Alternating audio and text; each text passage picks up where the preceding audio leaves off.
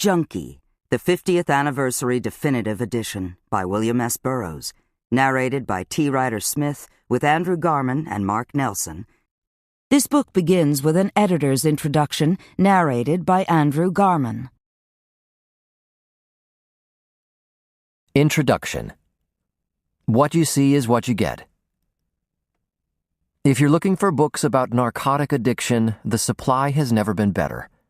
There are social histories, public health polemics, and political critiques of the war on drugs, cultural studies and ethical analyses, surveys of narcotic legislation, addict psychology, pharmacology, and treatment methods, personal memoirs, trash novels, and classic works of literature. The junkie is a modern icon, and heroin has a history and a mythology as well as a chemistry.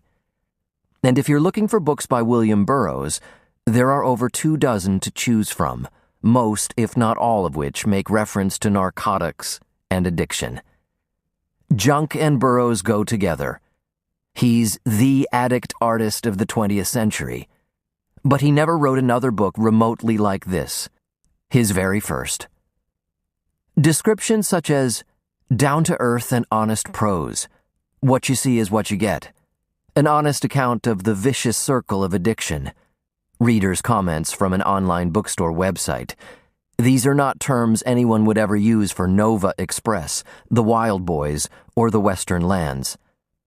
One thing you can say about any book by William Burroughs, however, is that whenever you think you've got it pinned down, that's when it has just slipped between your fingers.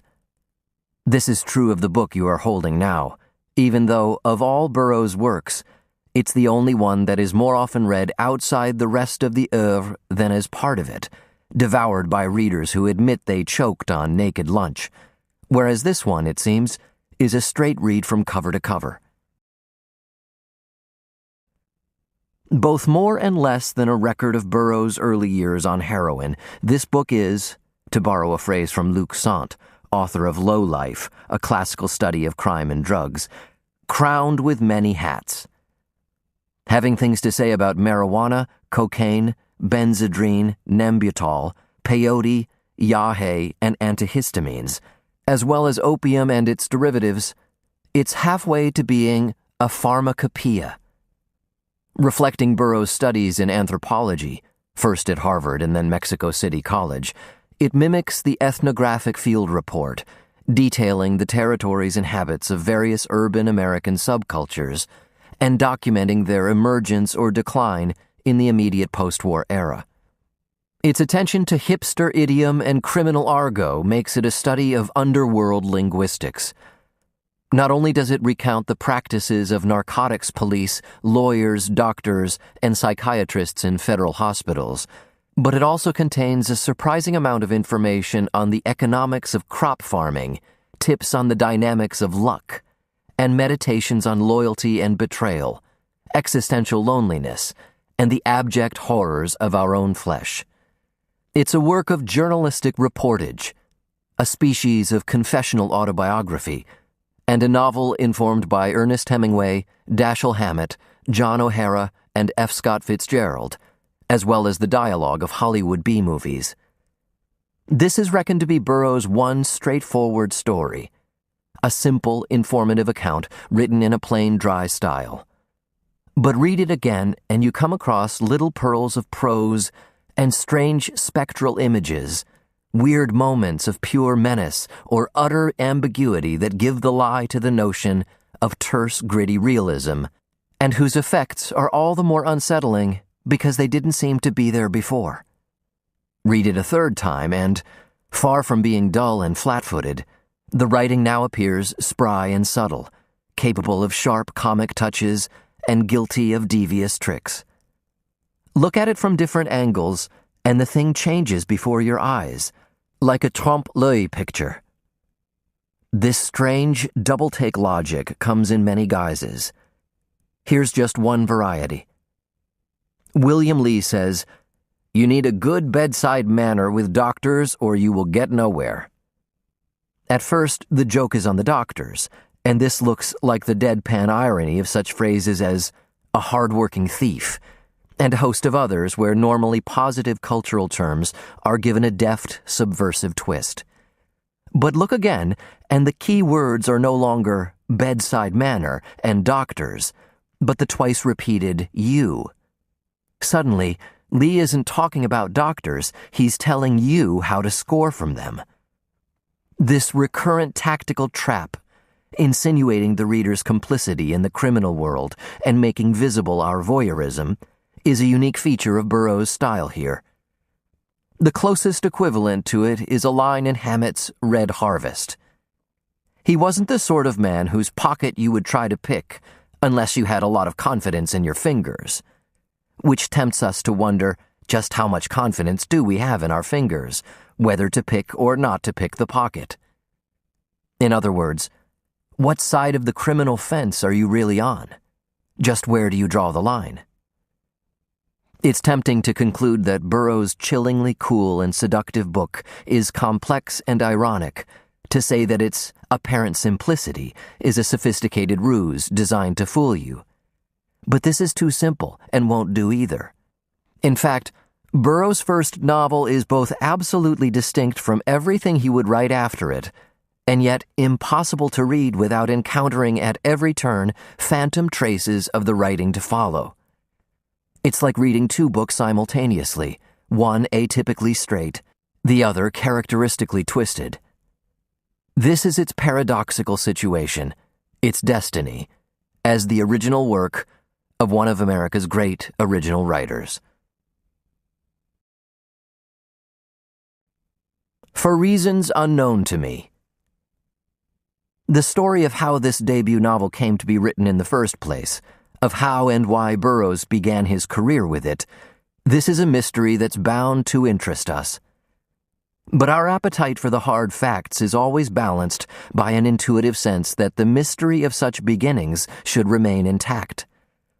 Perhaps this is because writers must, at some level, remain mysteries to themselves in order to write at all, and we respect that truth as much as we want to violate it.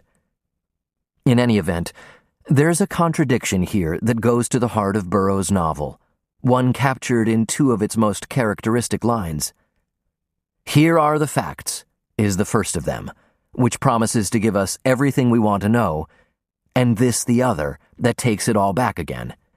There is no key, no secret someone else has that he can give you. To get a measure of this book, and to understand what this new 50th anniversary edition seeks to add to our appreciation of it, the simplest place to start is with the significant but unexpected mystery of what I have so far avoided: its title. Titles are not supposed to be mysterious. They're meant to fix a work, to give it a clear identity, to define in miniature the author's intention. Not so this one, whose history of slight but crucial changes is a version of the novel's curious editing Fate writ small.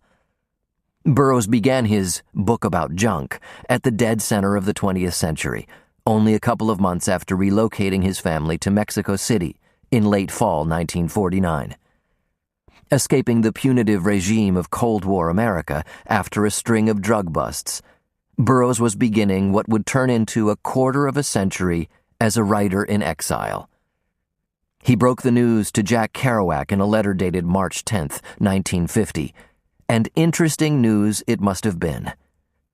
5 years earlier, they had actually collaborated on a novel together, but whereas Kerouac was now more passionate than ever about his literary vocation, his own first novel, The Town and the City, had just been published, Burroughs had since given up on writing. In later years, he would say Kerouac was the one who kept telling him he was a writer, but there was no mention of this in March 1950. He called his novel simply Junk, and at the end of the year, this was what he typed on the title page of his first draft manuscript, followed by his nom de plume, borrowed from his character's appearance in Kerouac's novel, William Dennison. When the novel appeared in 1953, both title and pseudonym had changed. Junk by William Dennison had become Junky, Confessions of an Unredeemed Drug Addict by William Lee. Burroughs himself chose the new name, a very equivocal choice, in fact. He said he needed a pseudonym to conceal his identity from his family, but perversely he chose Lee, his mother's maiden name, and so revealed the very thing he claimed to want to hide. Both the title and subtitle, however, were chosen behind Burroughs' back by the publishers, Ace Books, in one of a series of cuts and changes they forced on his novel.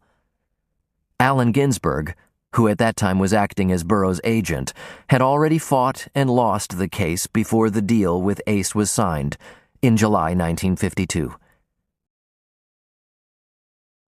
"I really feel that Junk is an inspired title," he wrote to A. Wynne, the publisher, that April. "It's funny, it's straightforward, original, and yet very typical of Junky's talk and characteristic of author. I think it would be a real sad mistake to change and advise against it." Why was his advice and Burroughs' choice ignored?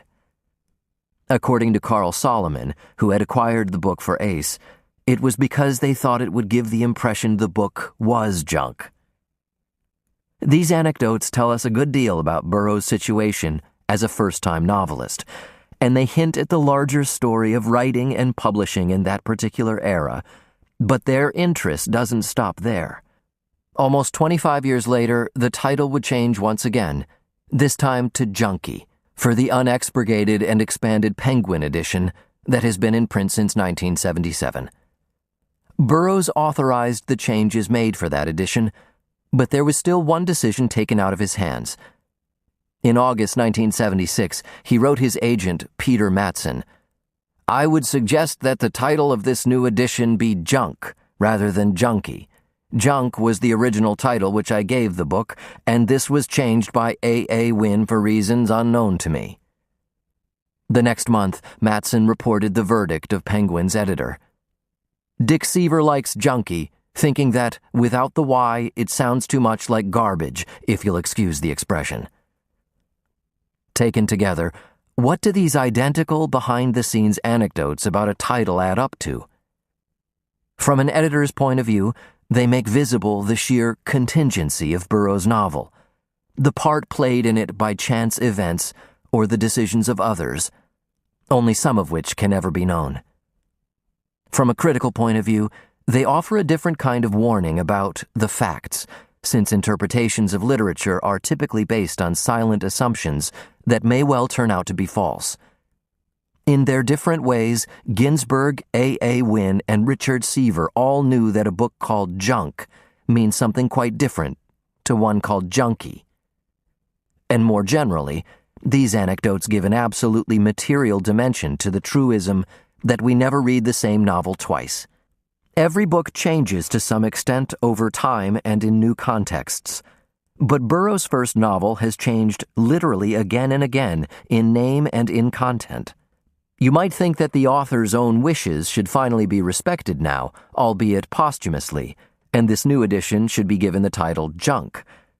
However, publishing remains as bound by pragmatic concerns today as it was 25 or 50 years ago, and the fact is that, in the end, the sales department is right.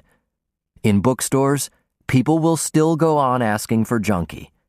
But in scholarly circles, too, another change would only mean one more confusion because, over time, the familiar title has accrued a body of meanings, a certain weight, a particular status.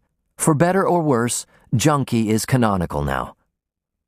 And so it has been left to the subtitle, the definitive text of Junk, to indicate that this text represents the last stage in a 50-year history. The aim of this edition, then, is to clarify and settle that history, and to do so by going back to Burroughs' original manuscripts, to fully restore the original text, if not his original choice of its title. An American Boy. How autobiographical is Junky? Or to put it another way, what relation does William Burroughs have to William Lee? These questions need answering because Burroughs' first novel was the most mined source of information about his life for some 35 years, until publication of Ted Morgan's biography in 1988.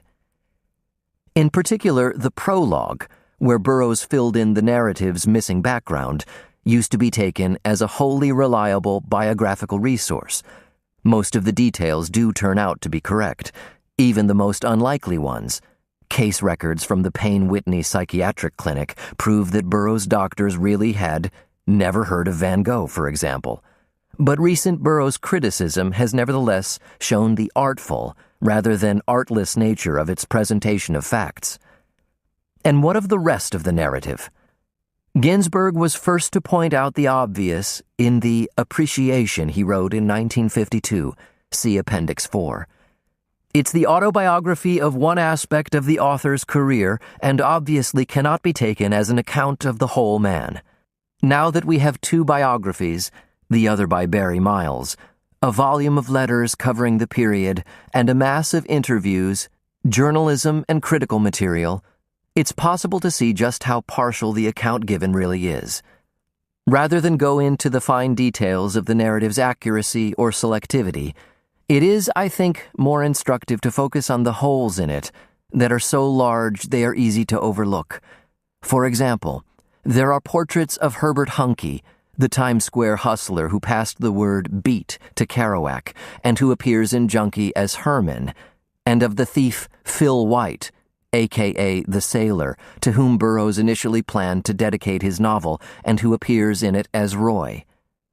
But there's not one word referring to the two key figures he befriended at this time, Ginsberg and Kerouac. These significant absences make for a revealing contrast to Kerouac's work. Although Burroughs read The Town and the City just weeks into the writing of his own first novel, Junky didn't follow that path of group myth-making, autobiographical fiction that characterized Beat Generation writing.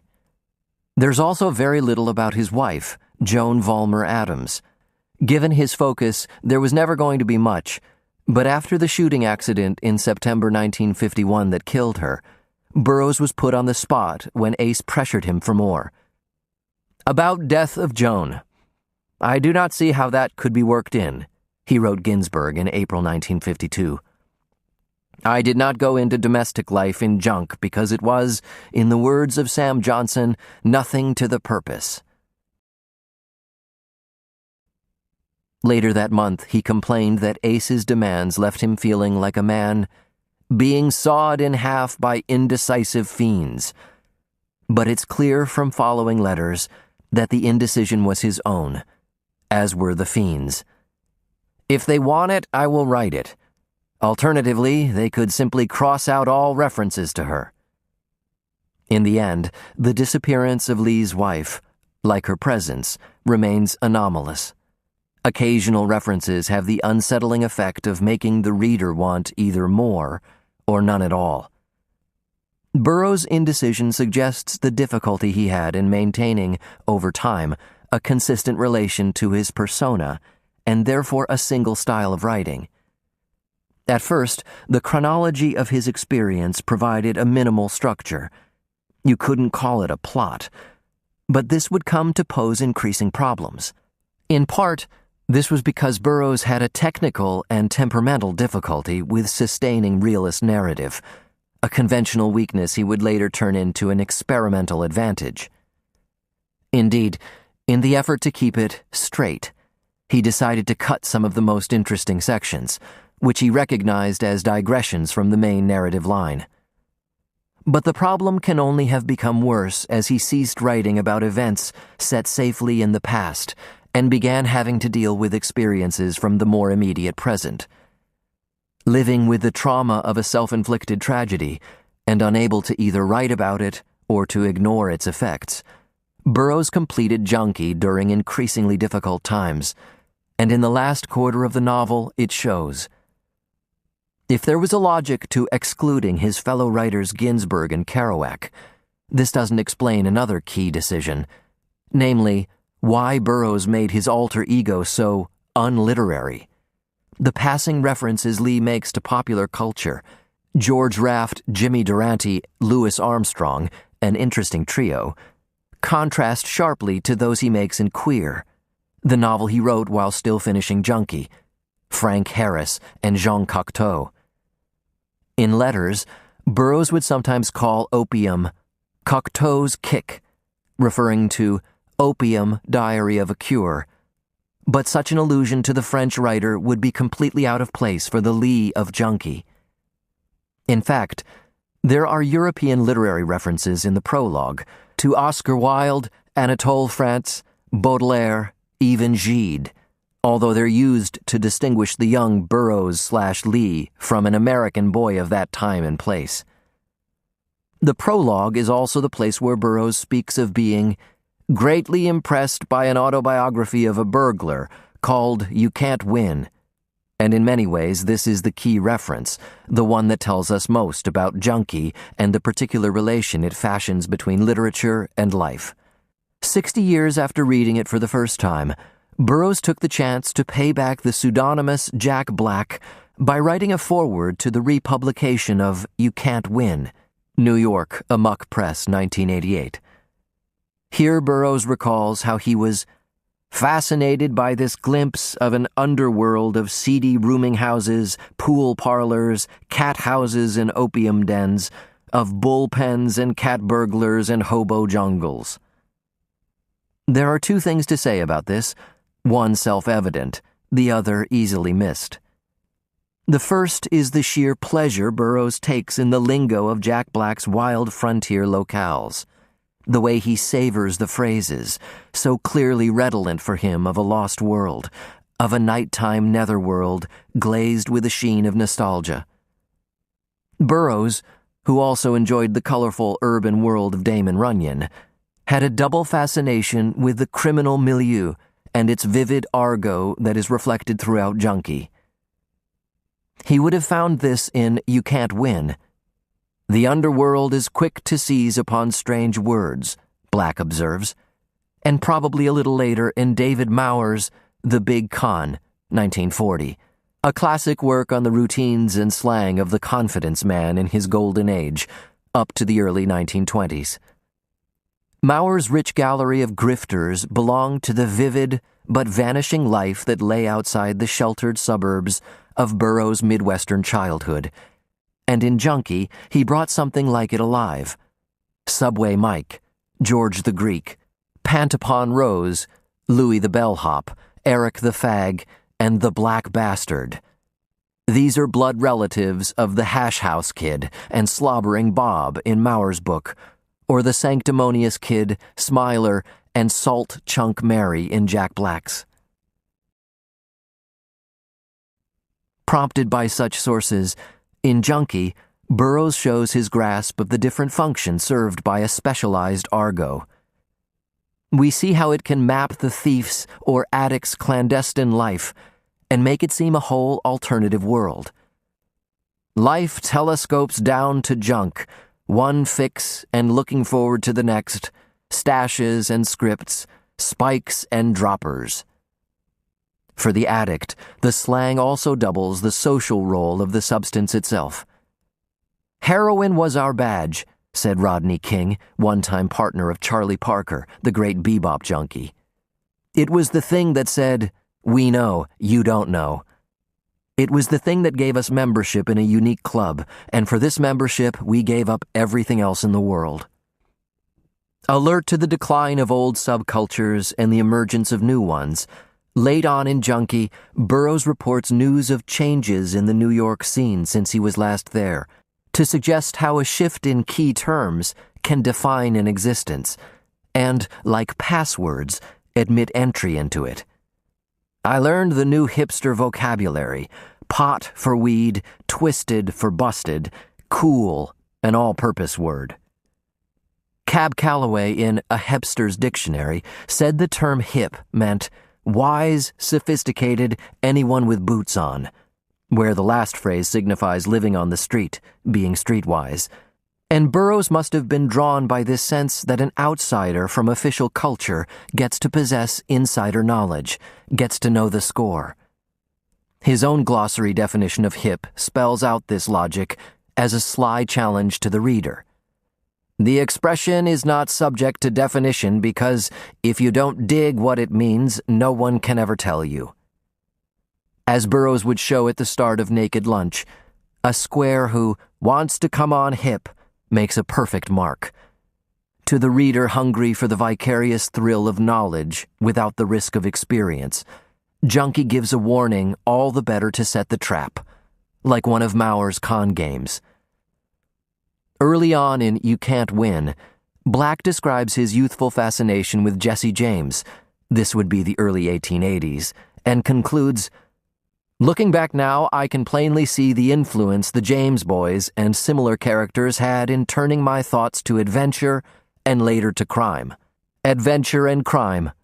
The point Burroughs makes in his prologue to Junky is that, trapped in an haute bourgeois suburb of St. Louis and insulated from city life by his family's money, the terms appeared synonymous.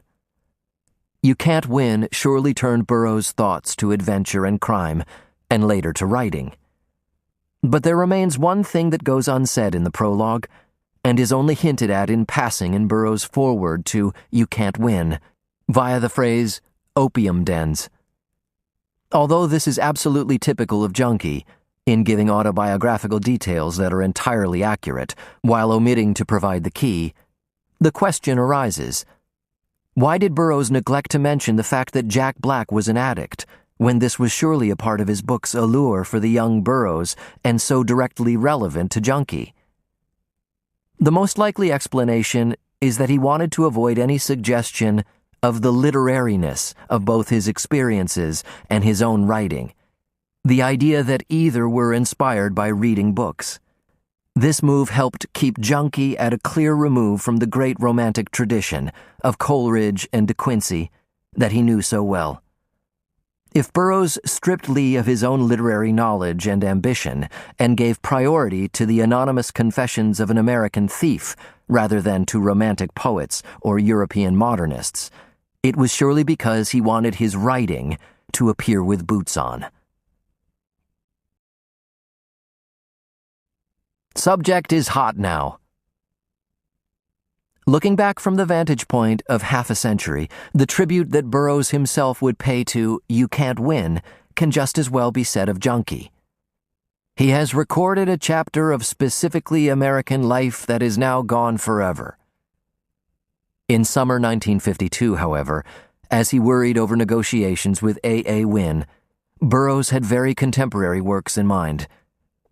In June he wrote Ginsberg, "Is he or is he not going to publish junk? 2 books already out on the subject. Down All Your Streets and H is for Heroin. I think this beginning of deluge. Now is time to publish or we bring up rear and lose advantage of timeliness. Subject is hot now, but it won't be hot long." Although he was wrong on the last score, the subject would never cool down. His reference points here are revealing. Down All Your Streets, a long first novel about crime and drugs in New York City, won modest critical acclaim as well as good sales for Leonard Bishop when Dial Press published it in 1952. David Hulbird's H is for Heroin, A Teenage Narcotic Tells Her Story, was a 25-cent paperback from the Popular Library. By this point, Burroughs had accepted that Ace, a relatively new middle-range player in the pulp paperback industry, was his best bet for Junky. But to begin with, he had his sights set on New Directions, the one-man press run by James Laughlin, famous for his extraordinary list of modernist literature and for publishing interesting new talent. For over a year, both Ginsberg and Kerouac had lobbied Laughlin on Burroughs' behalf by recommending Junky, Kerouac closing a letter in February 1952 with the telling lines, given him by Ginsberg, "It would be a shame if it was eventually swallowed up by cheap, paper-covered 25-cent gold medal or signet books like I, Mobster." The Ace double book publication of Junky, bound back-to-back with a reprint of Maurice Hellbrandt's memoir, Narcotic Agent, and priced at 35 cents, put Burroughs firmly in the drugstore and newsstand pulp market, rather than on the serious hardback shelves. It's not entirely idle thought to wonder what would have happened to Burroughs' first novel as an imprint not of Ace Books, but of New Directions, both in terms of reception. The Ace edition sold over 100,000 copies in its first year, but none to literary reviewers, and also in terms of actual content. As we'll see in more detail below, in important ways, the final form and content of Junky was shaped directly and indirectly by its publishers. The market that Burroughs was destined to enter also made for a telling contrast to a much more famous novel on the subject that he must have known, Nelson Algren's The Man with the Golden Arm. Nominated for a Pulitzer Prize, the book had made Algren an instant celebrity in 1950, and his depiction of Frankie Machine, the low-life, poker-dealing junkie of the title, had an equal impact. As David Courtwright notes in his history of opiate addiction in America, Algren's hero marked a crucial generational shift in the cultural stereotype of the addict, now defined for the post-war public in the image of the hustling street criminal. The irony, however, is that Algren's literary ambition and experience of narcotics were aloof from street level. In fact, it was his agent who encouraged him to use junk as a peg for his plot, at a time when Algren, corresponding with Simone de Beauvoir and financed by literary fellowships, barely knew any actual junkies. In March 1950, while Burroughs was beginning work on Junky, Algren was receiving invitations to Hollywood. The movie of his novel, directed by Otto Preminger and starring Frank Sinatra, came out in 1956, and was being presented with the National Book Award for Fiction by Eleanor Roosevelt at the Waldorf Astoria. While the prospect of the latter fate would not have tempted Burroughs, it's necessary to see how materially the publishing context defined by Ace Books ensured that in 1953, Burroughs' novel, not printed under his own name or even using his title, bypassed any chance of a literary reputation or critical reception. In 1952, Burroughs was well aware that the subject of Junky was hot, in several senses of the word. From a publishing point of view, it was the type of story that would sell paperbacks, a new and booming industry. But the paranoid and reactionary national mood, this was the era of McCarthyism, meant that the subject was also dangerous to handle. Amid wider fears about popular culture and its capacity to incite imitation, the paperback industry was itself subject to congressional investigation in 1952 and found guilty. A pulp novel about drug addiction therefore combined two moral panics for the price of one. Junky was a product of these times, as Ace Books both sought to exploit the interest, packaging the novel inside an especially lurid and voyeuristic cover, and to defend their backs by inserting a series of nervous disclaimers. This attempt to censor Burroughs' novel had unforeseen ironic effects, however. Perversely, the notes inserted into the text imply one of two things: either that whenever there isn't a disclaimer or a rebuttal, this statement is hearsay, or this is contradicted by recognized medical authority, the text can only be telling the truth, or that this censorious voice is inadvertently pinpointing the really important facts. Ace also added a publisher's note, see Appendix 5, which proposed the novel's function as a deterrent. It would, they claimed, discourage imitation by thrill-hungry teenagers. The irony of these measures wouldn't have been lost on Burroughs, and his original introduction to junk, see Appendix 2, spelt out his own position in blunt terms. Official propaganda opposes any factual statement about junk, so that almost nothing accurate has been written on the subject. Cutting through the myths mattered because, as he knew from first-hand experience as an addict, America in 1950 was at the peak of a post-war epidemic. Whatever else it is, Junky remains a precise eyewitness report to essential changes on the ground.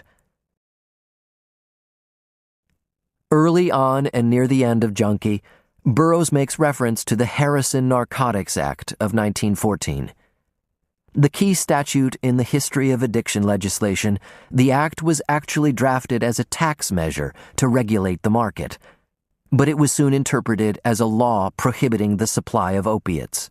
Born in February 1914, Burroughs' life coincided with the world of narcotic prohibition, although the coincidence had not only a symbolic meaning, but a close family connection. After becoming addicted to morphine in the course of medical treatment, his uncle, Horace Burroughs, committed suicide just days after the Harrison Act came into effect in March 1915. Finding his condition suddenly criminalized was too much for Burroughs' already troubled uncle, but he was only among the first of many such victims. Interestingly, however, in Junky, Burroughs doesn't single out the Harrison Act as the event that forced addicts into a world of crime because it cut off their legal supplies. He therefore avoided making a case that recent historians of addiction have shown to be something of a popular myth, a simplification that overlooks the emergence of addict subcultures well before the national legislation. Rather, Burroughs observes a range of behavior that details the transformation of narcotic use over a 40-year period with remarkable accuracy and eye for significant detail. Take the very first reference in the book. In the prologue, Burroughs describes as a child hearing his maid talk about opium smoking and records its impact on him. "I will smoke opium when I grow up." The truth of this anecdote doesn't depend on whether it actually happened, but on its historical accuracy. According to David Courtwright, the white, as distinct from Chinese, opium smoker emerged in America in the late 19th century and was always associated with the lower-class underworld, prostitutes, gamblers, petty criminals, even unsavory maids caring for the impressionable sons of haute bourgeois families. Indeed, there were widespread fears that opium smoking was spreading to the upper classes, especially the idle rich. The decadent aristocrat enchanted by the opium pipe became a stock character, an image Burroughs would later parody in a self-portrait that continued where the prologue to Junky left off. "As a young child, I wanted to be a writer because writers were rich and famous. They lounged around Singapore and Rangoon smoking opium in a yellow pongee silk suit." But besides the aristocratic and artistic associations, the opium smoker is a significant first reference because when imports of smoking material were banned under the Smoking Opium Exclusion Act of 1909, the use of heroin accelerated to take its place. Heroin's rise coincided with a major shift in the profile and milieu of the typical addict, and the substance of these changes is documented in Burroughs' novel through details that might otherwise appear insignificant. To give only a few isolated examples, Junky begins in New York in 1945, the urban center of heroin use at the point when supply lines resumed after wartime shortages. Burroughs gives the moniker Short Count Tony to his Italian connection on the Lower East Side, and it was when Italian gangsters replaced Jewish dealers that the purity of street heroin declined sharply, which in turn led to a rise in intravenous use to maximize the hit. The key transformation in addiction, the reason it moved into the underworld, was the shift from its medical origins, so that a character like Maddie, encountered by Lee in Lexington, defines the older generation. "A doctor had got Maddie on stuff. The Jew bastard," Maddie said, "but I made him wish he'd never seen me." Early on, Burroughs focuses on a particular Broadway block to define the territory as well as type of addict. The hipster bebop junkies never showed at 103rd Street. The 103rd Street boys were all old-timers. So making an important spatial and temporal distinction that anticipates the one he gives later on in Mexico, "No zoot suiters, the hipster has gone underground," which in turn conveys an ethnic dimension. Zoot suits, with broad padded shoulders, were worn by Mexican Americans and associated with racial tension and riots in Southern California during 1943. And marks the rise of a true heroin counterculture. The end of Junky describes the nationwide hysteria that spread from the police state legislation passed in Louisiana, referencing the Boggs Act of 1951, which imposed harsh mandatory sentences at a time when the postwar epidemic was actually in decline. A sign, as Burroughs claimed in a letter at this time, that the Real significance of these scandalous laws is political. Finally, the long section of Junky set in the Public Health Service Narcotic Hospital at Lexington is especially significant because it gives a first-hand description of the key federal institution, important not only for the treatment of addiction, but for medical research. From the 1950s, this included secret CIA experiments and the development of policy over 4 decades. Lexington opened in 1935 when addiction was seen in public health terms as a contagious sickness, and the narcotic farm was designed, as Caroline Acker has shown, to segregate addicts out of the prison system and, maybe, to rehabilitate them using techniques of moral and social adjustment. In 1946, Lexington's intake was 600. In 1949, there were nearly 3,000 admissions. In 1950, over 5,500. This massive increase featured 2 key demographic changes. As Jill Jones notes, there were 214 black admissions in 1949. In 1950, the figure was 1,460. The other feature was an equally spectacular rise in the number of young addicts, and in 1951, a special new juvenile ward was opened to cope with the problem. As Bill Gaines says, with a gloating smile for emphasis, "Yes, Lexington is full of young kids now." Bill Gaines, in fact, deserves a special mention. With his cruel, vampiric smile, he is a significant exception that proves a particular rule in Junky. If you have a commodity, you naturally want customers, Lee notes. But Gaines was one of the few junkies who really took a special pleasure in seeing non-users get a habit.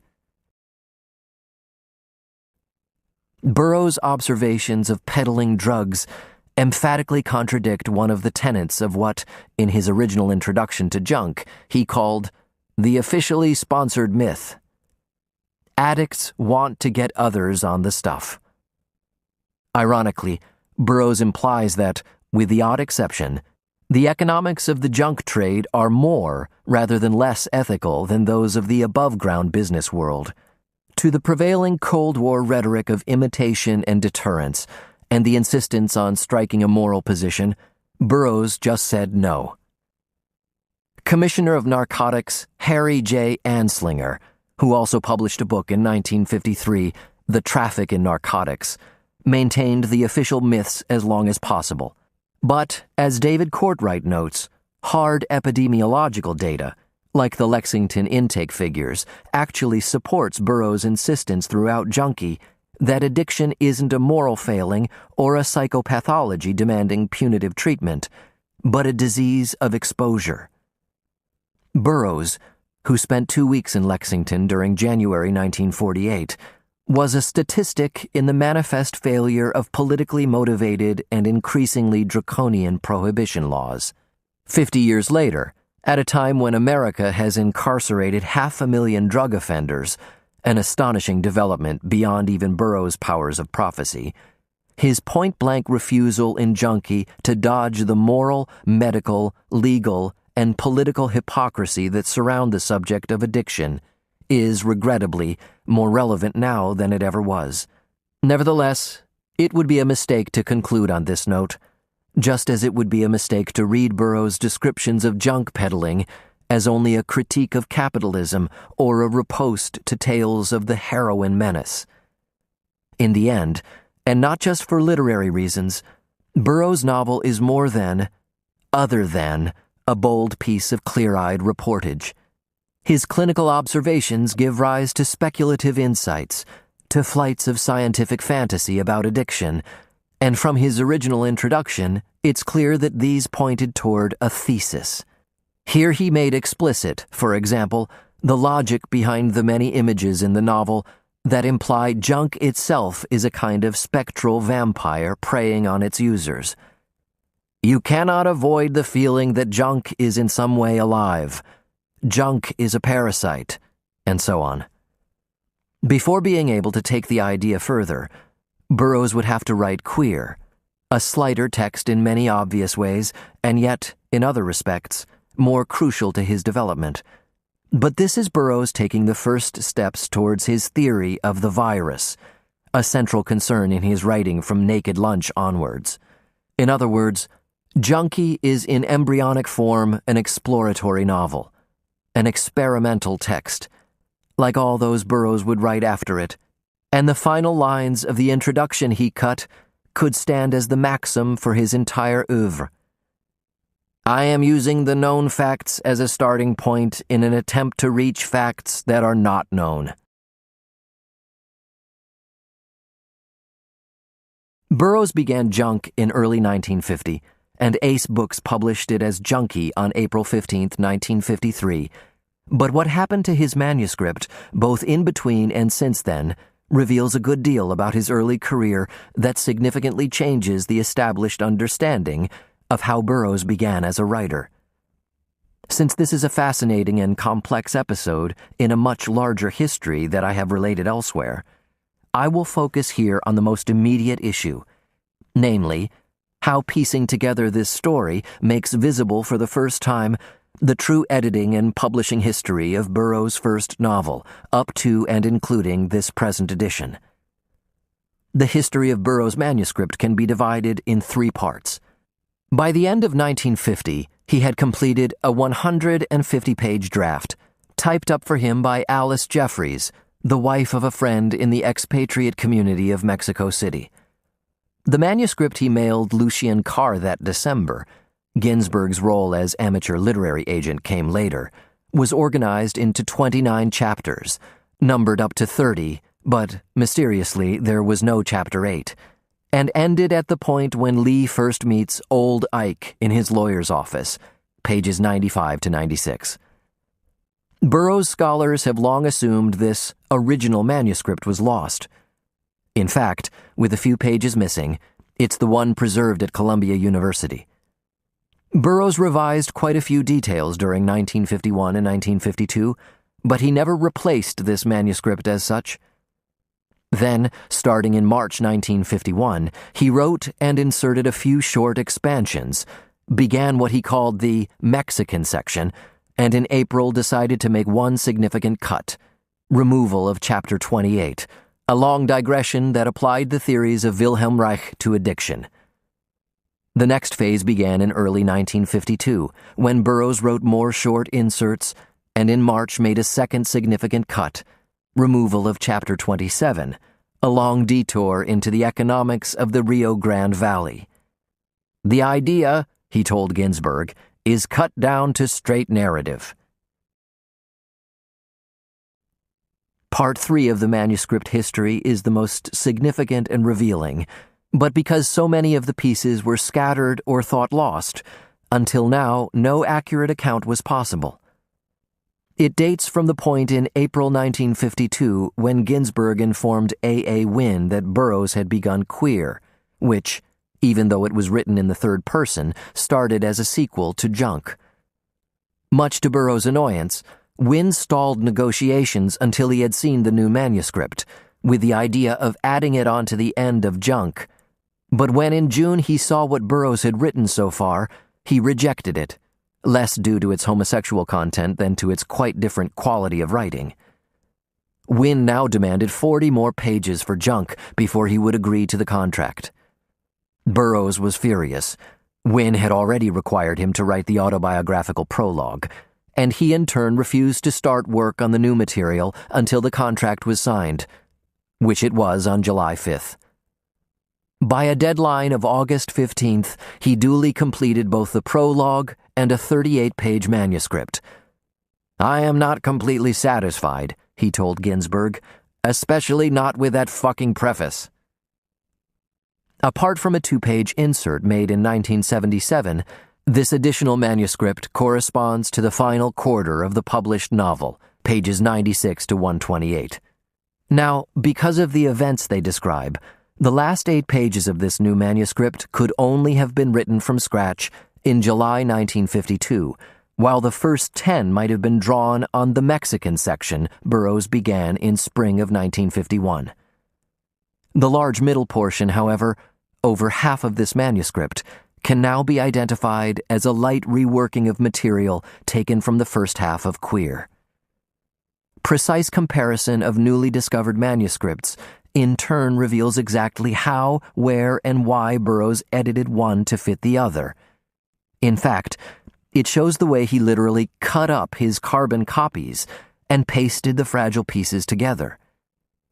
This cannibalization of material, which would become an essential trademark of Burroughs' practice as a writer, lets us see for the first time and very exactly the relationship between these two novels, enabling a new understanding for readers and critics, baffled by the sudden and striking difference between them. Once Ace Books had Burroughs' manuscript, the editors set to work. In December 1952, they made the decision to bind it back-to-back with Narcotic Agent. An appalling idea, Burroughs groaned, although he later admitted the memoirs were not so bad as I expected. Then, having reorganized the novel into 15 chapters, they cut numerous passages, made 24 separate Baudelarizations, some small, fucking punks became nowhere punks, others more substantial, and inserted 7 editor's notes. Finally, in February 1953, Ace held up the publication schedule once they knew that Burroughs, now traveling through Central and South America, was planning to write about his expedition to find the drug Yahe. Burroughs declined to be screwed twice. They are up to their old tricks, 2 books, 1 advance. And 2 months later, the book was on sale in rail stations across America. The first Ace edition sold 113,170 copies between April and the end of 1953. 96,382 in the United States, 16,578 in Canada, the rest unaccounted for, and earned $1,129.60. But Burroughs never received proper royalty payments and would complain repeatedly that Ace failed to honor their contract. Ginsberg, meanwhile, had another complaint. After a meeting with Wynne in October, he covered all the stalls and bookstores around Times Square, 42nd Street, and Greenwich Village in search of Junky and found no copies for sale.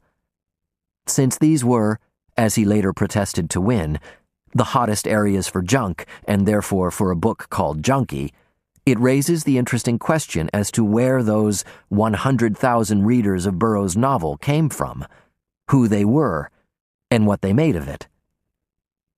Apart from a British reprint by Digit Books in 1957, Junky wasn't published separately, let alone under Burroughs' own name, until the Ace edition of 1964, which they reprinted in 1970 and 1973, while other editions appeared from Olympia Press, 1966, reprinted in 1969 and 1972, and Bruce and Watson, 1973. It was translated into languages from Dutch to Japanese, including an Italian edition titled La Scimmia sulla schiena, Monkey on the Back, that featured an article on the apomorphine cure, which Burroughs asked to be reprinted in the 1964 Ace edition. The article would lend dignity and purpose to the publication, but to no avail. In the mid-1970s, Burroughs, through his agent Peter Mattson and lawyer Eugene Winnick, finally took action against Ace Books for breach of contract, presented an overwhelming case, and secured reversion of the rights.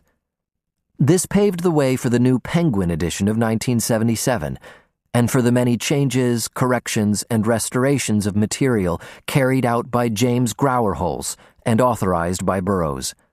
The differences between this Junky and the first edition of Junky are extensive, but can be given briefly. The title was changed, and the subtitle dropped. The dedication was cut to ALM, a cryptic reference to Adelbert Lewis Marker, the real-life original of Allerton, Lee's Object of Desire and Queer. Carl Solomon's publisher's note was replaced with a new introduction by Allen Ginsberg. Ace's chapters were replaced by a continuous text, divided only by spacing. Paragraphing was reorganized. The Baudelarizations were undone, and a dozen or so original names restored. The editor's notes were deleted. The glossary was relocated to after the narrative. A number of errors were corrected. A number of new errors were introduced, some due to mistakes in the 1973 Ace reprint, the one used as the basis for the Penguin edition. And finally, various unused parts of Burroughs' original manuscripts were inserted, including the long Rio Grande Valley section.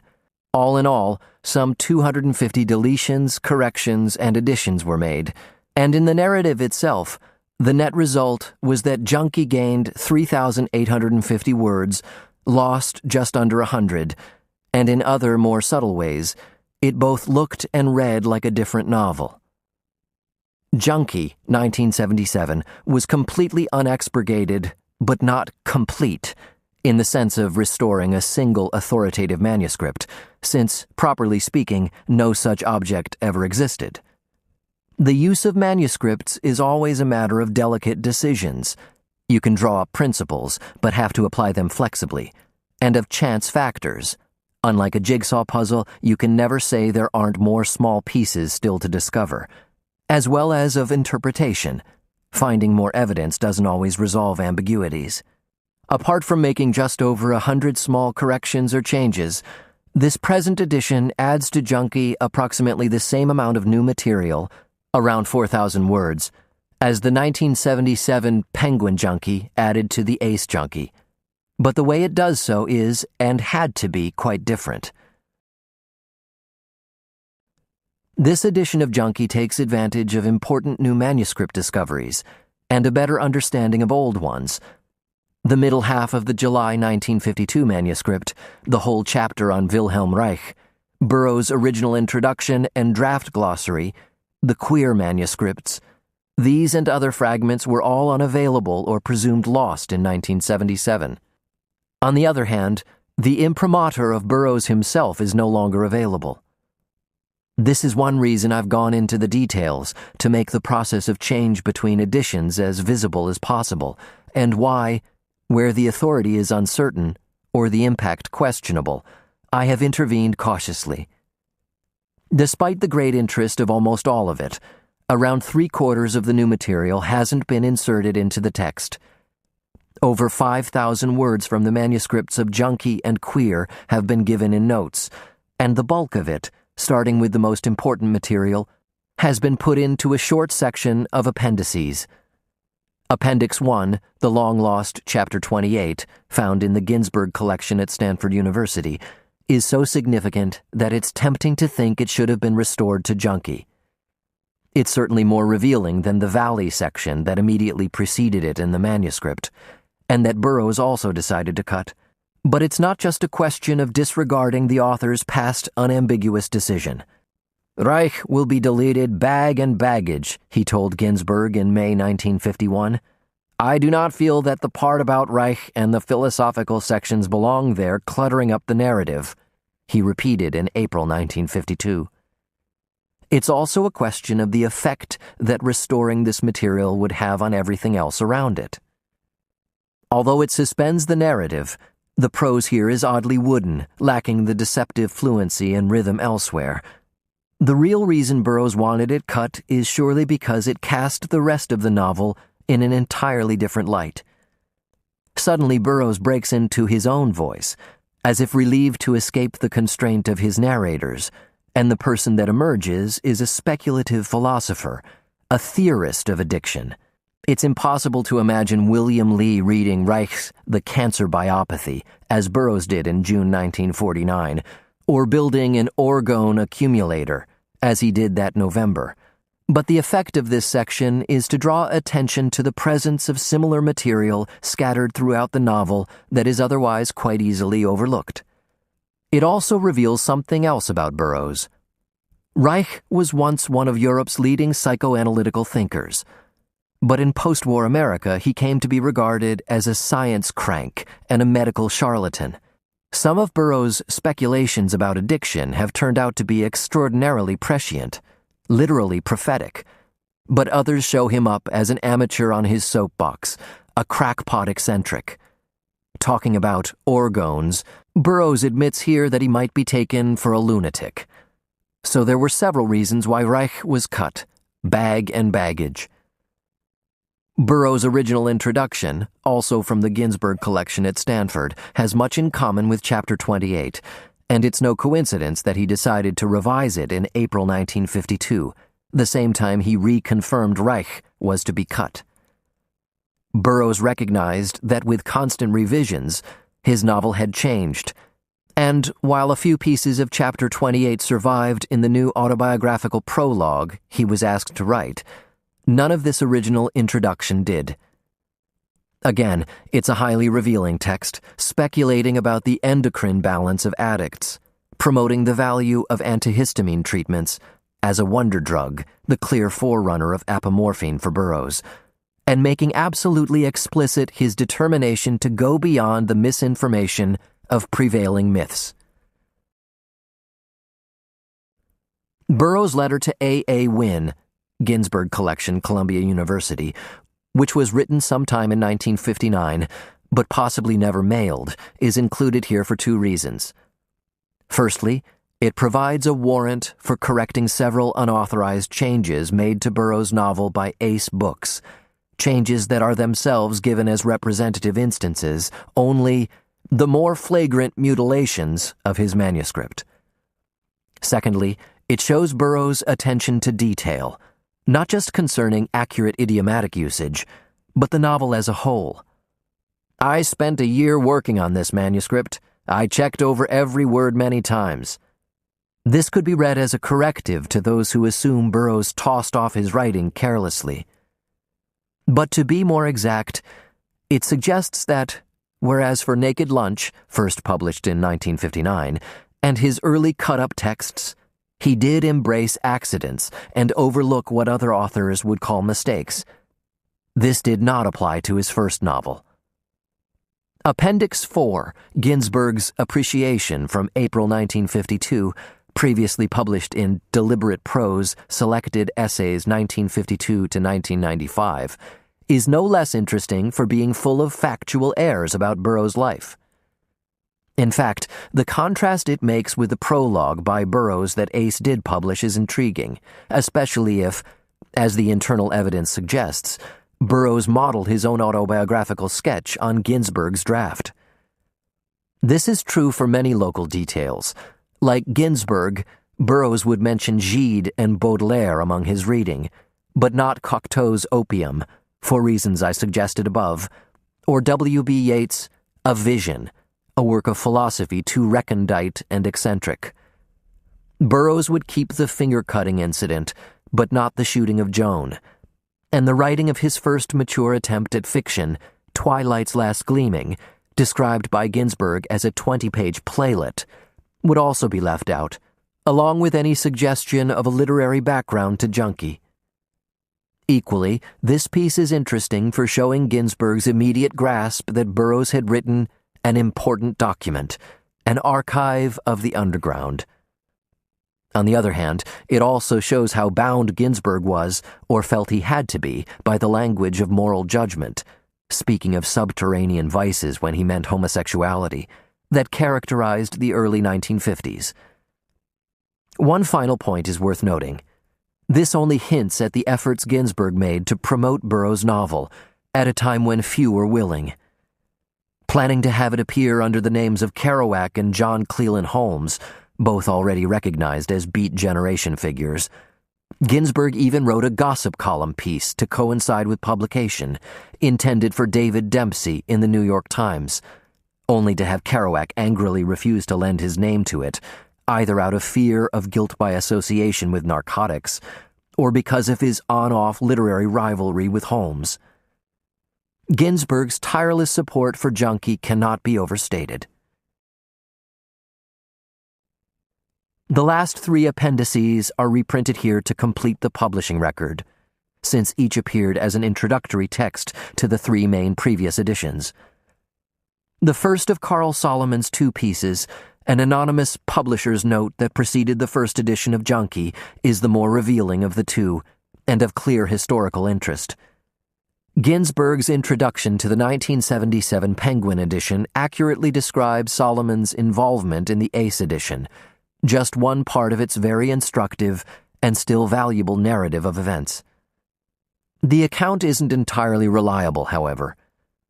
Ginsberg implies, for example, that the Rio Grande Valley section was blue-penciled by Ace, when the evidence shows it was cut by Burroughs. More importantly, his claim that Burroughs wrote Junky, in effect, for Ginsberg, sending him chapters as part of their long-distance correspondence, is contradicted by all the evidence, a correction that has far-reaching implications within the larger history I have related. The alternative account of how Burroughs began the novel, given by both his biographers, is that when his oldest friend, Kells Elvins, moved to Mexico City in January 1950, he simply encouraged Burroughs to write up like a diary his past experiences as an addict, which, although it's partial and inadequate, is what he probably did.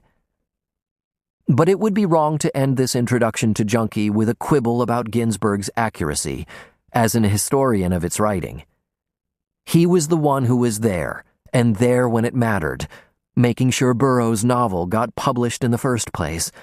And besides, who can ever truly say, here are the facts? This is the peculiar interest of Junky, that it began at a point when Burroughs seemed to believe he could say this, and was finished at a time when he knew that he couldn't.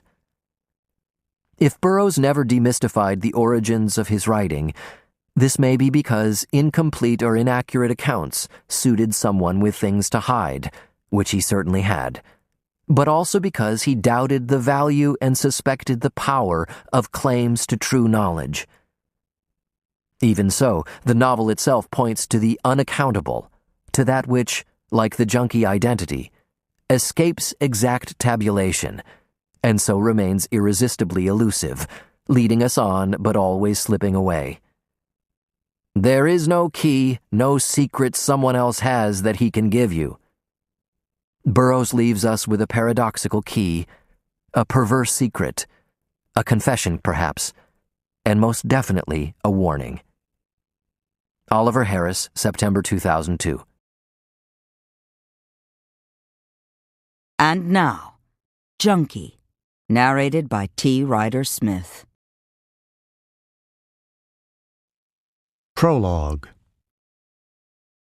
I was born in 1914 in a solid 3-story brick house in a large Midwest city. My parents were comfortable. My father owned and ran a lumber business. The house had a lawn in front, a backyard with a garden, a fish pond, and a high wooden fence all around it. I remember the lamplighter lighting the gas street lamps, and the huge, black, shiny Lincoln and drives in the park on Sunday.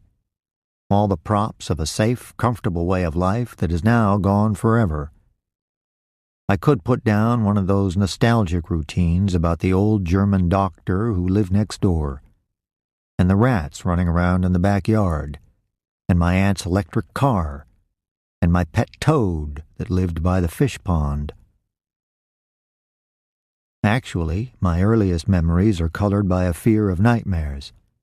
I was afraid to be alone, and afraid of the dark, and afraid to go to sleep because of dreams where a supernatural horror always seemed on the point of taking shape. I was afraid someday the dream would still be there when I woke up. I recall hearing a maid talk about opium, and how smoking opium brings sweet dreams, and I said, I will smoke opium when I grow up. I was subject to hallucinations as a child. Once I woke up in the early morning light and saw little men playing in a block house I had made. I felt no fear, only a feeling of stillness and wonder. Another recurrent hallucination, or nightmare, concerned animals in the wall, and started with the delirium of a strange, undiagnosed fever that I had at the age of 4 or 5. I went to a progressive school with future solid citizens, the lawyers, doctors, and businessmen of a large Midwest town. I was timid with the other children and afraid of physical violence. One aggressive little lesbian would pull my hair whenever she saw me. I would like to shove her face in right now, but she fell off a horse and broke her neck years ago.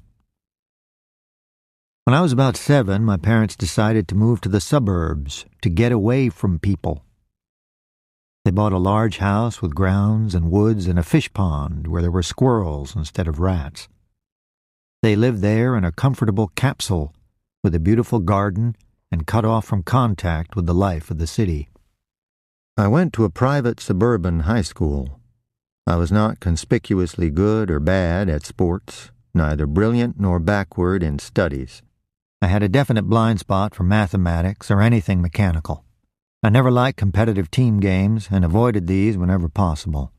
I became, in fact, a chronic malingerer. I did like fishing, hunting, and hiking. I had read more than was usual for an American boy of that time and place: Oscar Wilde, Anatole France, Baudelaire, even Gide. I formed a romantic attachment for another boy, and we spent our Saturdays exploring old quarries, riding around on bicycles, and fishing in ponds and rivers. At this time, I was greatly impressed by an autobiography of a burglar called You Can't Win. The author claimed to have spent a good part of his life in jail. It sounded good to me compared with the dullness of a Midwest suburb where all contact with life was shut out. I saw my friend as an ally, a partner in crime.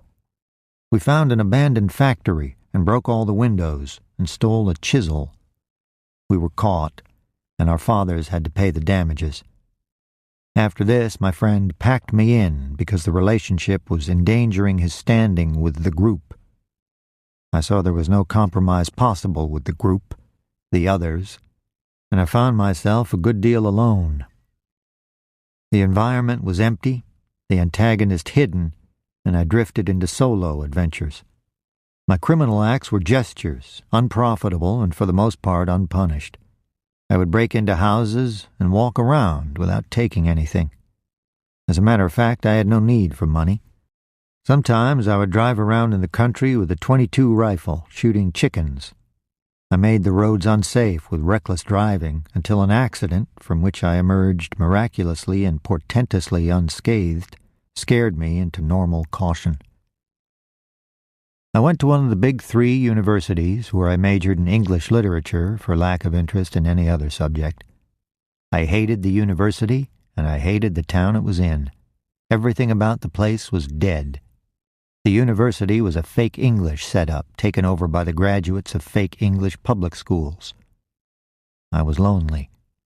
I knew no one, and strangers were regarded with distaste by the closed corporation of the desirables. By accident, I met some rich homosexuals of the international queer set who cruise around the world, bumping into each other in queer joints from New York to Cairo. I saw a way of life, a vocabulary, references, a whole symbol system, as the sociologists say. But these people were jerks for the most part, and after an initial period of fascination, I cooled off on the setup. When I graduated without honors, I had $150 per month in trust. I was in the Depression, and there were no jobs, and I couldn't think of any job I wanted, in any case. I drifted around Europe for a year or so. Remnants of the post-war decay lingered in Europe. U.S. dollars could buy a good percentage of the inhabitants of Austria, male or female. That was in 1936, and the Nazis were closing in fast. I went back to the States. With my trust fund, I could live without working or hustling. I was still cut off from life as I had been in the Midwest suburb. I fooled around taking graduate courses in psychology and jiu-jitsu lessons. I decided to undergo psychoanalysis and continued with it for 3 years. Analysis removed inhibitions and anxiety so that I could live the way I wanted to live. Much of my progress in analysis was accomplished in spite of my analyst, who did not like my orientation, as he called it. He finally abandoned analytic objectivity and put down an out-and-out con. I was more pleased with the results than he was. After being rejected on physical grounds from 5 officer training programs, I was drafted into the Army and certified fit for unlimited service. I decided I was not going to like the Army, and copped out on my nut house record. I'd once gone on a Van Gogh kick and cut off a finger joint to impress someone who interested me at the time. The nut house doctors had never heard of Van Gogh. They put me down for schizophrenia, adding paranoid type to explain the upsetting fact that I knew where I was and who was president of the U.S. When the Army saw that diagnosis, they discharged me with the notation, "This man is never to be recalled or reclassified." After parting company with the Army, I took a variety of jobs. You could have about any job you wanted at that time. I worked as a private detective, an exterminator, a bartender. I worked in factories and offices. I played around the edges of crime, but my $150 per month was always there. I did not have to have money. It seemed a romantic extravagance to jeopardize my freedom by some token act of crime. It was at this time, and under these circumstances, that I came in contact with junk, became an addict, and thereby gained the motivation, the real need for money I had never had before. The question is frequently asked, why does a man become a drug addict? The answer is that he usually does not intend to become an addict.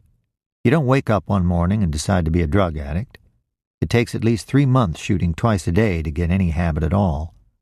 And you don't really know what junk sickness is until you've had several habits. It took me almost 6 months to get my first habit, and then the withdrawal symptoms were mild. I think it no exaggeration to say it takes about a year and several hundred injections to make an addict.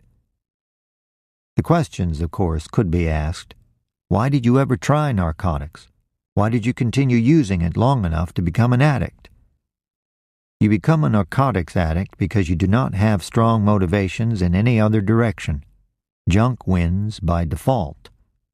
I tried it as a matter of curiosity. I drifted along taking shots when I could score. I ended up hooked. Most addicts I have talked to report a similar experience. They did not start using drugs for any reason they can remember. They just drifted along until they got hooked. If you've never been addicted, you can have no clear idea what it means to need junk with the addict's special need. You don't decide to be an addict. One morning you wake up sick, and you're an addict.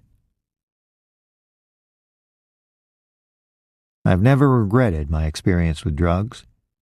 I think I'm in better health now as a result of using junk at intervals than I would be if I had never been an addict.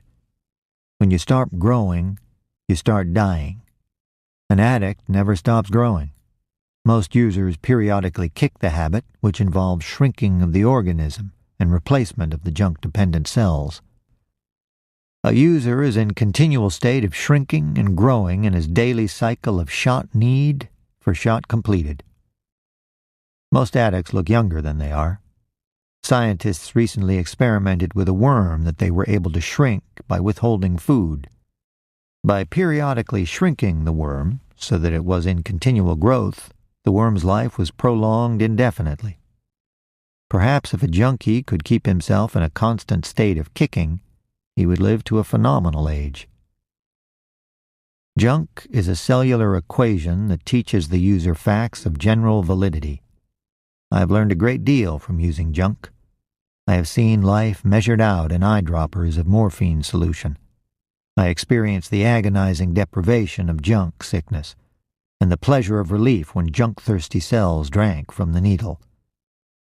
Perhaps all pleasure is relief. I have learned the cellular stoicism that junk teaches the user. I've seen a cell full of sick junkies silent and immobile in separate misery. They knew the pointlessness of complaining or moving. They knew that basically no one can help anyone else. There is no key, no secret someone else has that he can give you. I have learned the junk equation. Junk is not, like alcohol or weed, a means to increased enjoyment of life. Junk is not a kick. It is a way of life.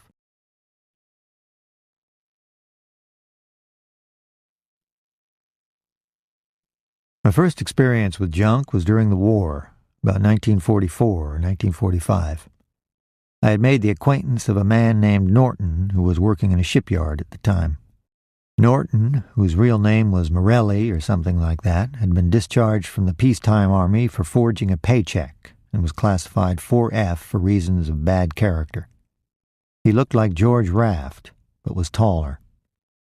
Norton was trying to improve his English and achieve a smooth, affable manner. Affability, however, did not come natural to him. In repose, his expression was sullen and mean, and you knew he always had that mean look when you turned your back.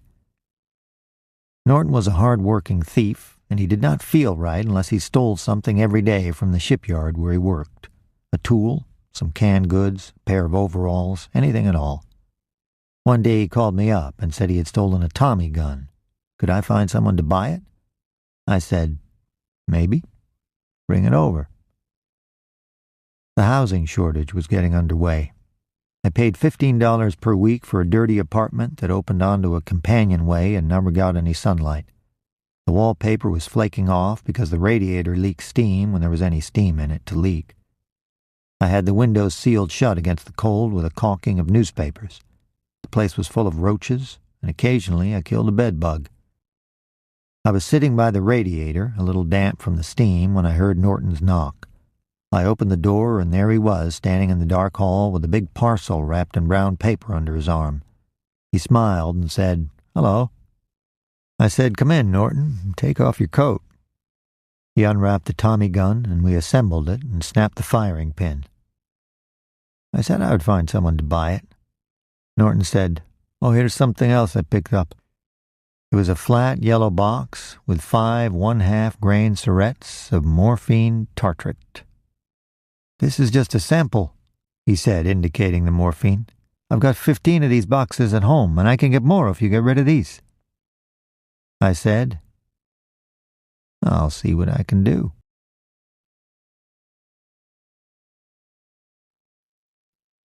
At that time, I had never used any junk, and it did not occur to me to try it. I began looking for someone to buy the 2 items, and that is how I ran into Roy and Herman. I knew a young hoodlum from upstate New York who was working as a short-order cook in Rikers, cooling off, as he explained. I called him and said I had something to get rid of, and made an appointment to meet him in the Angle Bar on 8th Avenue near 42nd Street. This bar was a meeting place for 42nd Street hustlers, a peculiar breed of 4-flushing would-be criminals. They're always looking for a set-up man, someone to plan jobs and tell them exactly what to do. Since no set-up man would have anything to do with people so obviously inept, unlucky, and unsuccessful, they go on looking, fabricating preposterous lies about their big scores, cooling off as dishwashers, soda jerks, waiters, occasionally rolling a drunk or a timid queer, looking, always looking for the set-up man with a big job who'll say, "I've been watching you. You're the man I need for this set-up. Now listen." Jack, through whom I met Roy and Herman, was not one of these lost sheep looking for the shepherd with a diamond ring and a gun in the shoulder holster and the hard, confident voice with overtones of connections, fixes, set-ups that would make a stick-up sound easy and sure of success. Jack was very successful from time to time, and would turn up in new clothes and even new cars. He was also an inveterate liar who seemed to lie more for himself than for any visible audience. He had a clean-cut, healthy country face, but there was something curiously diseased about him. He was subject to sudden fluctuations in weight, like a diabetic or a sufferer from liver trouble. These changes in weight were often accompanied by an uncontrollable fit of restlessness, so that he would disappear for some days. The effect was uncanny. You would see him one time a fresh-faced kid. A week or so later he would turn up so thin, sallow, and old-looking you'd have to look twice to recognize him. His face was lined with suffering in which his eyes did not participate. It was a suffering of his cells alone. He himself, the conscious ego that looked out of the glazed, alert, calm, hoodlum eyes, would have nothing to do with this suffering of his rejected other self, a suffering of the nervous system, of flesh and viscera and cells. He slid into the booth where I was sitting and ordered a shot of whiskey. He tossed it off, put the glass down, and looked at me with his head tilted a little to one side and back. "What's this guy got?" he said. "A Tommy gun and about 35 grains of morphine. The morphine I can get rid of right away, but the Tommy gun may take a little time." Two detectives walked in and leaned on the bar talking to the bartender. Jack jerked his head in their direction. The law. Let's take a walk. I followed him out of the bar. He walked through the door sliding sideways. I'm taking you to someone who will want the morphine, he said. You want to forget this address. We went down to the bottom level of the independent subway. Jack's voice, talking to his invisible audience, went on and on. He had a knack of throwing his voice directly into your consciousness. No external noise drowned him out. Give me a 38 every time. Just flick back the hammer and let her go. I'll drop anyone at 500 feet. Don't care what you say. My brother has two .30 caliber machine guns stashed in Iowa. We got off the subway and began to walk on snow-covered sidewalks between tenements. This guy owed me for a long time, see? I knew he had it, but he wouldn't pay, so I waited for him when he finished work. I had a roll in nickels. No one can hang anything on you for carrying U.S. currency. Told me he was broke. I cracked his jaw and took my money off him. Two of his friends standing there, but they kept out of it. I'd have switched a blade on them. We were walking up tenement stairs. The stairs were made of worn black metal. We stopped in front of a narrow, metal-covered door, and Jack gave an elaborate knock, inclining his head to the floor like a safecracker. The door was opened by a large, flabby, middle-aged queer with tattooing on his forearms and even on the backs of his hands. This is Joey, Jack said, and Joey said, Hello there. Jack pulled a $5 bill from his pocket and gave it to Joey. Get us a quart of Shenleys, will you, Joey? Joey put on an overcoat and went out. In many tenement apartments, the front door opens directly into the kitchen. This was such an apartment, and we were in the kitchen. After Joey went out, I noticed another man who was standing there looking at me. Waves of hostility and suspicion flowed out from his large brown eyes like some sort of television broadcast. The effect was almost like a physical impact.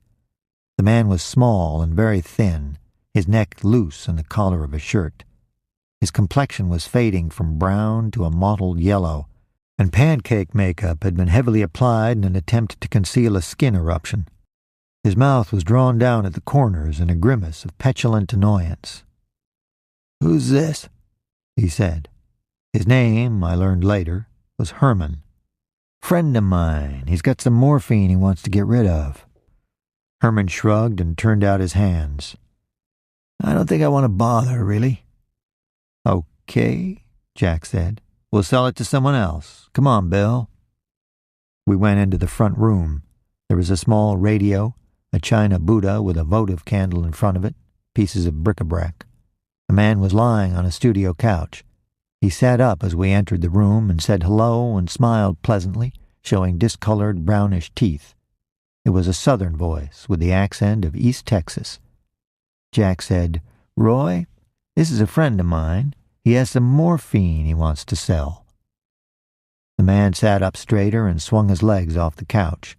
His jaw fell slackly, giving his face a vacant look. The skin of his face was smooth and brown. The cheekbones were high, and he looked oriental. His ears stuck out at right angles from his asymmetrical skull. The eyes were brown, and they had a peculiar brilliance, as though points of light were shining behind them. The light in the room glinted on the points of light in his eyes like an opal. "How much do you have?" he asked me. 75 half-grain cigarettes. "The regular price is $2 a grain," he said, "but cigarettes go for a little less. People want tablets. Those cigarettes have too much water, and you have to squeeze the stuff out and cook it down." He paused, and his face went blank. "I could go about $1.50 a grain," he said, finally.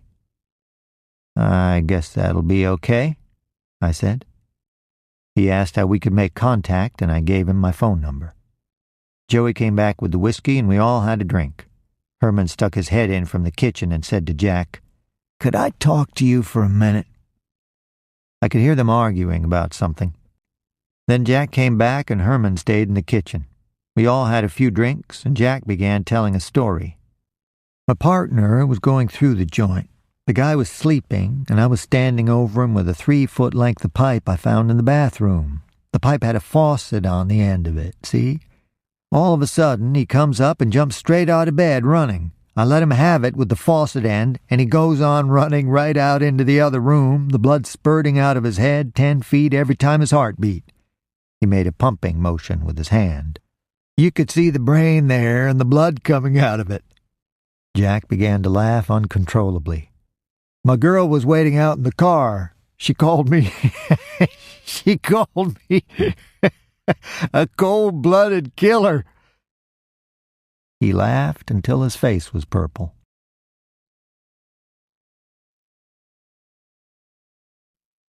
A few nights after meeting Roy and Herman, I used one of the syrettes, which was my first experience with junk. A syrette is like a toothpaste tube with a needle on the end. You push a pin down through the needle, the pin punctures the seal, and the syrette is ready to shoot. Morphine hits the backs of the legs first, then the back of the neck, a spreading wave of relaxation slackening the muscles away from the bones so that you seem to float without outlines, like lying in warm salt water. As this relaxing wave spread through my tissues, I experienced a strong feeling of fear. I had the feeling that some horrible image was just beyond the field of vision, moving as I turned my head so that I never quite saw it. I felt nauseous. I lay down and closed my eyes. A series of pictures passed, like watching a movie. A huge neon-lighted cocktail bar that got larger and larger until streets, traffic, and street repairs were included in it. A waitress carrying a skull on a tray, stars in a clear sky. The physical impact of the fear of death, the shutting off of breath, the stopping of blood. I dozed off and woke up with a start of fear. Next morning I vomited and felt sick until noon. Roy called that night. About what we were discussing the other night, he said.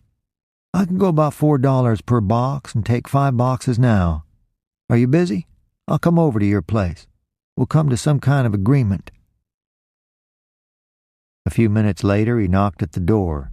He had on a Glen plaid suit and a dark coffee-colored shirt.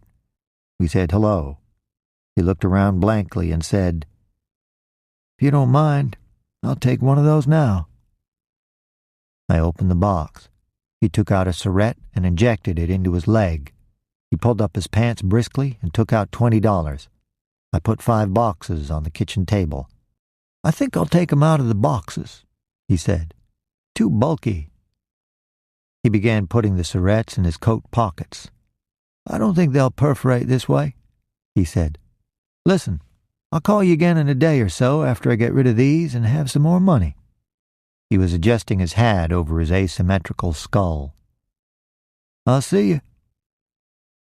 Next day he was back. He shot another syrette and pulled out $40. I laid out 10 boxes and kept 2. These are for me, I said. He looked at me, surprised. You use it? Now and then. It's bad stuff, he said, shaking his head. The worst thing that can happen to a man. We all think we can control it at first. Sometimes we don't want to control it. He laughed. I'll take all you can get at this price. Next day he was back. He asked if I didn't want to change my mind about selling the 2 boxes. I said no. He bought 2 syrettes for $1 each, shot them both, and left.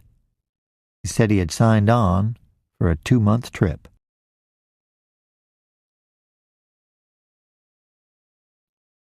During the next month, I used up the 8 syrettes I had not sold. The fear I had experienced after using the first syrette was not noticeable after the 3rd, but still, from time to time, after taking a shot, I would wake up with a start of fear. After 6 weeks or so, I gave Roy a ring, not expecting him to be back from his trip, but then I heard his voice on the phone. I said, Say, do you have any to sell? Of the material I sold you before? There was a pause. Yes, he said. I can let you have 6, but the price will have to be $3 per. You understand, I don't have many. Okay, I said. You know the way. Bring it on over. It was 12 one-half-grain tablets in a thin glass tube. I paid him $18, and he apologized again for the retail rate. Next day, he bought 2 grains back. "It's mighty hard now to get at any price," he said, looking for a vein in his leg. He finally hit a vein and shot the liquid in with an air bubble. "If air bubbles could kill you, there wouldn't be a junkie alive," he said, pulling up his pants. Later that day, Roy pointed out to me a drugstore where they sold needles without any questions. Very few drugstores will sell them without a prescription. He showed me how to make a collar out of paper to fit the needle to an eyedropper. An eyedropper is easier to use than a regular hypo, especially for giving yourself vein shots. Several days later, Roy sent me to see a doctor with a story about kidney stones, to hit him for a morphine prescription. The doctor's wife slammed the door in my face, but Roy finally got past her and made the doctor for a 10-grain script. The doctor's office was in junk territory, on 102nd off Broadway. He was a doddering old man and could not resist the junkies who filled his office and were, in fact, his only patients. It seemed to give him a feeling of importance to look out and see an office full of people. I guess he had reached a point where he could change the appearance of things to suit his needs, and when he looked out there, he saw a distinguished and diversified clientele, probably well-dressed in 1910 style, instead of a bunch of ratty-looking junkies come to hit him for a morphine script. Roy shipped out at 2 or 3 week intervals. His trips were Army transport and generally short. When he was in town, we generally split a few scripts. The old croaker on 102nd finally lost his mind altogether, and no drugstore would fill his scripts. But Roy located an Italian doctor out in the Bronx who would write. I was taking a shot from time to time, but I was a long way from having a habit. At this time, I moved into an apartment on the Lower East Side. It was a tenement apartment, with the front door opening into the kitchen. I began dropping into the Angle Bar every night and saw quite a bit of Herman. I managed to overcome his original bad impression of me, and soon I was buying his drinks and meals, and he was hitting me for smash change at regular intervals. Herman did not have a habit at this time.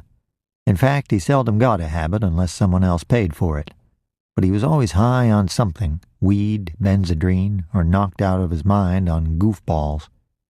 He showed up at the Angle every night with a big slob of a Polak called Whitey.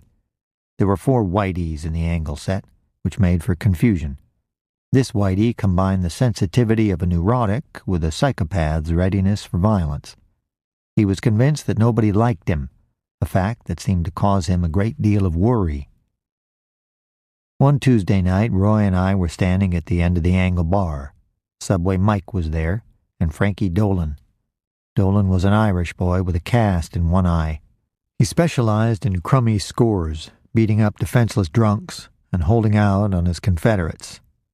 "I got no honor," he would say. "I'm a rat." And he would giggle. Subway Mike had a large pale face and long teeth. He looked like some specialized kind of underground animal that preys on the animals of the surface. He was a skillful lush worker, but he had no front. Any cop would do a double take at the sight of him, and he was well known to the subway squad. So Mike spent at least half of his time on the island doing the 529 for jostling.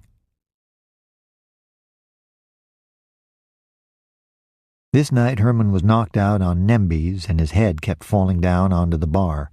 Whitey was stomping up and down the length of the bar trying to promote some free drinks. The boys at the bar sat rigid and tense, clutching their drinks, quickly pocketing their change. I heard Whitey say to the bartender, "Keep this for me, will ya?" as he passed his large clasp knife across the bar.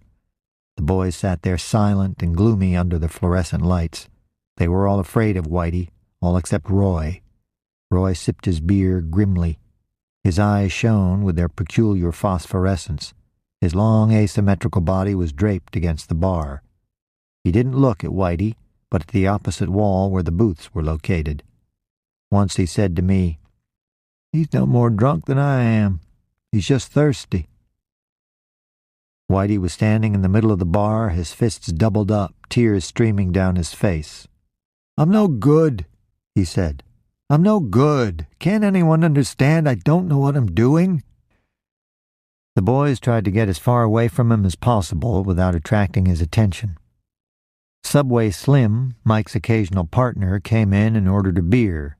He was tall and bony, and his ugly face had a curiously inanimate look, as if made out of wood. Whitey slapped him on the back, and I heard Slim say, "For Christ's sake, Whitey." There was more interchange I didn't hear. Somewhere along the line, Whitey must have got his knife back from the bartender. He got behind Slim and suddenly pushed his hand against Slim's back. Slim fell forward against the bar, groaning. I saw Whitey walk to the front of the bar and look around. He closed his knife and slipped it into his pocket. Roy said, "Let's go." Whitey had disappeared, and the bar was empty except for Mike, who was holding Slim up on one side. Frankie Dolan was on the other. I heard next day from Frankie that Slim was okay. "The croaker at the hospital said the knife just missed a kidney." Roy said, "The big slob. I can see a real muscle man, but a guy like that going around picking up dimes and quarters off the bar, I was ready for him. I was going to kick him in the belly first, then get one of those quart beer bottles from the case on the floor and break it over his sconce. With a big villain like that, you got to use strategy." We were all barred from the Angle, which shortly afterward changed its name to the Roxy Grill.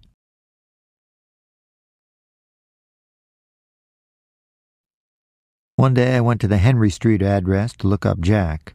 A tall, red-haired girl met me at the door. "I'm Mary," she said. "Come in." It seemed that Jack was in Washington on business. "Come on into the front room," she said, pushing aside a red corduroy curtain. "I talk to landlords and bill collectors in the kitchen. We live in here." I looked around. The bric-a-brac had gone. The place looked like a chop suey joint. There were black and red lacquered tables scattered around. Black curtains covered the window. A colored wheel had been painted on the ceiling with little squares and triangles of different colors giving a mosaic effect. "Jack did that," Mary said, pointing to the wheel. "You should have seen him. He stretched a board between two ladders and lay down on it.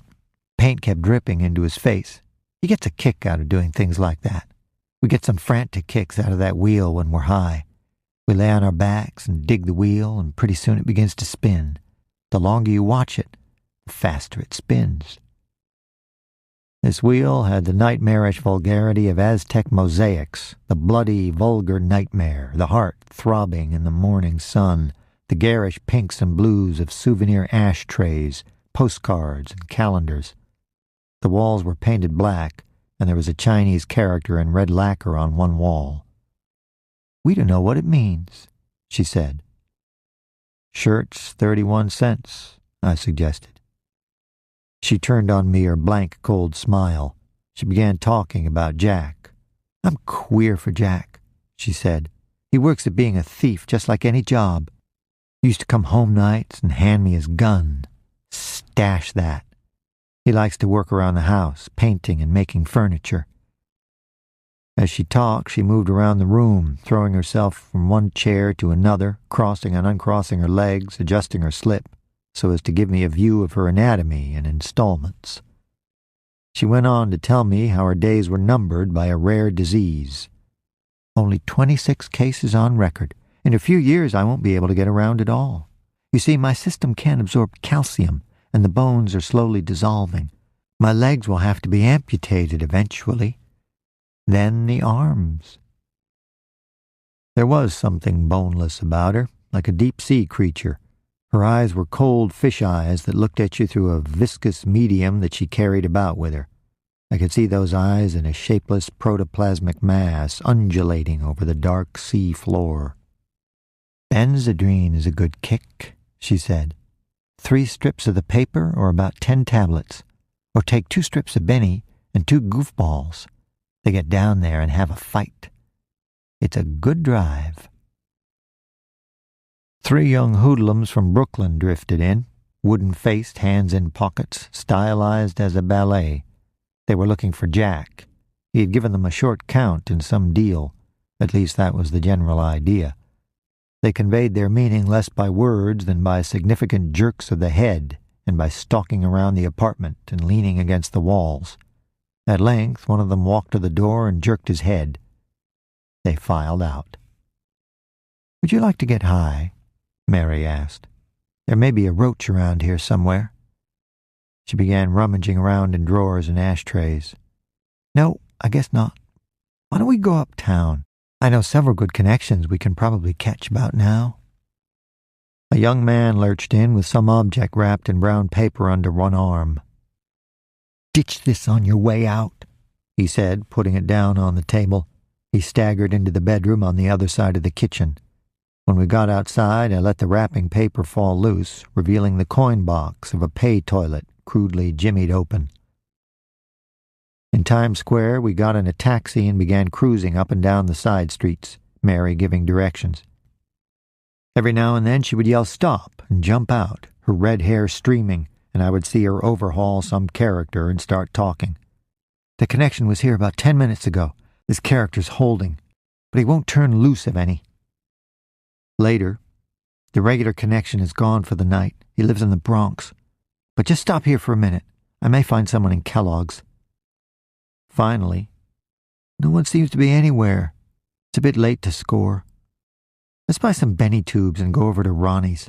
They have some gone numbers on the box. We can order coffee and get high on Benny." Ronnie's was a spot near 52nd and 6th where musicians came for fried chicken and coffee after 1 p.m. We sat down in a booth and ordered coffee. Mary cracked a benzodrine tube expertly, extracting the folded paper, and handed me 3 strips. "Roll it up into a pill and wash it down with coffee." The paper gave off a sickening odor of menthol. Several people nearby sniffed and smiled. I nearly gagged on the wad of paper, but finally got it down. Mary selected some gone numbers and beat on the table with the expression of a masturbating idiot. I began talking very fast. My mouth was dry and my spit came out in round white balls. Spitting cotton, it's called. We were walking around Times Square. Mary wanted to locate someone with a piccolo, Victrola. I was full of expansive, benevolent feelings and suddenly wanted to call on people I hadn't seen in months or even years, people I did not like and who did not like me. We made a number of unsuccessful attempts to locate the ideal piccolo-owning host. Somewhere along the line, we picked up Peter and finally decided to go back to the Henry Street apartment where there was at least a radio. Peter and Mary and I spent the next 30 hours in the apartment. From time to time, we would make coffee and swallow more benzodrine. Mary was describing the technique she used to get money from the Johns, who formed her principal source of revenue. "Always build a John up. If he has any sort of body at all, say, 'Oh, don't ever hurt me.' A John is different from a sucker. When you're with a sucker, you're on the alert all the time. You give him nothing. A sucker is just to be taken. But a John is different. You give him what he pays for. When you're with him, you enjoy yourself, and you want him to enjoy himself, too. If you really want to bring a man down, light a cigarette in the middle of intercourse. Of course, I really don't like men at all, sexually. What I really dig is chicks. I get a kick out of taking a proud chick and breaking her spirit, making her see she's just an animal. A chick is never as beautiful after she's been broken. Say, this is sort of a fireside kick," she said, pointing to the radio, which was the only light in the room. Her face was contorted into an expression of monkey-like rage as she talked about men who accosted her on the street. "Son of a bitch," she snarled. "They can tell when a woman isn't looking for a pickup. I used to cruise around with brass knuckles on under my gloves, just waiting for one of those peasants to crack at me."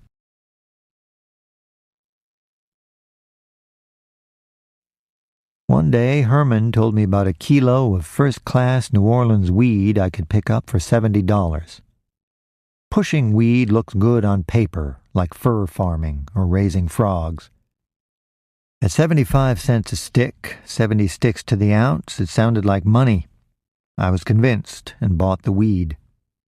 Herman and I formed a partnership to push the weed. He located a lesbian named Marion who lived in the village and said she was a poetess. We kept the weed in Marion's apartment, turned her on for all she could use, and gave her 50% on sales. She knew a lot of tea heads. Another lesbian moved in with her, and every time I went to Marion's apartment, there was this huge red-haired Lizzie watching me with her cold fish eyes full of stupid hate. One day the red-haired Lizzie opened the door and stood there, her face dead white and puffy with Nembutal sleep. She shoved the package of weed at me. "Take this and get out," she said. "You're both motherfuckers." She was half asleep. Her voice was matter-of-fact, as if referring to actual incest. I said, "Tell Marion, thanks for everything." She slammed the door. The noise evidently woke her up. She opened the door again and began screaming with hysterical rage. We could still hear her out on the street. Herman contacted other T-heads. They all gave us static. In practice, pushing weed is a headache. To begin with, weed is bulky. You need a full suitcase to realize any money. If the cops start kicking your door in, there you are, like with a bale of alfalfa. T-heads are not like junkies. A junkie hands you the money, takes his junk, and cuts. But T-heads don't do things that way. They expect the peddler to light them up and sit around talking for half an hour to sell $2 worth of weed. If you come right to the point, they say you're a bring-down. In fact, a peddler should not come right out and say he's a peddler. No, he just scores for a few good cats and chicks because he's viperish. Everyone knows that he himself is the connection, but it is bad form to say so. God knows why. To me, T-heads are unfathomable. There are a lot of trade secrets in the tea business, and T-heads guard these supposed secrets with imbecilic slyness. For example, tea must be cured, or it is green and rasps the throat. But ask a T-head how to cure weed, and he will give you a sly, stupid look and come on with some double talk. Perhaps weed does affect the brain with constant use. Or maybe T-heads are naturally silly. The tea I had was green, so I put it in a double boiler and set the boiler in the oven until the tea got the greenish-brown look it should have. This is the secret of curing tea, or at least one way to do it. T-heads are gregarious, they are sensitive, and they are paranoid. If you get to be known as a drag or a bring-down, you can't do business with them. I soon found out I couldn't get along with these characters, and I was glad to find someone else to take the tea off my hands at cost. I decided right then I would never push any more tea. In 1937, weed was placed under the Harrison Narcotics Act. Narcotics authorities claim it is a habit-forming drug, that its use is injurious to mind and body, and that it causes the people who use it to commit crimes. Here are the facts. Weed is positively not habit-forming. You can smoke weed for years and you will experience no discomfort if your supply is suddenly cut off. I have seen T-heads in jail, and none of them showed withdrawal symptoms. I have smoked weed myself off and on for 15 years and never missed it when I ran out. There is less habit to weed than there is to tobacco. Weed does not harm the general health. In fact, most users claim it gives you an appetite and acts as a tonic to the system. I do not know of any other agent that gives as definite a boot to the appetite. I can smoke a stick of tea and enjoy a glass of California sherry and a hash house meal. I once kicked a junk habit with weed. The second day off junk, I sat down and ate a full meal. Ordinarily, I can't eat for 8 days after kicking a habit. Weed does not inspire anyone to commit crimes. I have never seen anyone get nasty under the influence of weed. T-heads are a sociable lot. Too sociable for my liking. I cannot understand why the people who claim weed causes crime do not follow through and demand the outlawing of alcohol. Every day, crimes are committed by drunks who would not have committed the crime sober. There has been a lot said about the aphrodisiac effect of weed. For some reason, scientists dislike to admit that there is such a thing as an aphrodisiac, so most pharmacologists say there is no evidence to support the popular idea that weed possesses aphrodisiac properties. I can definitely say that weed is an aphrodisiac and that sex is more enjoyable under the influence of weed than without it. Anyone who has used good weed will verify this statement. We hear that people go insane from using weed. There is, in fact, a form of insanity caused by excessive use of weed. The condition is characterized by ideas of reference. The weed available in the U.S. is evidently not strong enough to blow your top on, and weed psychosis is rare in the States. In the Near East, it is said to be common. Weed psychosis corresponds more or less to delirium tremens and quickly disappears when the drug is withdrawn. Someone who smokes a few cigarettes a day is no more likely to go insane than a man who takes a few cocktails before dinner is likely to come down with the DTs. One thing about weed. A man under the influence of weed is completely unfit to drive a car. Weed disturbs your sense of time and consequently your sense of spatial relations. Once, in New Orleans, I had to pull over to the side of the road and wait until the weed wore off. I could not tell how far away anything was, or when to turn, or put on the brakes for an intersection.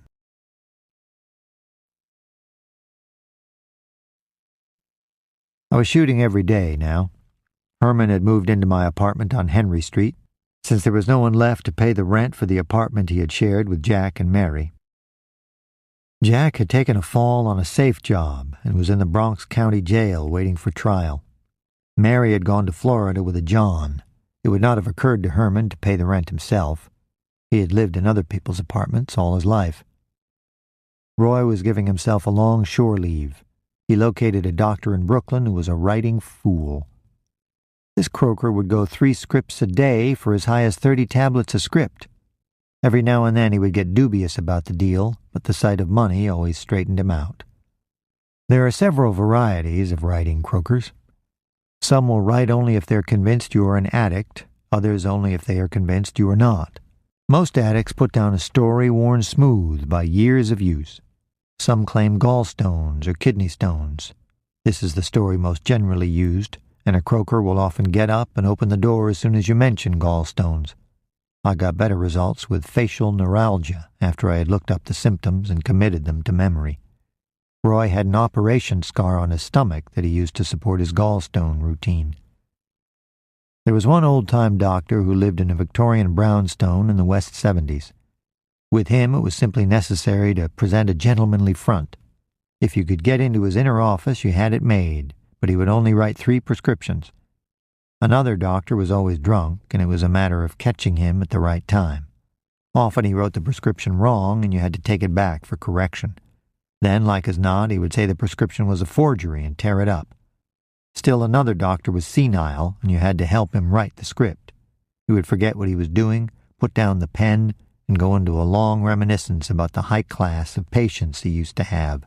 Especially he liked to talk about a man named General Gore who once said to him, "Doctor, I've been to the Mayo Clinic, and you know more than the whole clinic put together."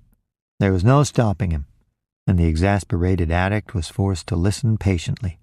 Often the doctor's wife would rush in at the last minute and tear up the prescription, or refuse to verify it when the drugstore called. Generally speaking, old doctors are more apt to write than the young ones. Refugee doctors were a good field for a while, but the addicts burned them down. Often a doctor will blow his top at the mention of narcotics and threaten to call the law.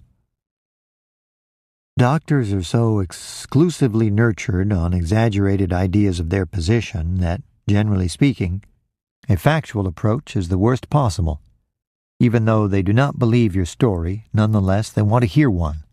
It is like some oriental face-saving ritual. One man plays the high-minded doctor who wouldn't write an unethical script for $1,000. The other does his best to act like a legitimate patient. If you say, "Look, Doc, I want an MS script and I'm willing to pay double price for it," the croaker blows his top and throws you out of the office. You need a good bedside manner with doctors, or you will get nowhere. Roy was such a junk hog that Herman and I had to shoot more than we needed to keep up with him and get our share. I began shooting in the main line to save stuff, and because the immediate kick was better. We were having trouble filling the scripts. Most drugstores will only fill a morphine script once or twice, many not at all. There was one drugstore that would fill all our scripts any time, and we took them all there, though Roy said we ought to spread them out so they would be harder for the inspector to find. It was too much trouble to walk around from drugstore to drugstore, so we usually ended up taking them to the same place. I was learning to hide my stuff carefully, stash it, as they say in the trade, so Roy and Herman couldn't find it and take some. Taking junk hidden by another junkie is known as making him for his stash. It is difficult to guard against this form of theft because junkies know where to look for a stash. Some people carry their junk around with them, but a man who does that is subject to a charge of possession in the event of search by the law. As I began using stuff every day, or often several times a day, I stopped drinking and going out at night. When you use junk, you don't drink. Seemingly, the body that has a quantity of junk in its cells will not absorb alcohol. The liquor stays in the stomach, slowly building up nausea, discomfort, and dizziness, and there's no kick. Using junk would be a sure cure for alcoholics. I also stopped bathing. When you use junk, the feel of water on the skin is unpleasant for some reason, and junkies are reluctant to take a bath. A lot of nonsense has been written about the changes people undergo as they get a habit.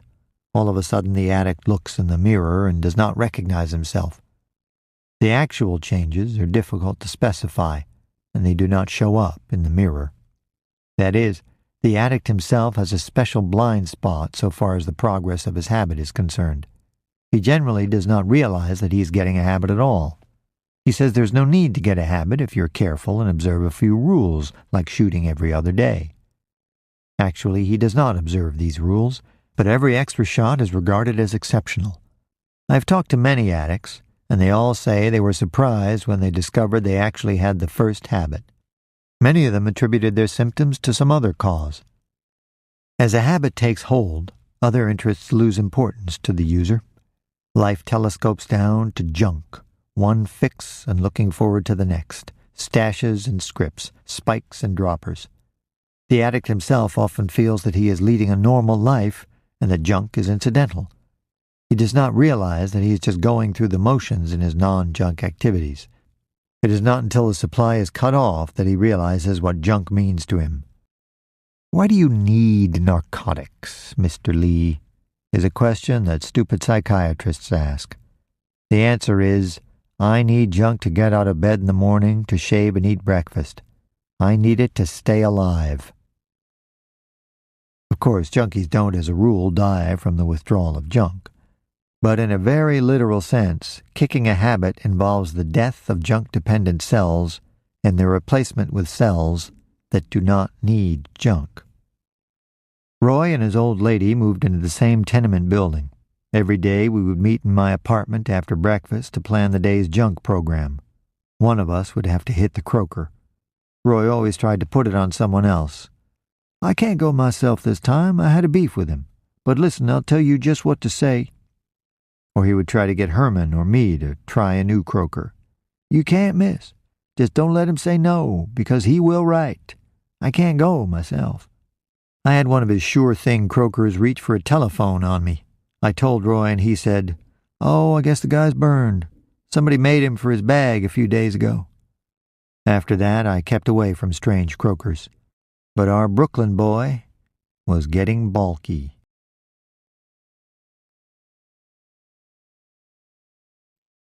All croakers pack in sooner or later. One day when Roy came for his script, the doctor told him, "This is positively the last, and you guys had better keep out of sight. The inspector was around to see me yesterday. He has all the RXs I wrote for you guys. He told me I'll lose my license if I write any more, so I'm going to date this one back. Tell the druggist you were too sick yesterday to cash it. You guys gave some wrong addresses on those scripts. That's a violation of Public Health Law 334, so don't say I didn't warn you. For God's sake, cover up for me if they question you. This could mean my whole professional career. You know, I've always been right with you boys. I wanted to stop months ago. I just couldn't leave you guys stranded, so give me a break. Here's the script, and don't come back." Roy went back the next day. The doctor's brother-in-law was there to protect the family honor. He grabbed Roy by the coat collar and the back of the belt and threw him out onto the sidewalk. "The next time I find you around here bothering the doctor," he said, "you won't be in a condition to walk away." 10 minutes later, Herman arrived. The brother-in-law was giving him the same treatment when Herman pulled out a silk dress he had under his coat. As I recall, somebody unloaded a batch of hot dresses on us for 3 grains of morphine, and turning to the doctor's wife, who had come downstairs to see what all the commotion was about, he said, "I thought you might like this dress." So we got a chance to talk to the doctor, who wrote him one last script. It took him 3 hours to fill it. Our regular drugstore had been warned by the inspector, and they would not fill any more scripts. "You guys had better keep out of sight," the proprietor said. "I think the inspector has warrants out for all of you." Our croaker had packed in. We split up to comb the city. We covered Brooklyn, the Bronx, Queens, Jersey City, and Newark. We couldn't even score for Pantapon. It seemed like the doctors were all expecting us, just waiting for one of us to walk into the office so they could say absolutely no. It was as though every doctor in greater New York had suddenly taken a pledge to never write another narcotics script. We were running out of junk. Patently, we would be immobilized in a matter of hours. Roy decided to throw in the towel and go to Rikers Island for the 30-day cure. This is not a reduction cure.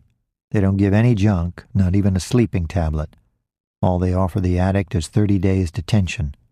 The place is always full. Herman got picked up in the Bronx while he was looking for a croaker. No definite charge, just 2 detectives didn't like his looks. When they got him downtown, they found out the narcotics squad had a warrant for him sworn out by the state inspector. The charge was wrong address on a narcotics script. Some wagon-chasing lawyer called me up and asked if I would put up the money to buy Herman a bond. I sent $2 for cigarettes instead. If a man is going to do time, he might as well start doing it. I was all out of junk at this point and had double-boiled my last cottons. Junk is cooked up in a spoon and sucked into the dropper through a little piece of cotton to get it all out of the spoon. Some of the solution stays in the cotton, and addicts save these cottons for emergencies. I got a codeine script from an old doctor by putting down a story about migraine headaches. Codeine is better than nothing, and 5 grains in the skin will keep you from being sick. For some reason, it is dangerous to shoot codeine in the vein. I recall one night Herman and I were caught short with nothing but some codeine sulfate. Herman cooked up first and shot 1 grain in the vein. Immediately he turned very red, then very pale. He sat down weakly on the bed. "My God," he said. "What's the matter?" I asked. "It's perfectly all right." He gave me a sour look. "All right, is it? Well, you shoot some then." I cooked up a grain and got out my works ready to take the shot. Herman watched me eagerly. He was sitting on the bed. As soon as I took the needle out of my arm, I felt an intense and most unpleasant prickling sensation entirely different from the prickles you get from a good shot of morphine. I could feel my face swelling. I sat down on the bed next to Herman. My fingers were puffed up double size. "Well," said Herman, "is it all right?" "No," I said. My lips were numb like I'd been hit across the mouth. I had a terrific headache. I began to pace up and down the room since I had a vague theory that if I got the circulation going, the blood would carry away the codeine. After an hour, I felt a little better and went to bed. Herman told me about a partner of his who passed out and turned blue after a shot of codeine. "I put him under a cold shower and he came around." "Why didn't you tell me that before?" I demanded. Herman was suddenly and unaccountably irritated. The sources of his anger were generally unfathomable. "Well," he began, "you have to expect to take some chances when you're using junk. Besides, just because one person has a certain reaction doesn't necessarily mean that someone else will react in the same way. You seem so sure it was all right. I didn't want to bug you by bringing anything up."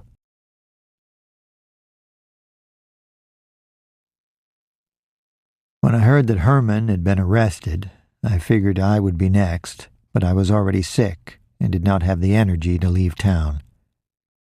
I was arrested at my apartment by 2 detectives and a federal agent. The state inspector had sworn out a warrant charging me with a violation of Public Health Law 334 for giving a wrong name on a prescription. The 2 detectives were the con man and the tough guy team. The con man was asking me, "How long have you been using junk, Bill? You know you ought to give a right name on those scripts." Then the tough guy would break in, Come on, we're not Boy Scouts." But they were not much interested in the case, and no statement from me was necessary. On the way downtown, the federal man asked me some questions and filled out a form for their records. I was taken to the tombs, mugged and fingerprinted. While I was waiting to go before the judge, the con man gave me a cigarette and began telling me what a bad deal junk is. Even if you get by with it 30 years, you're only kidding yourself. Now you take these sex degenerates. His eyes glistened. The doctors say they can't help themselves. The judge set bail at 1,000. I was taken back to the tombs, ordered to take off my clothes and get under the shower. An apathetic guard poked through my clothes. I got dressed again, went up in the elevator, and was assigned to a cell. At 4 p.m., we were locked in our cells. The doors closed automatically from a master switch with a tremendous clang that echoed through the cell block. The last of the codeine was running out. My nose and eyes began to run, sweat soaked through my clothes. Hot and cold flashes hit me as though a furnace door were swinging open and shut. I lay down on the bunk, too weak to move. My legs ached and twitched so that any position was intolerable, and I moved from one side to the other, sloshing about in my sweaty clothes. A Negro voice was singing, get up, woman, off your big, fat, rusty, dusty." Voices drifted back and forth. 40 years, man, I can't do no 40 years. At 12 that night, my old lady bailed me out and met me at the door with some goofballs. Goofballs help a little. Next day I was worse and could not get out of bed, so I stayed in bed taking Nembies at intervals. At night I would take 2 strips of Benzedrine and go out to a bar where I sat right by the jukebox. When you're sick, music is a great help. Once in Texas, I kicked a habit on weed, a pint of paregoric, and a few Louis Armstrong records. Almost worse than the sickness is the depression that goes with it. One afternoon, I closed my eyes and saw New York in ruins. Huge centipedes and scorpions crawled in and out of empty bars and cafeterias and drugstores on 42nd Street. Weeds were growing up through cracks and holes in the pavement. There was no one in sight. After 5 days, I began to feel a little better. After 8 days, I got the chucks and developed a tremendous appetite for cream puffs and macaroons. In 10 days, the sickness had gone. My case had been postponed.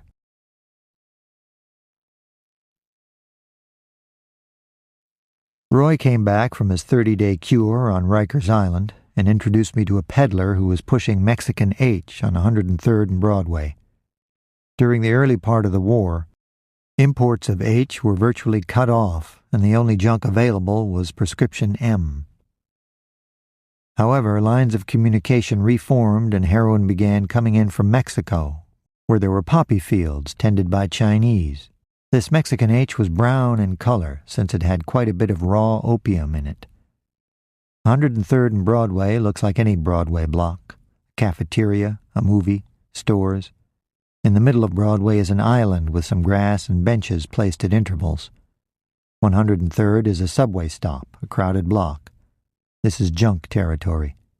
Junk haunts the cafeteria, roams up and down the block, sometimes half-crossing Broadway to rest on one of the island benches, a ghost in daylight on a crowded street.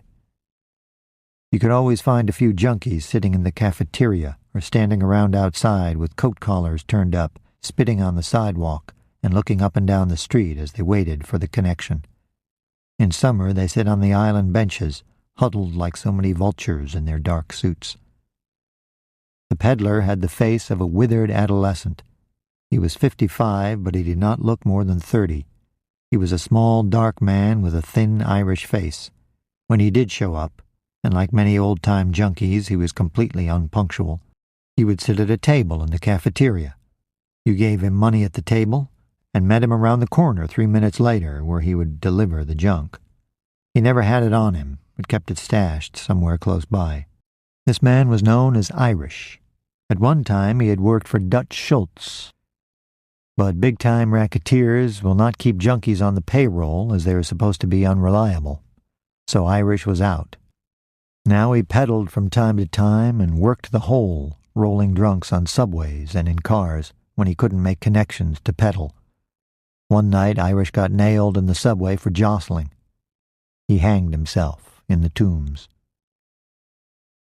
The job of peddler was a sort of public service that rotated from one member of the group to the other, the average term of office being about 3 months. All agreed that it was a thankless job. As George the Greek said, "You end up broke and in jail. Everybody calls you cheap if you don't give credit. If you do, they take advantage." George couldn't turn down a man who came to him sick.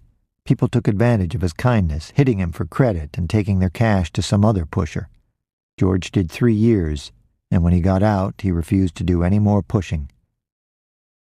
The hipster bebop junkies never showed at 103rd Street. The 103rd Street boys were all old-timers, thin, sallow faces, bitter, twisted mouths, stiff-fingered, stylized gestures.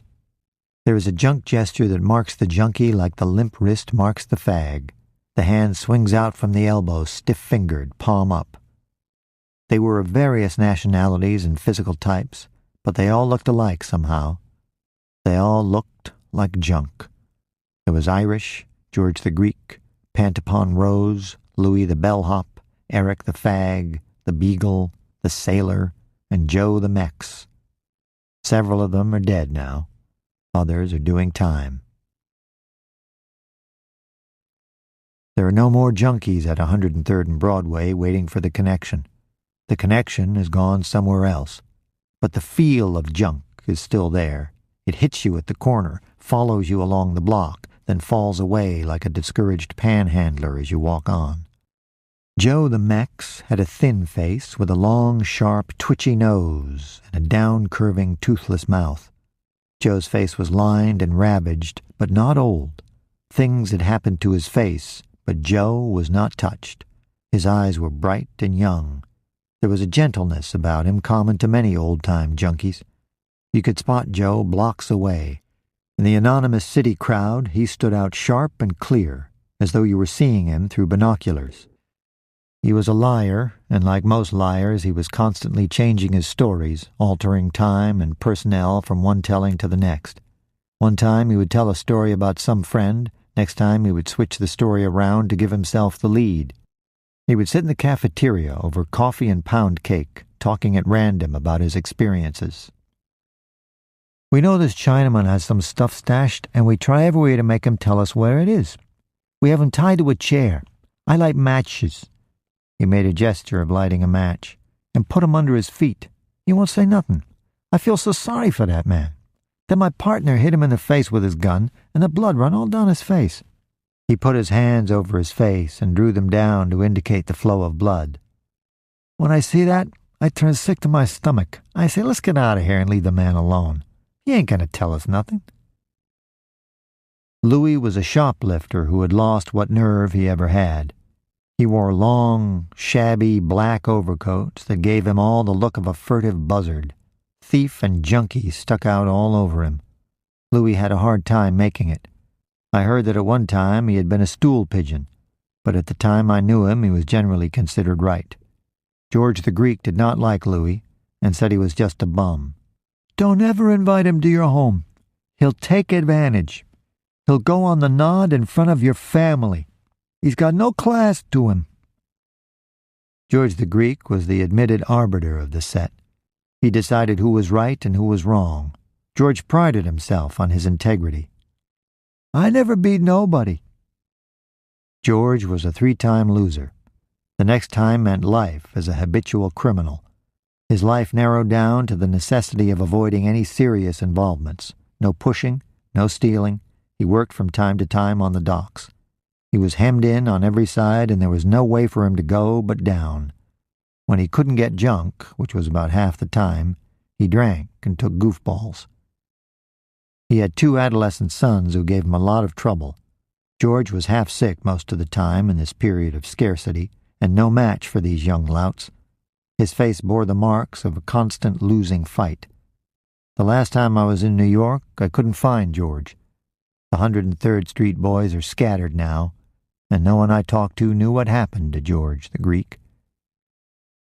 Fritz the janitor was a pale, thin little man who gave the impression of being crippled. He was on parole after doing 5 years because he scored for a pigeon.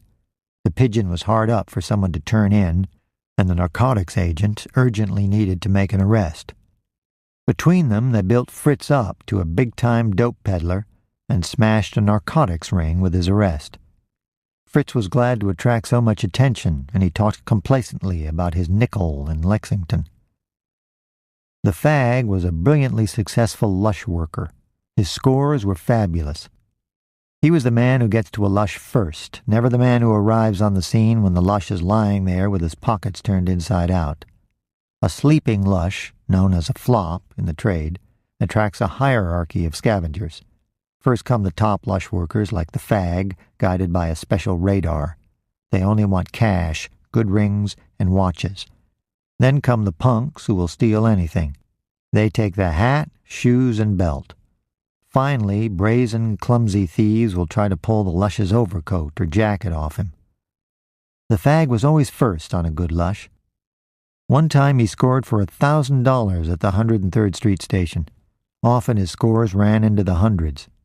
If the lush woke up, he would simper and feel the man's thigh as though his intentions were sexual. From this angle, he got this moniker. He always dressed well, usually in tweed sports coats and gray flannels. A European charm of manner and a slight Scandinavian accent completed his front. No one could have looked less like a lush roller. He always worked alone. His luck was good, and he was determined to avoid contamination. Sometimes contact with the lucky can change a man's run of bad luck, but generally it works out the other way. Junkies are an envious lot. 103rd Street envied the fag his scores, but everyone had to admit he was a right guy, and always good for a small touch. The H-caps cost $3 each, and you need at least 3 per day to get by. I was short, so I began working the hole with Roy. We would ride along, each looking out one side of the subway car until one of us spotted a flop sleeping on a bench. Then we would get off the train. I stood in front of the bench with a newspaper and covered Roy while he went through the lush's pockets. Roy would whisper instructions to me. A little left, too far, a little back, there, hold it there. And I would move to keep him covered. Often we were late, and the lush would be lying there with his pockets turned inside out. We also worked on the cars. I would sit down next to the lush and open a newspaper. Roy would reach across my back and go through the lush's pockets. If the lush woke up, he could see that I had both hands on the paper. We averaged about $10 per night. An average night went more or less like this. We started work about 11 o'clock, getting on the Uptown IRT at Times Square. At 149th Street, I spotted a flop, and we got off. 149th Street is a station with several levels and dangerous for lush workers because there are so many spots where cops can hide, and it is not possible to cover from every angle. On the lower level, the only way out is by the elevator. We approached the flop casually, as though we did not see him. He was middle-aged, sprawled against the wall, breathing loudly. Roy sat down beside him, and I stationed myself in front of them with an open newspaper. Roy said, "A little to the right, too far, back a little there, that's good." Suddenly the heavy breathing stopped. I thought of the scene in the movies where the breathing stops during the operation. I could feel Roy's tense immobility behind me. The drunk muttered something and shifted his position. Slowly, the breathing started again. Roy got up. "Okay," he said, and walked rapidly to the other end of the platform. He took a crumpled mass of bills from his pocket and counted out $8. He handed me 4. "Had it in his pants pocket. I couldn't find a poke. I thought for a minute he was going to come up on us." We started back downtown. At 116th, we spotted one and got off, but the flop got up and walked away before we could get near him. A shabby man with a wide, loose mouth accosted Roy and started talking. He was another lush worker. "The fag scored again," he said. "2 notes and a wristwatch down on 96th Street. Roy muttered something and looked at his paper. The man went on talking in a loud voice. "I had one come up on me. 'What are you doing with your hand in my pocket?' he says. 'For Christ's sake, don't talk like that. Roy said and walked away from him. "Fucking wrong bastard," he muttered. "There aren't many lush workers around now. Only the fag, the beagle, and that tramp. They all envy the fag because he makes good scores. If a sucker comes up on him, he pretends to feel his leg like he was a fag. Those tramps at 103rd Street go around saying goddamn fag because they can't score. He's no more a fag than I am." Roy paused reflectively. "Not as much, in fact." We rode to the end of the line in Brooklyn without spotting a single flop. On the way back, there was a drunk asleep in a car. I sat down beside him and opened my paper. I could feel Roy's arm across my back. Once, the drunk woke up and looked at me sharply, but both my hands were clearly visible on the paper. Roy pretended to be reading the paper with me. The drunk went back to sleep.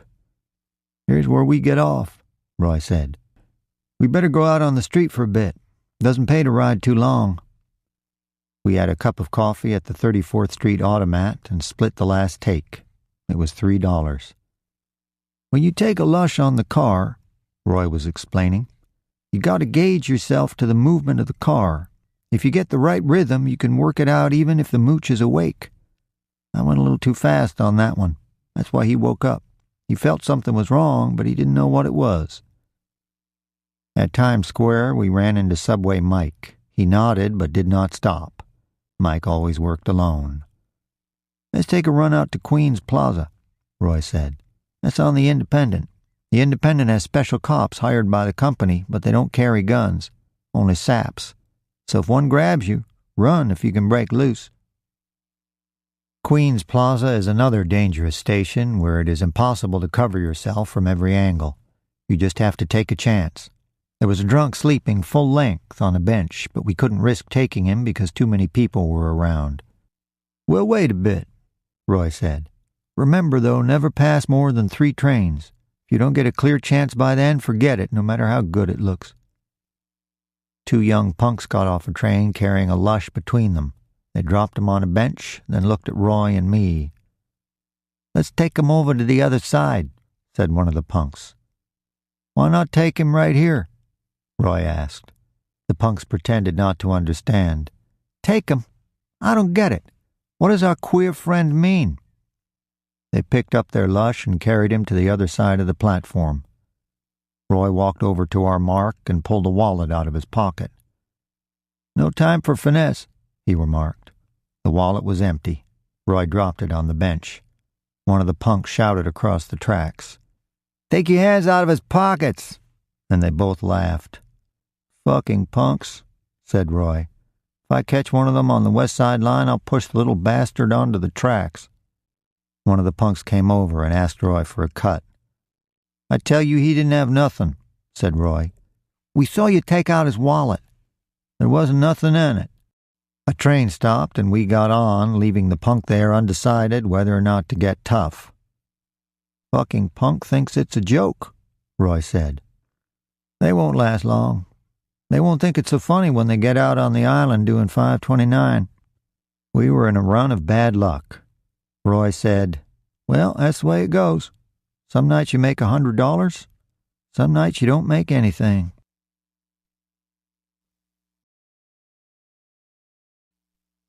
One night we got on the subway at Times Square. A flashily dressed man, weaving slightly, was walking ahead of us. Roy looked him over and said, "That's a good fucking mooch. Let's see where he goes." The mooch got on the IRT headed for Brooklyn. We waited standing up in the space between cars until the mooch appeared to be sleeping. Then we walked into the car, and I sat down beside the mooch, opening the New York Times. The Times was Roy's idea. He said it made me look like a businessman. The car was almost empty, and there we were, wedged up against the mooch with 20 feet of empty seats available. Roy began working over my back. The mooch kept stirring, and once he woke up and looked at me with bleary annoyance. A Negro sitting opposite us smiled. "The shine is wise," said Roy in my ear. "He's okay." Roy was having trouble finding the poke. The situation was getting dangerous. I could feel sweat running down my arms. "Let's get off," I said. "No, this is a good mooch. He's sitting on his overcoat, and I can't get into his pocket." When I tell you, fall up against him and I'll move the coat at the same time. Now! For Christ's sake, that wasn't near hard enough. Let's get off, I said again. I could feel the fear stirring in my stomach. He's going to wake up. No, let's go again. Now! What in hell is wrong with you? Just let yourself flop against him hard. Roy, I said, for Christ's sake, let's get off. He's going to wake up. I started to get up, but Roy held me down. Suddenly he gave me a sharp push, and I fell heavily against the mooch. Got it that time, Roy said. The poke? No, I got the coat out of the way. We were out of the underground now and on the elevated. I was nauseated with fear, every muscle rigid with the effort of control. The mooch was only half asleep. I expected him to jump up and yell at any minute. Finally, I heard Roy say, I got it. Let's go then. No, what I got is a loose roll. He's got a poke somewhere, and I'm going to find it. He's got to have a poke. I'm getting off. No, wait. I could feel him fumbling across my back so openly it seemed incredible that the man could go on sleeping. It was the end of the line. Roy stood up. Cover me, he said. I stood in front of him with the paper shielding him as much as possible from the other passengers. There were only 3 left, but they were in different ends of the car. Roy went through the man's pockets openly and crudely. Let's go outside, he said. We went out onto the platform. The mooch woke up and put his hand in his pocket. Then he came out onto the platform and walked up to Roy. All right, Jack, he said. Give me my money. Roy shrugged and turned his hands out, palm up. What money? What are you talking about? You know goddamn well what I'm talking about. You had your hand in my pocket. Roy held his hands out again in a gesture of puzzlement and deprecation. Oh, what are you talking about? I don't know anything about your money. I've seen you on this line every night. This is your regular route. He turned and pointed to me. And there's your partner right there. Now are you going to give me my dough? What dough? Okay, just stay put. We're taking a ride back to town, and this had better be good. Suddenly the man put both hands in Roy's coat pockets. You son of a bitch, he yelled. Give me my dough. Roy hit him in the face and knocked him down. Why, you, said Roy, dropping abruptly his conciliatory and puzzled manner. Keep your hands off me. The conductor, seeing a fight in progress, was holding up the train so that no one would fall on the tracks. Let's cut, I said. We started down the platform. The man got up and ran after us. He threw his arms around Roy, holding on stubbornly. Roy couldn't break loose. He was pretty well winded. Get this mooch off me, Roy yelled. I hit the man twice in the face. His grip loosened and he fell to his knees. Kick his head off, said Roy. I kicked the man in the side and felt a rib snap. The man put his hand to his side. Help, he shouted. He did not try to get up. Let's cut, I said. At the far end of the platform, I heard a police whistle. The man was still lying there on the platform, holding his side and yelling help at regular intervals. There was a slight drizzle of rain falling. When I hit the street, I slipped and skidded on the wet sidewalk. We were standing by a closed filling station, looking back at the elevated. Let's go, I said. They'll see us. We can't stay here. We started to walk. I noticed that my mouth was bone dry. Roy took 2 goofballs from his shirt pocket. Mouth's too dry, he said. I can't swallow them. We went on walking. There's sure to be an alarm out for us, Roy said. Keep a lookout for cars. We'll duck in the bushes if any come along.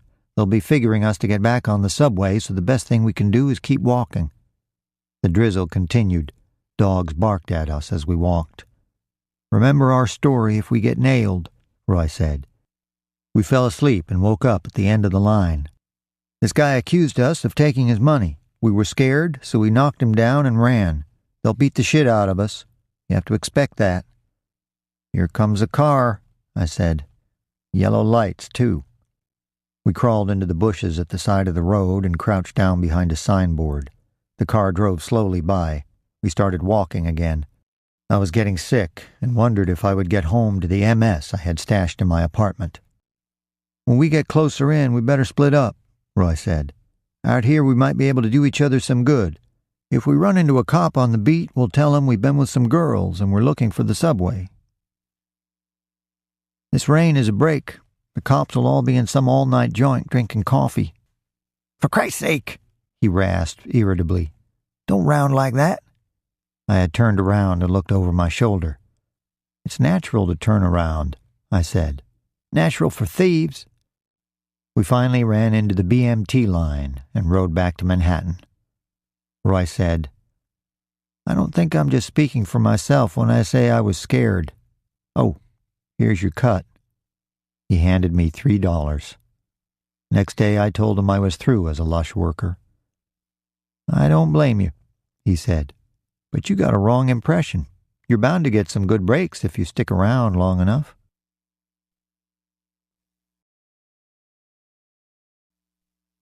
My case came to trial and special sessions.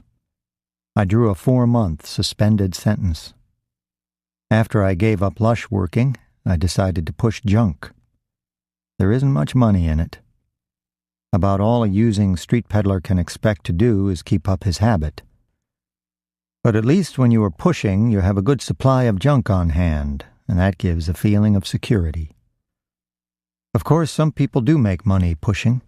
I knew an Irish pusher who started out capping a 16th-ounce envelope of H, and 2 years later, when he took a fall and went away for 3 years, he had $30,000 in an apartment building in Brooklyn. If you want to push, the first step is to find a wholesale connection. I did not have a connection, so I formed a partnership with Bill Gaines, who had a pretty fair Italian connection on the Lower East Side. We bought the stuff for $90 per quarter ounce, cut it 1/3 with milk sugar, and put it in 1-grain caps. The caps sold for $2 each, retail. They ran about 10 to 16% H, which is very high for retail capped stuff. There should be at least 100 caps and 1/4 ounce of H before it is cut. But if the wholesaler is Italian, he is almost sure to give a short count. We usually got about 80 caps out of these Italian quarter ounces. Bill Gaines came from a good family. As I recall, his father had been a bank president somewhere in Maryland, and he had front. Gaines' routine was stealing overcoats out of restaurants, and he was perfectly adapted to this work. The American upper-middle-class citizen is a composite of negatives. He is largely delineated by what he is not. Gaines went further. He was not merely negative, he was positively invisible, a vague, respectable presence. There is a certain kind of ghost that can only materialize with the aid of a sheet or other piece of cloth to give it outline. Gaines was like that. He materialized in someone else's overcoat. Gaines had a malicious, childlike smile that formed a shocking contrast to his eyes, which were pale blue, lifeless and old. He smiled, listening down into himself, as if attending to something there that pleased him. Sometimes, after a shot, he would smile and listen, and say slyly, "This stuff is powerful." With the same smile, he would report on the deterioration and misfortunes of others. Herman was a beautiful kid when he first came to New York. The trouble is, he lost his looks. Gaines was one of the very few junkies who really took a special pleasure in seeing non-users get a habit. Many junkie pushers are glad to see a new addict for economic reasons. If you have a commodity, you naturally want customers, provided they are the right kind. But Gaines liked to invite young kids up to his room and give them a shot, usually compounded of old cottons, and then watch the effects, smiling his little smile. Mostly, the kids said it was a good kick, and that was all. Just another kick, like Nembe's, or Benny's, or Lush, or Weed. But a few stayed around to get hooked, and Gaines would look at these converts and smile, a prelate of junk. A little later, you would hear him say, "Really, so-and-so must realize that I can't carry him any longer." The pledge was no longer being rushed. It was time for him to pay off, and pay off for the rest of his life, waiting on street corners and in cafeterias for the connection, the mediator between man and junk. Gaines was a mere parish priest in the hierarchy of junk. He would speak of the higher-ups in a voice of sepulchral awe. The connections, say. His veins were mostly gone, retreated back to the bone to escape the probing needle. For a while he used arteries, which are deeper than veins and harder to hit, and for this procedure he bought special long needles. He rotated from his arms and hands to the veins of his feet. A vein will come back in time. Even so, he had to shoot in the skin about half the time. But he only gave up and skinned a shot after an agonizing half-hour of probing and poking and cleaning out the needle, which would stop up with blood.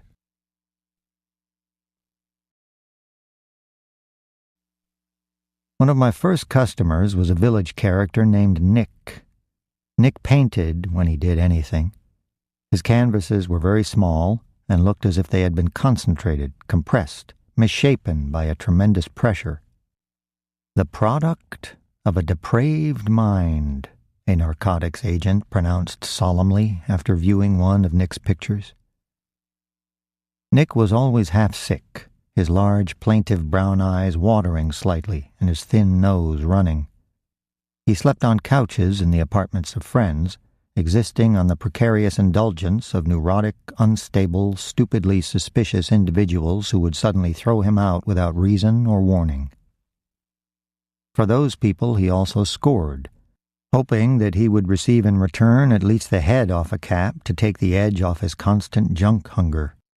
Often he got nothing but a casual thanks, the purchaser having convinced himself that Nick had somehow got his on the other end. As a result, Nick began stealing a small amount from each cap, loosening up the junk so that it filled the cap. There was not much left of Nick. His constant, unsatisfied hunger had burned out all other concerns. He talked vaguely about going to Lexington for the cure, or shipping out in the merchant marine, or buying paregoric in Connecticut and tapering off on it. Nick introduced me to Tony, who tended bar in a village bar and restaurant. Tony had been pushing and nearly got nailed when the Federals rushed into his apartment. He barely had time to throw a 16th-ounce packet of H under the piano. The Federals found nothing but his works, and they let him go. Tony was scared and quit pushing. He was a young Italian who obviously knew his way around. He looked capable of keeping his mouth shut. A good type customer. I went to Tony's bar every day and ordered a Coca-Cola. Tony would tell me how many caps he wanted, and I would go into the phone booth or the WC and wrap his caps up in silver paper. When I got back to my Coke, the money for the caps was there on the bar like change.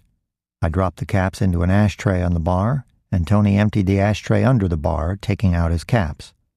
This routine was necessary because the owner knew Tony had been a user and told him to stay off stuff or get another job. In fact, the owner's son was a user, at this time in a sanitarium taking the cure. When he got out, he came straight to me to buy stuff. He said he couldn't stay off. A young Italian hipster named Ray used to come to this bar every day. He seemed okay, so I took care of him, too, dropping his caps in the ashtray with Tony's. This bar where Tony worked was a small place down several steps from street level. There was only one door. I always felt trapped when I went in there. The place gave me such a feeling of depression and danger that I could hardly bring myself to go through the door. After taking care of Tony and Ray, I generally met Nick in a cafeteria on 6th Avenue. He always had the price of a few caps on him. I knew, of course, that he was scoring for other people, but I did not know who they were. I should have known better than to have dealings with anybody like Nick, who was sick and broke all the time, and therefore liable to pick up anybody's money. Some people need an intermediary to score for them because they are strangers in town, or because they've not been on junk long enough to get acquainted. But the pusher has reason to be wary of people who send someone else to score. By and large, the reason a man can't score is because he is known to be wrong, so he sends somebody else to score who may not be wrong himself, but simply desperate for junk. To score for a pigeon is definitely not ethical. Often a man goes on from scoring for pigeons to become a pigeon himself. I was not in a position to turn money down. I had no margin. Every day I had to sell enough caps to buy the next quarter ounce, and I was never more than a few dollars ahead. So I took whatever money Nick had and asked no questions. I knew Nick was a bad security risk, but I could not afford to pack him in.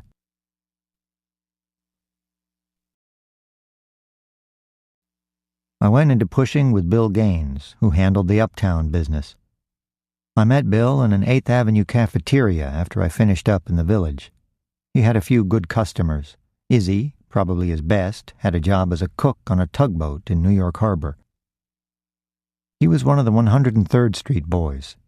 Izzy had done time for pushing, was known as a thoroughly right guy, and he had a steady source of income. This is a perfect customer. Sometimes Izzy showed up with his partner, Goldie, who worked on the same boat. Goldie was a thin, hook-nosed man with the skin drawn tight over his face and a spot of color on each cheekbone. Another of Izzy's friends was a young ex-paratrooper named Matty, a husky, handsome, hard-faced young man who bore none of the marks of a drug addict. There were also 2 whores that Bill took care of. Generally, whores are not a good deal at all. They attract heat, and most of them will talk. But Bill insisted that these particular whores were okay. Another of our customers was old Bart. He took a few caps every day, which he sold on commission. I didn't know his customers, but I didn't worry about it. Bart was okay. If there was a beef, he would take the rap without talking. Anyway, he had 30 years' experience in junk, and he knew what he was doing. When I arrived at the cafeteria where we had our meet, there was Bill sitting at a table, his skinny frame huddled in someone else's overcoat. Old Bart, shabby and inconspicuous, was dunking a donut in his coffee. Bill told me he had already taken care of Izzy, so I gave Bart 10 caps to sell, and Bill and I took a cab to my apartment. There we had a shot and checked over the stock, setting aside $90 for the next quarter ounce. After Bill got his shot, a little color crept in his face, and he would become almost coy. It was a gruesome sight. I remember once he told me how he'd been propositioned by a queer who offered him $20. Bill declined, saying, "I don't think you would be very well satisfied." Bill twitched his fleshless hips. "You should see me in the nude," he said. "I'm really cute." One of Bill's most distasteful conversation routines consisted of detailed bulletins on the state of his bowels. "Sometimes it gets so I have to reach my fingers in and pull it out. Hard as porcelain, you understand. The pain is terrible." "Listen," I said, "this connection keeps giving us a short count. I only got 80 caps out of the last batch after it was cut." "Well, you can't expect too much. If I could go to a hospital and get a good enema. But they won't do a thing for you unless you check into the hospital, and of course I can't do that. They keep you at least 24 hours. I told them, you're supposed to be a hospital. I'm in pain and I need treatment. Why can't you just call an attendant and—" There was no stopping him. When people start talking about their bowel movements, they are as inexorable as the processes of which they speak.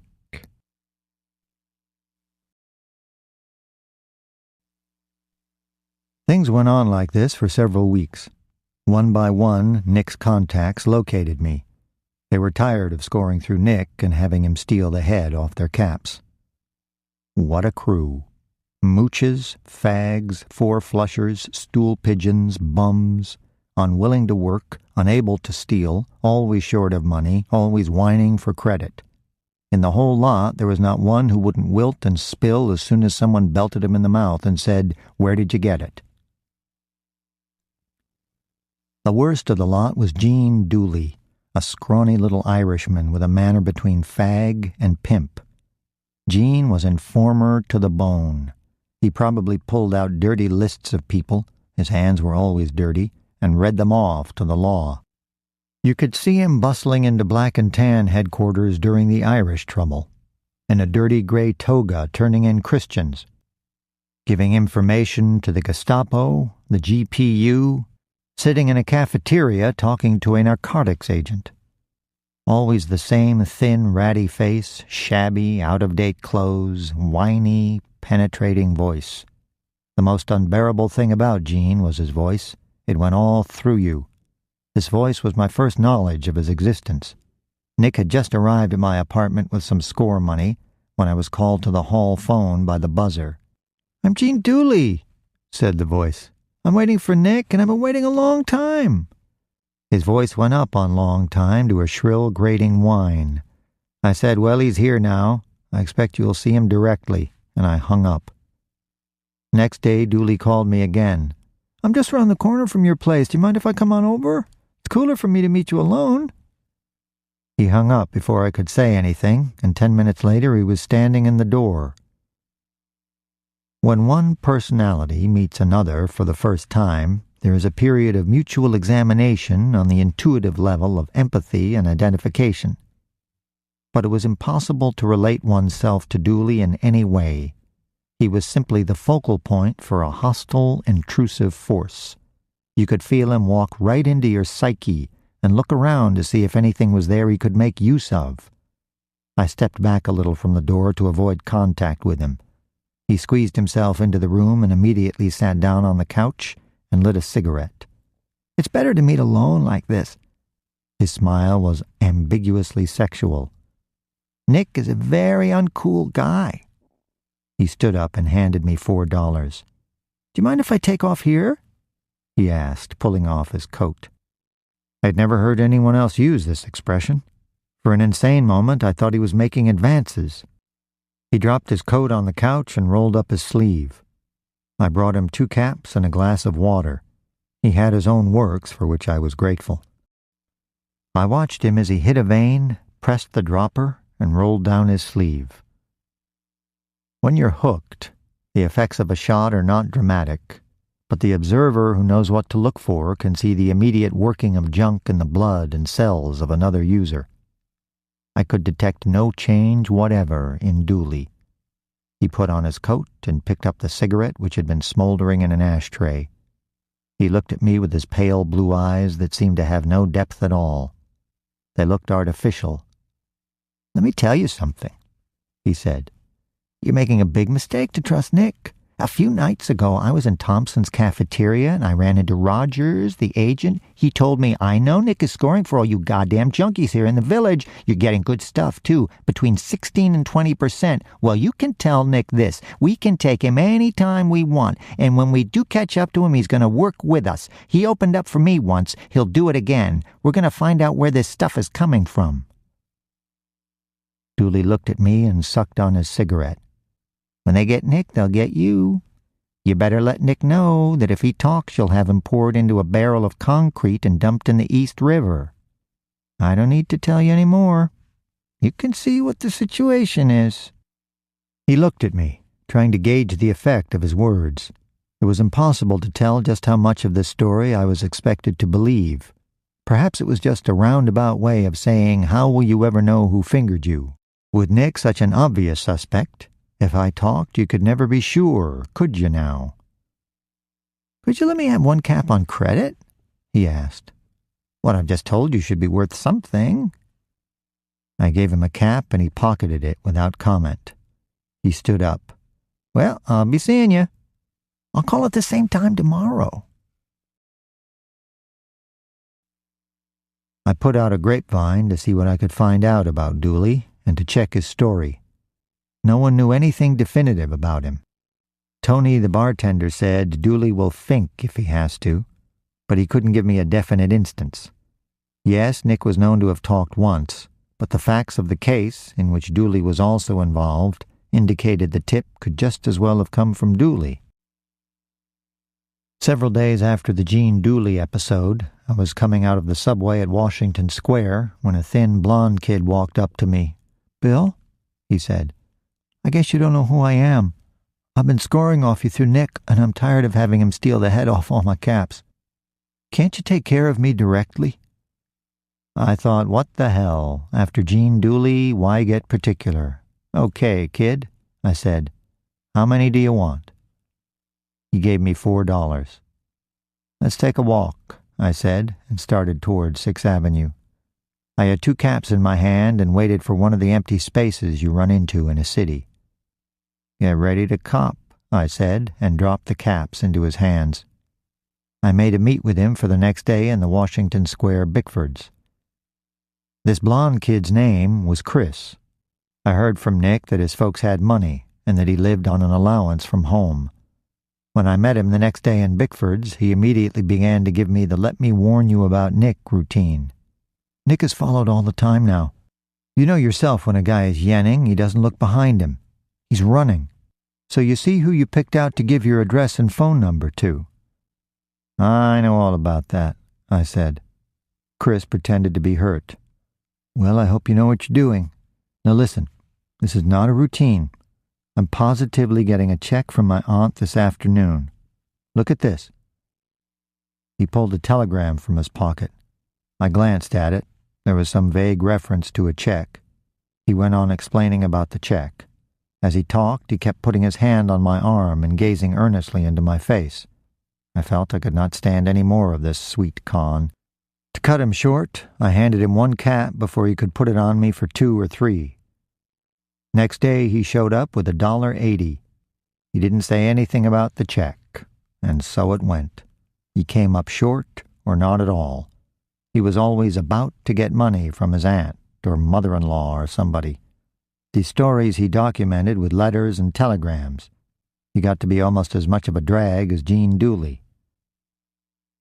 Another prize customer was Marvin, part-time waiter in a village nightclub. He was always unshaved and dirty-looking.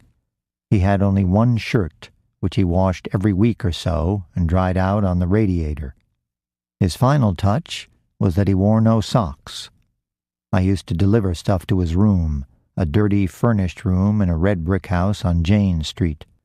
I figured it was better to deliver to his place than to meet him anywhere else. Some people are allergic to junk. One time I delivered a cap to Marvin and he took a shot. I was looking out the window. It is nerve-wracking to watch someone probe for a vein. And when I turned around, I noticed his dropper was full of blood. He had passed out and the blood had run back into the dropper. I called to Nick, and he pulled the needle out and slapped Marvin with a wet towel. He came around partly and muttered something. I guess he's okay, I said. Let's cut. He looked like a corpse slumped there on the dirty, unmade bed, his limp arms stretched out, a drop of blood slowly gathering at the elbow. As we walked downstairs, Nick told me that Marvin had been after him for my address. Listen, I said. If you give it to him, you can find yourself a new connection. One thing I don't need is somebody dying in my apartment. Nick looked hurt. Of course I won't give him your address. What about Dooley? I don't know how he got the address. I swear I don't.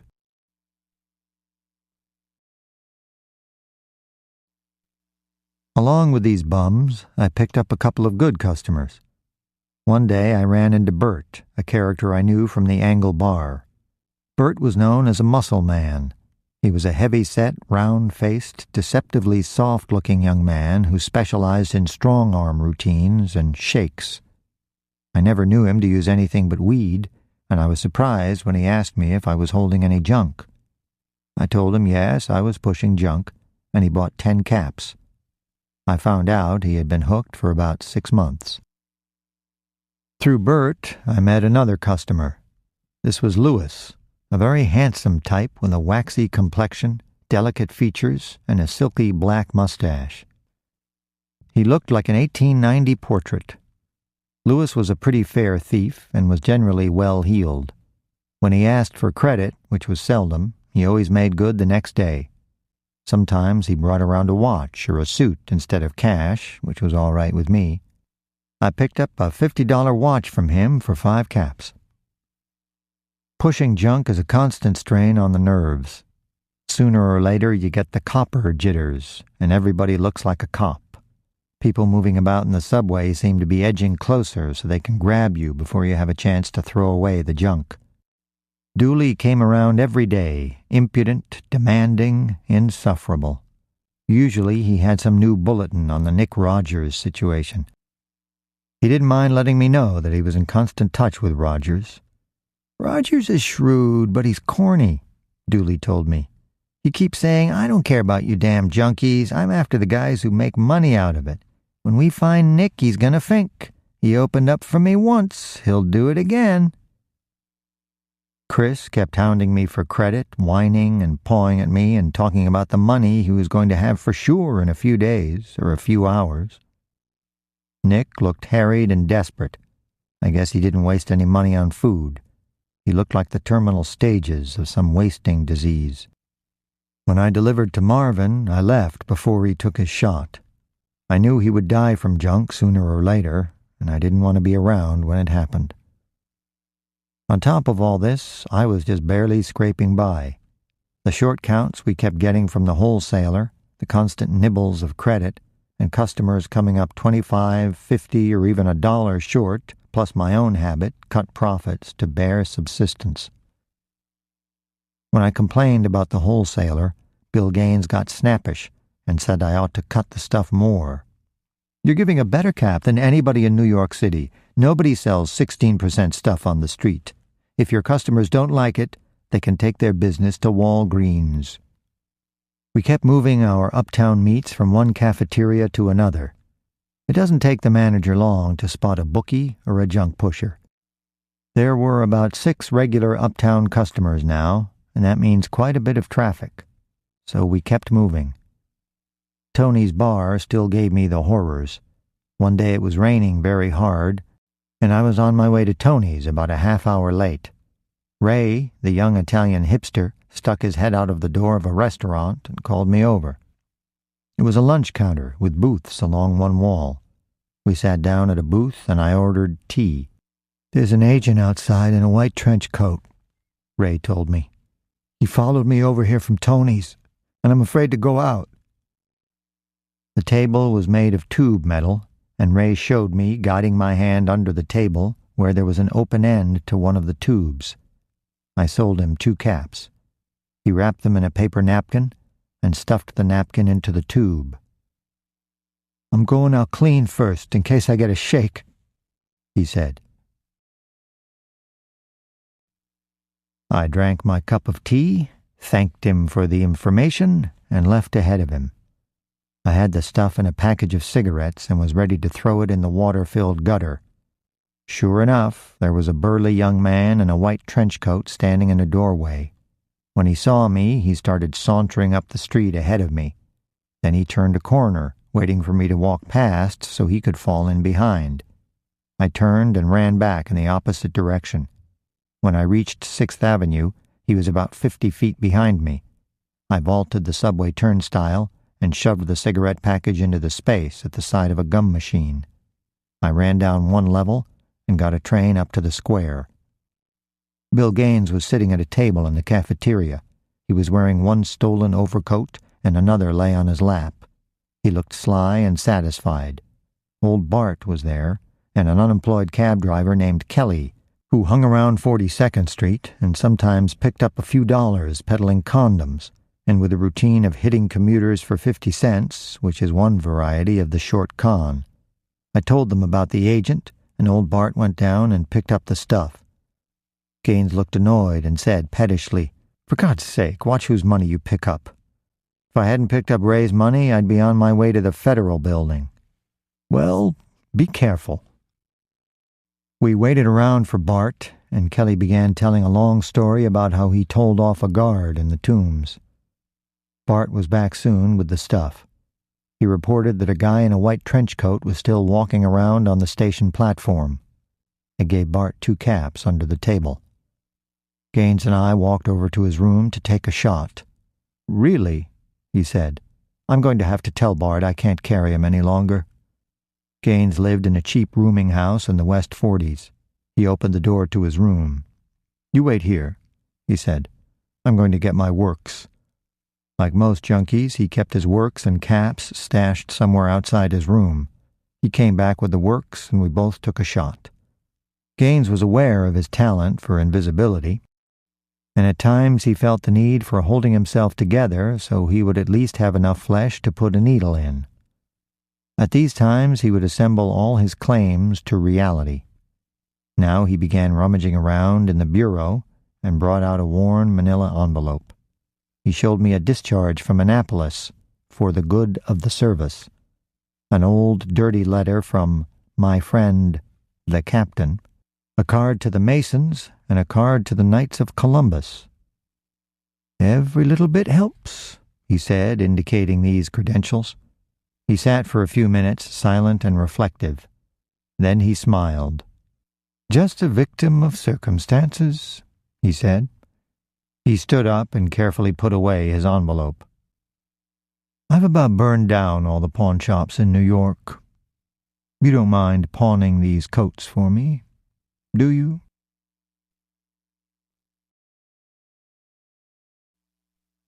After that, things got worse and worse. One day, the hotel clerk stopped me in the lobby. "I don't know how to say this," he said, "but there's something wrong about the people who come up to your room. I used to be in illegitimate business myself years ago. I just wanted to warn you to be careful. You know, all calls come through the office. I heard one this morning and it was pretty obvious. If someone else had been at the switchboard. So be careful and tell those people to watch what they say over the phone." The call he referred to was Dooley's. That morning he had called me up. "I want to see you," he yelled. "I'm sick. I'll be over right away." I could feel the Federals moving steadily closer. It was a question of time. I did not trust any of the village customers, and I was convinced that at least one of them was a rank stool pigeon. Dooley was my number one suspect, with Nick running a very close second and Chris trailing in third place. Of course, there was always the possibility that Marvin might take the easy way of raising money to buy a pair of socks. Nick also scored for some respectable people working in the village who indulged in an occasional joy bang. This type person is a bad security risk because of timidity. They are afraid of the police. They are afraid of losing their responsible jobs. It does not occur to them that there's anything wrong about giving information to the law. Of course, they will not come forward with information because of their fear of being involved, but they will generally spill under police questioning. Narcotics agents operate largely with the aid of informers. The usual routine is to grab someone with junk on him and let him stew in jail until he is good and sick. Then comes the spiel. "We can get you 5 years for possession. On the other hand, you can walk out of here right now. The decision is up to you. If you work with us, we can give you a good deal. For one thing, you'll have plenty of junk and pocket money. That is, if you deliver. Take a few minutes to think it over." The agent takes out a few caps and puts them on the table. This is like pouring a glass of ice water in front of a man dying of thirst. "Why don't you pick them up? Now you're being sensible. The first man we want to get is..."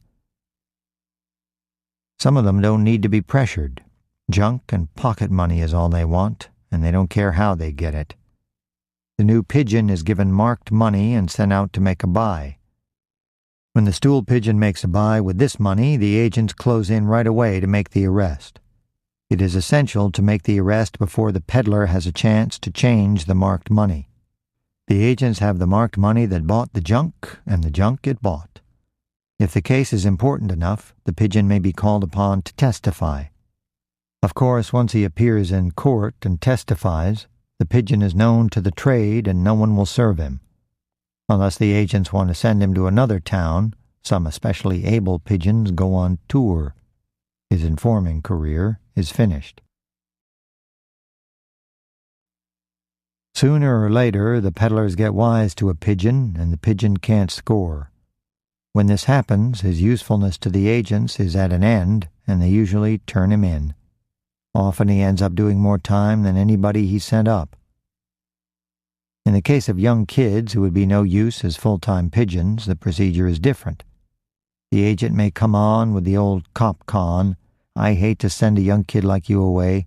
Sure, you made a mistake. That can happen to anybody. Now listen, I'm going to give you a break, but you'll have to cooperate with us. Otherwise, I won't be able to help you." Or else they just belt him in the mouth and say, "Where did you get it?" With lots of people, that's all it takes. You could find an example of every type informer, overt or potential, among my customers. After the hotel clerk spoke to me, I moved to another hotel and registered under another name. I stopped going to the village and shifted all the village customers to uptown meets. When I told Gaines what the hotel clerk said to me and how lucky we were he happened to be a right guy, he said, "We've got to pack in. We can't last with this crowd." "Well," I said, "they're up there now waiting for us in front of the automat, the whole lot of them. Shall we go today?" "Yes, I'm going to Lexington for the cure and I need bus fare. I'm leaving tonight." As soon as we got in sight of the street, Dooley broke from the others and ran up to us at full speed, pulling off a two-tone sports jacket. He was wearing some sort of sandals or slippers. "Give me 4 caps for this coat," he said. "I've been in a can 24 hours. Dooley sick was an unnerving sight. The envelope of personality was gone, dissolved by his junk-hungry cells. Viscera and cells, galvanized into a loathsome insect-like activity, seemed on the point of breaking through the surface. His face was blurred, unrecognizable, at the same time shrunken and tumescent. Gaines gave Dooley 2 caps and took the coat. "I'll give you 2 more tonight," he said, "right here at 9 o'clock. Izzy, who'd been standing by silent, had been looking at Dooley with amazed disgust. "Holy Jesus," he said. "Sandals." The others swarmed around, holding out their hands like a crowd of Asiatic beggars. None of them had any money. I said no credit, and we started walking down the street. They followed us, whining and clutching at our sleeves. "Just 1 cap." I said no and kept on walking. One after the other, they fell away. We walked down into the subway and told Izzy we were packing in. "Jeez," he said. "I don't blame you. Sandals." Izzy bought 6 caps, and we gave 2 caps to old Bart, who was going out to Rikers for the 30-day cure. Bill Gaines was examining the sports coat with a practiced eye. "Should bring $10 easy," he said. "I know a tailor who will sew up this rip for me." One pocket was slightly torn. "Where did he get it?" "He claims from Brooks Brothers, but he's the kind of guy who would say anything he stole came from Brooks Brothers or Abercrombie and Fitch." "It's too bad," said Gaines, smiling. "My bus leaves at 6. I won't be able to give him the other 2 caps I promised." "Don't worry about it. He's into us for a double sawski." "He is? Well, then it doesn't make any difference."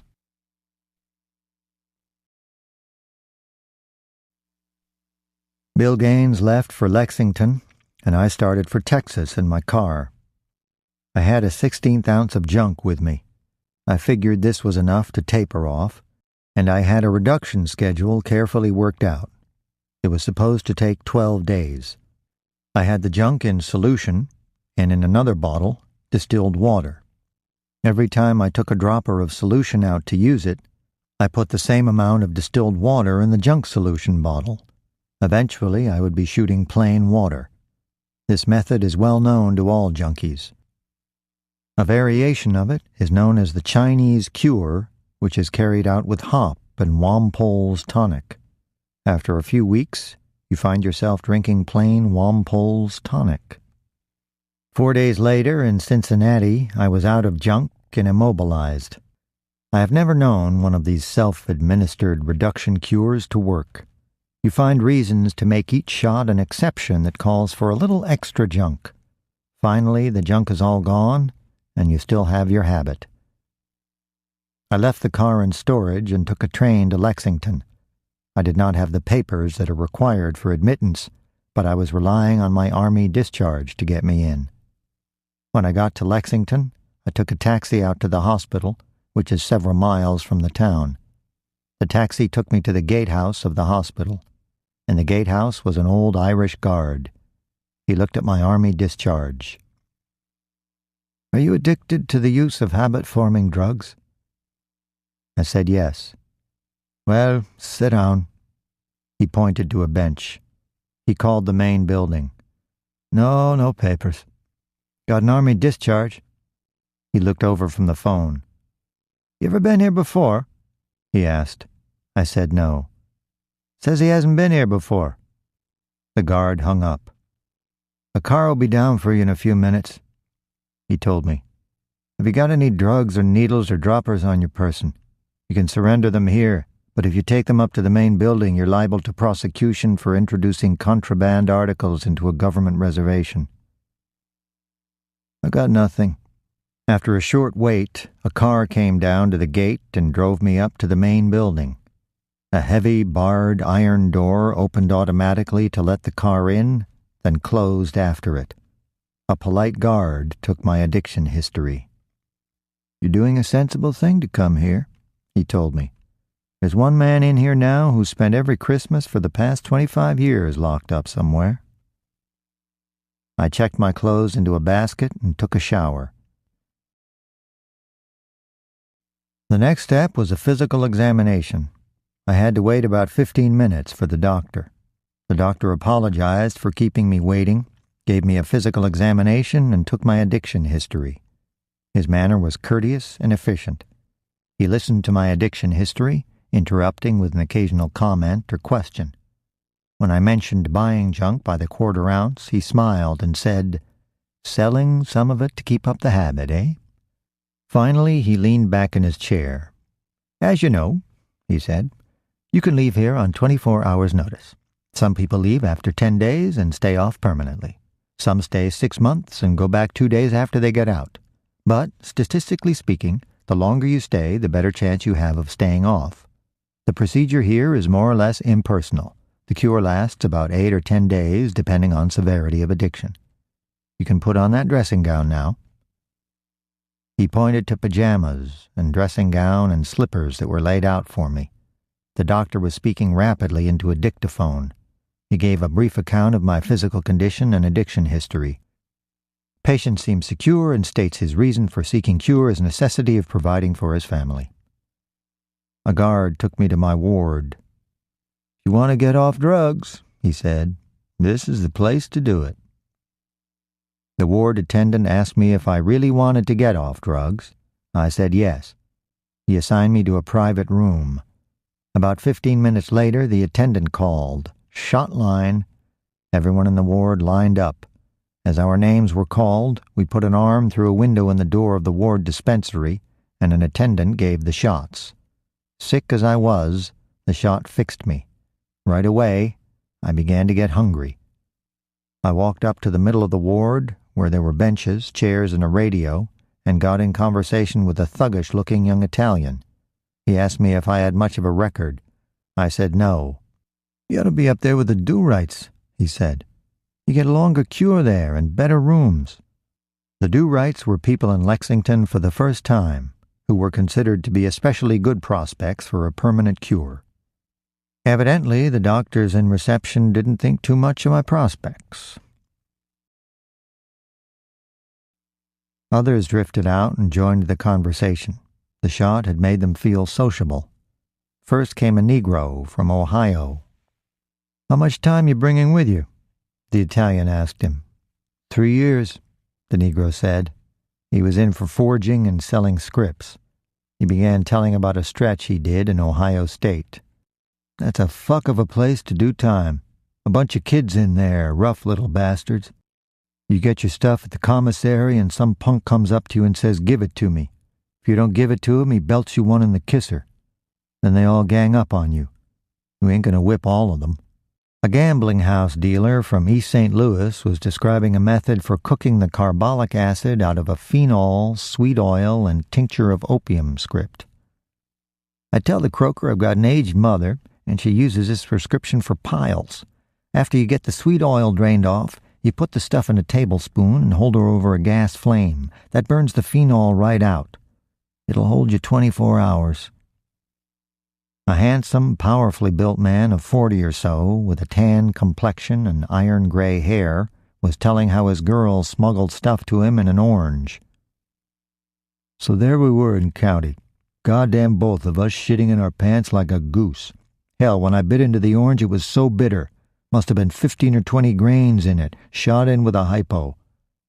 I didn't know she had that much sense. The guard says to me, "Drug addict? Why, you son of a bitch, you mean you're a dope fiend. Well, you get no medicine in here." Sweet oil and tincture. The oil floats to the top and you can draw it off with a dropper.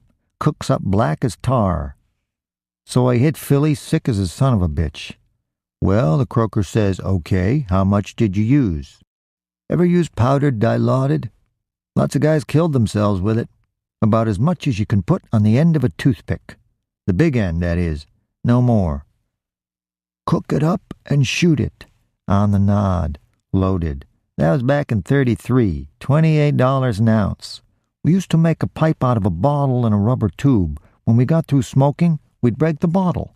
Cook it up and shoot it. On the nod. Sure you can shoot cocaine in the skin. It hits you right in the stomach. H and coke. You can smell it going in. Like hungry men who can talk about nothing but food. After a while, the shot began to wear off. Conversation slackened. People drifted off to lie down, read, or play cards. Lunch was served in the ward room and was an excellent meal. There were 3 shots a day, one at 7 a.m. when we got up, one at 1 p.m., and one at 9 p.m. 2 old acquaintances had come in during the afternoon, Matty and Lewis. I ran into Lewis as we were lining up for the evening shot. "Did they get you?" he asked me.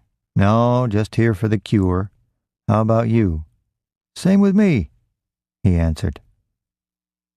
With the evening shot, they gave some chloral hydrate in a glass. 5 new arrivals were brought to the ward during the night. The ward attendant threw up his hands. "I know where I'm going to put 'em. I got 31 dope fiends in here now." Among the new arrivals was a dignified, white-haired man of 70 named Bob Reardon, an old-time con man, junk pusher, and pickpocket. He looked the way bankers looked around 1910. He had come with 2 friends in a car. On the way to Lexington, they had called the Surgeon General in Washington and asked him to wire ahead to the gate that they were coming and should be let right in. They referred to the Surgeon General as Felix and seemed to know him from way back. But only Reardon got in that night. The other 2 drove to a town near Lexington where they knew a croaker to get fixed before they were immobilized for lack of junk. They both came in about noon the next day. Saul Bloom was a fat man with a heavy Jewish face. Con man stuck out all over him. With him was a little thin man called Bunky.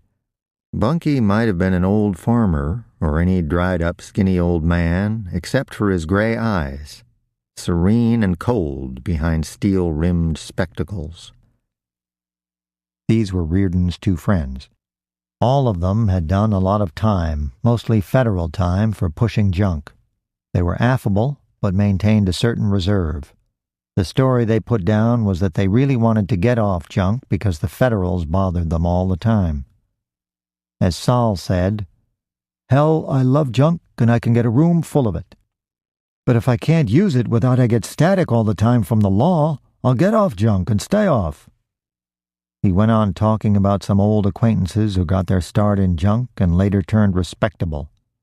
Now they say, "Don't have anything to do with Saul. He's a schmecker." I don't think they expected anyone to believe the getting off junk routine. It was just a way of saying, why we came here is our own business.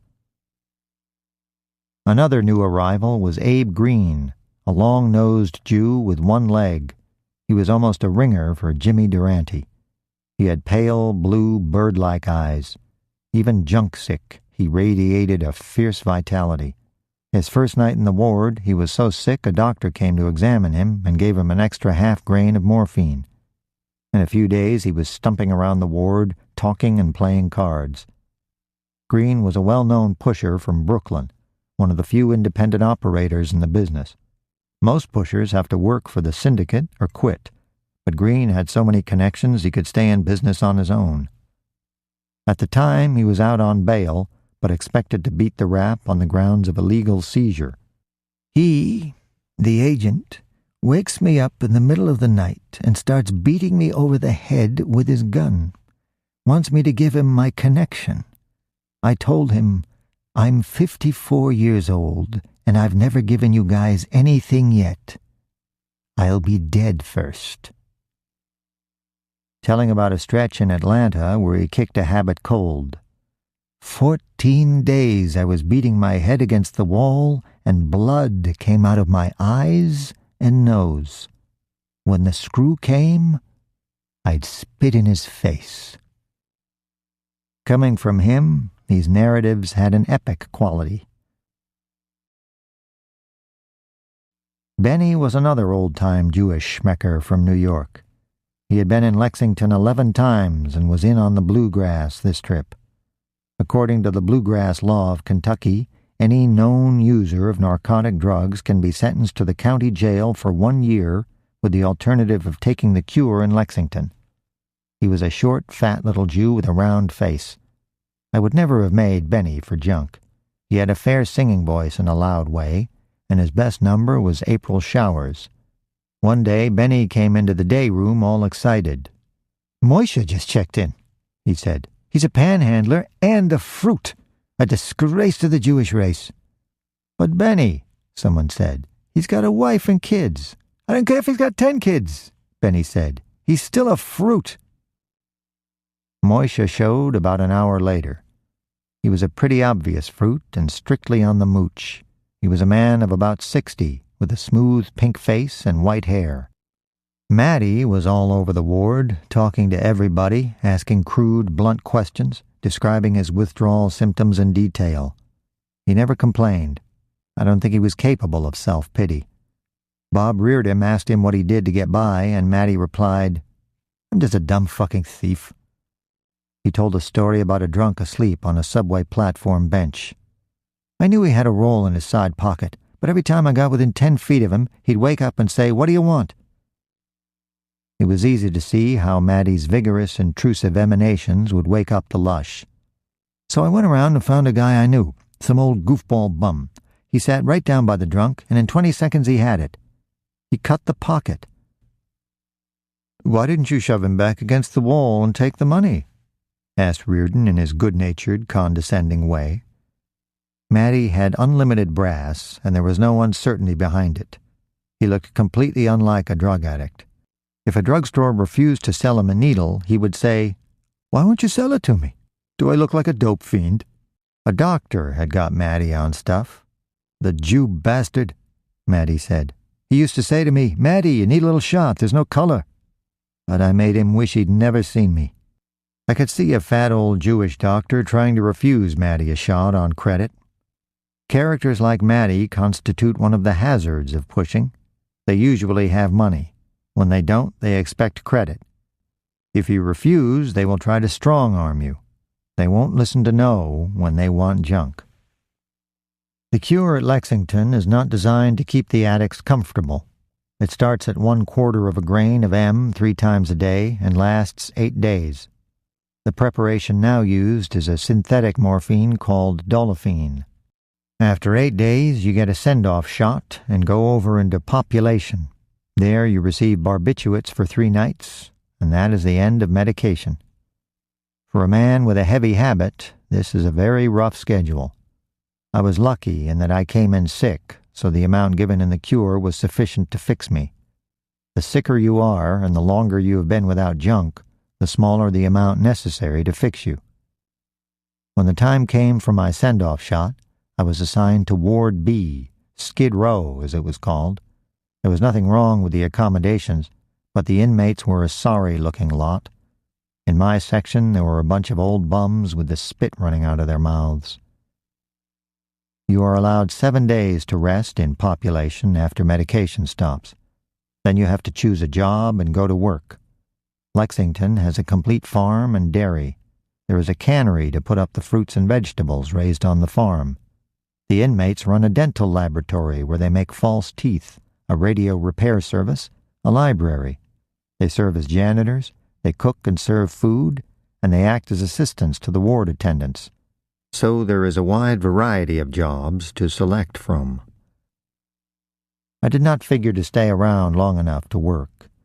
After my send-off shot began to wear off, I got sick.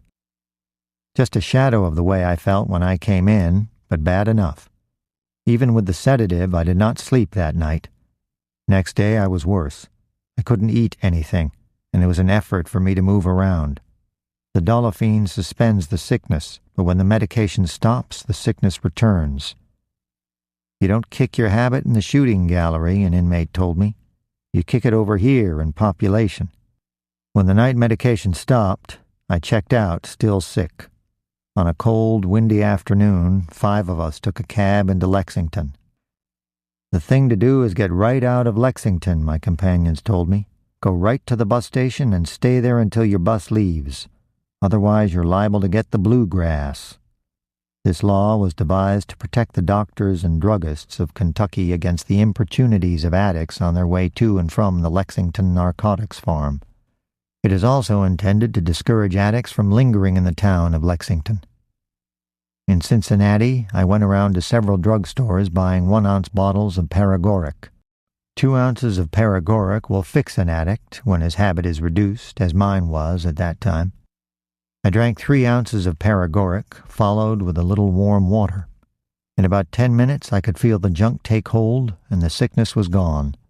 I felt hungry right away, and went out of the hotel to eat.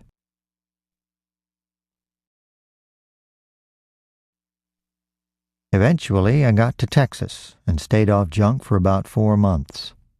Then I went to New Orleans. New Orleans presents a stratified series of ruins. Along Bourbon Street are ruins of the 1920s. Down where the French Quarter blends into Skid Row are ruins of an earlier stratum. Chili joints, decaying hotels, old-time saloons with mahogany bars, spittoons, and crystal chandeliers. The ruins of 1900. There are people in New Orleans who have never been outside the city limits.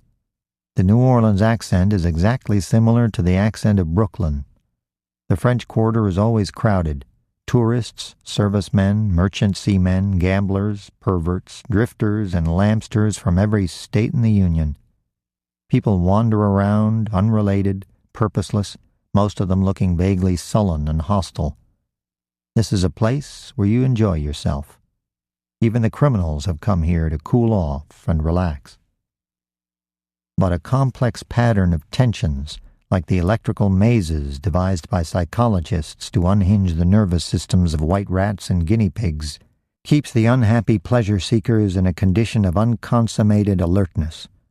For one thing, New Orleans is inordinately noisy. The drivers orient themselves largely by the use of their horns, like bats. The residents are surly. The transient population is completely miscellaneous and unrelated, so that you never know what sort of behavior to expect from anybody. New Orleans was a strange town to me, and I had no way of making a junk connection. Walking around the city, I spotted several junk neighborhoods. St. Charles and Poydras, the area around and above Lee Circle, Canal and Exchange Place. I don't spot junk neighborhoods by the way they look, but by the feel, somewhat the same process by which a dowser locates hidden water. I am walking along, and suddenly the junk in my cells moves and twitches like the dowser's wand. Junk here. I didn't see anybody around, and besides, I wanted to stay off. Or at least, I thought I wanted to stay off.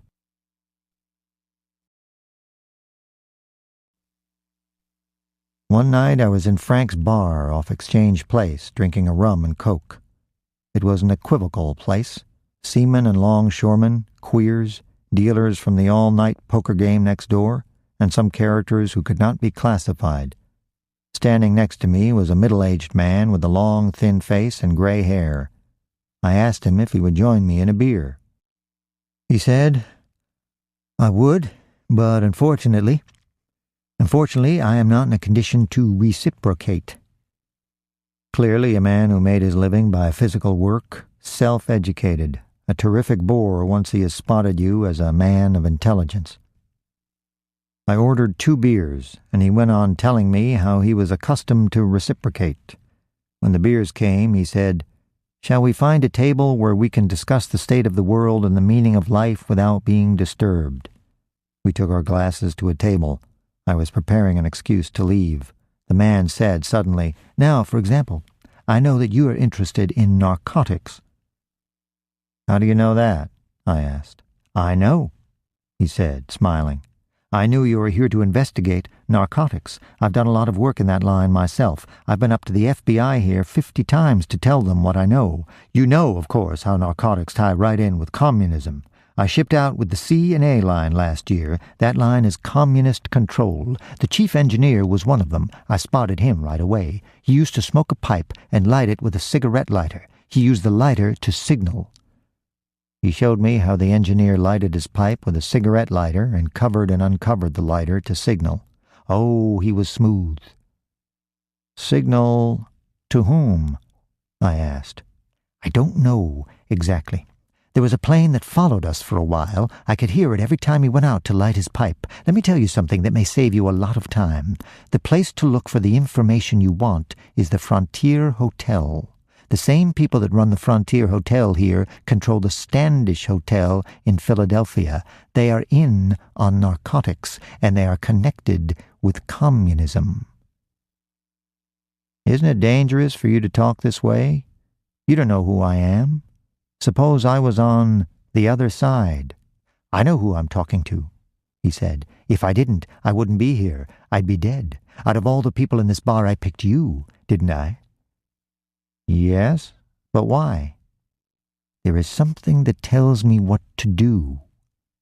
He showed me a religious medal he wore around his neck. "If I didn't carry this, I would have stopped a knife or a bullet long ago." "Why are you concerned about narcotics?" "Because I don't like what it does to people.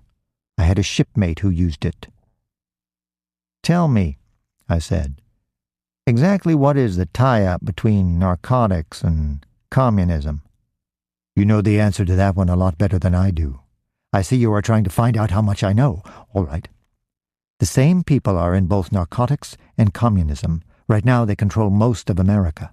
I'm a seaman. I've been shipping out for 20 years. Who gets the jobs over there in the NMU hall? American white men like you and me? No, Dagos and Spics and niggers. Why? Because the Union controls shipping and communists control the Union. I'll be around if you need me," he said when I got up to leave. In the French Quarter, there are several queer bars so full every night the fags spill out onto the sidewalk. A room full of fags gives me the horrors. They jerk around like puppets on invisible strings, galvanized into hideous activity that is the negation of everything living and spontaneous. The live human being has moved out of these bodies long ago, but something moved in when the original tenant moved out. Fags are ventriloquist dummies who have moved in and taken over the ventriloquist. The dummy sits in a queer bar nursing his beer and uncontrollably yapping out of a rigid doll face. Occasionally you find intact personalities in a queer bar, but fags set the tone of these joints. And it always brings me down to go into a queer bar. The bring down piles up. After my first week in a new town, I have had all I can take of these joints, so my bar business goes somewhere else, generally to a bar in or near Skid Row. But I backslide now and then. One night I got lobotomized drunk in Frank's and went to a queer bar. I must have had more drinks in the queer joint because there was a lapse of time. It was getting light outside when the bar hit one of those sudden pockets of quiet. Quiet is something that does not often happen in a queer joint. I guess most of the fags had left. I was leaning against the bar with a beer I didn't want in front of me. The noise cleared like smoke, and I saw a red-haired kid was looking straight at me and standing about 3 feet away. He didn't come on faggish, so I said, "How you making it?" or something like that. He said, "Do you want to go to bed with me?" I said, "Okay, let's go." As we walked out, he grabbed my bottle of beer off the bar and stuck it under his coat. Outside it was daylight with the sun just coming up. We staggered through the French Quarter, passing the beer bottle back and forth. He was leading the way in the direction of his hotel, so he said. I could feel my stomach knot up, like I was about to take a shot after being off the junk a long time. I should have been more alert, of course, but I never could mix vigilance and sex. All this time he was talking on in a sexy Southern voice, which was not a New Orleans voice, and in the daylight, he still looked good. We got to a hotel and he put down some routine why he should go in first, alone. I pulled some bills out of my pocket. He looked at them and said, "Better give me the 10. I gave it to him.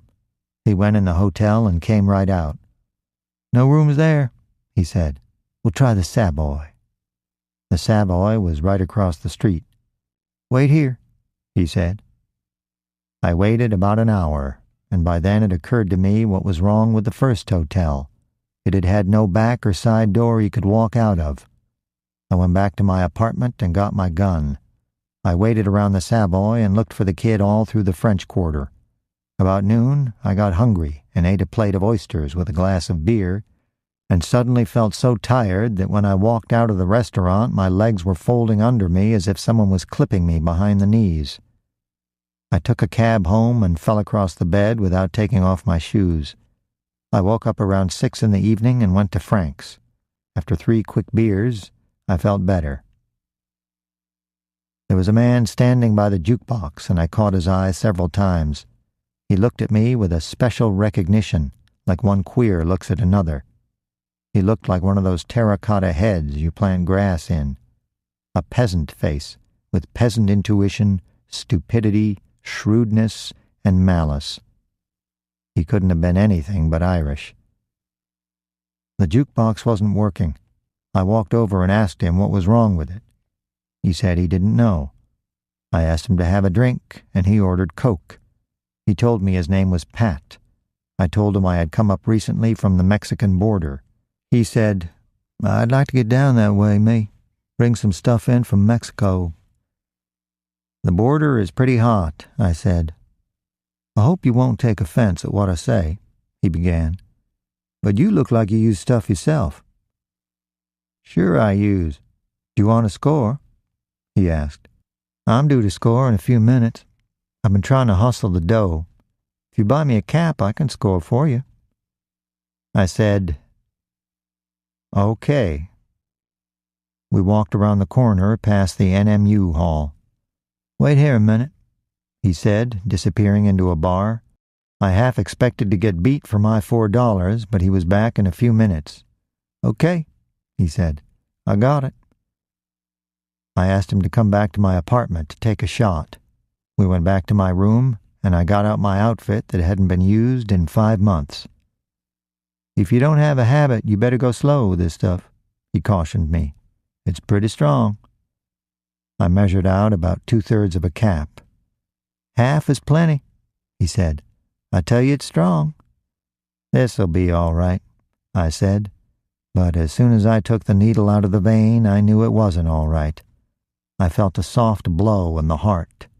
Pat's face began to get black around the edges, the blackness spreading to cover his face as though it were actually changing color. I could feel my eyes roll back in their sockets. I came to several hours later. Pat was gone. I was lying on the bed with my collar loosened. I stood up and fell to my knees. I was dizzy and my head ached. $10 were missing from my watch pocket. I guess he figured I wasn't going to need it anymore. Several days later, I met Pat in the same bar. "Holy Jesus," he said. "I thought you was dying. I loosened your collar and rubbed ice on your neck. You turned all blue. So I says, 'Holy Jesus, this man is dying. I'm going to get out of here, me.'" A week later, I was hooked. I asked Pat about the possibilities of pushing in New Orleans. "This town is ed up with pigeons," he said. "It's really tough."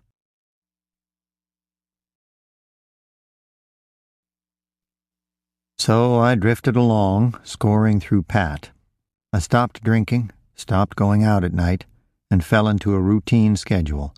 A cap of junk 3 times per day, and the time in between to be filled somehow. Mostly, I spent my time painting and working around the house. Manual work makes the time pass fast. Of course, it often took me a long time to score.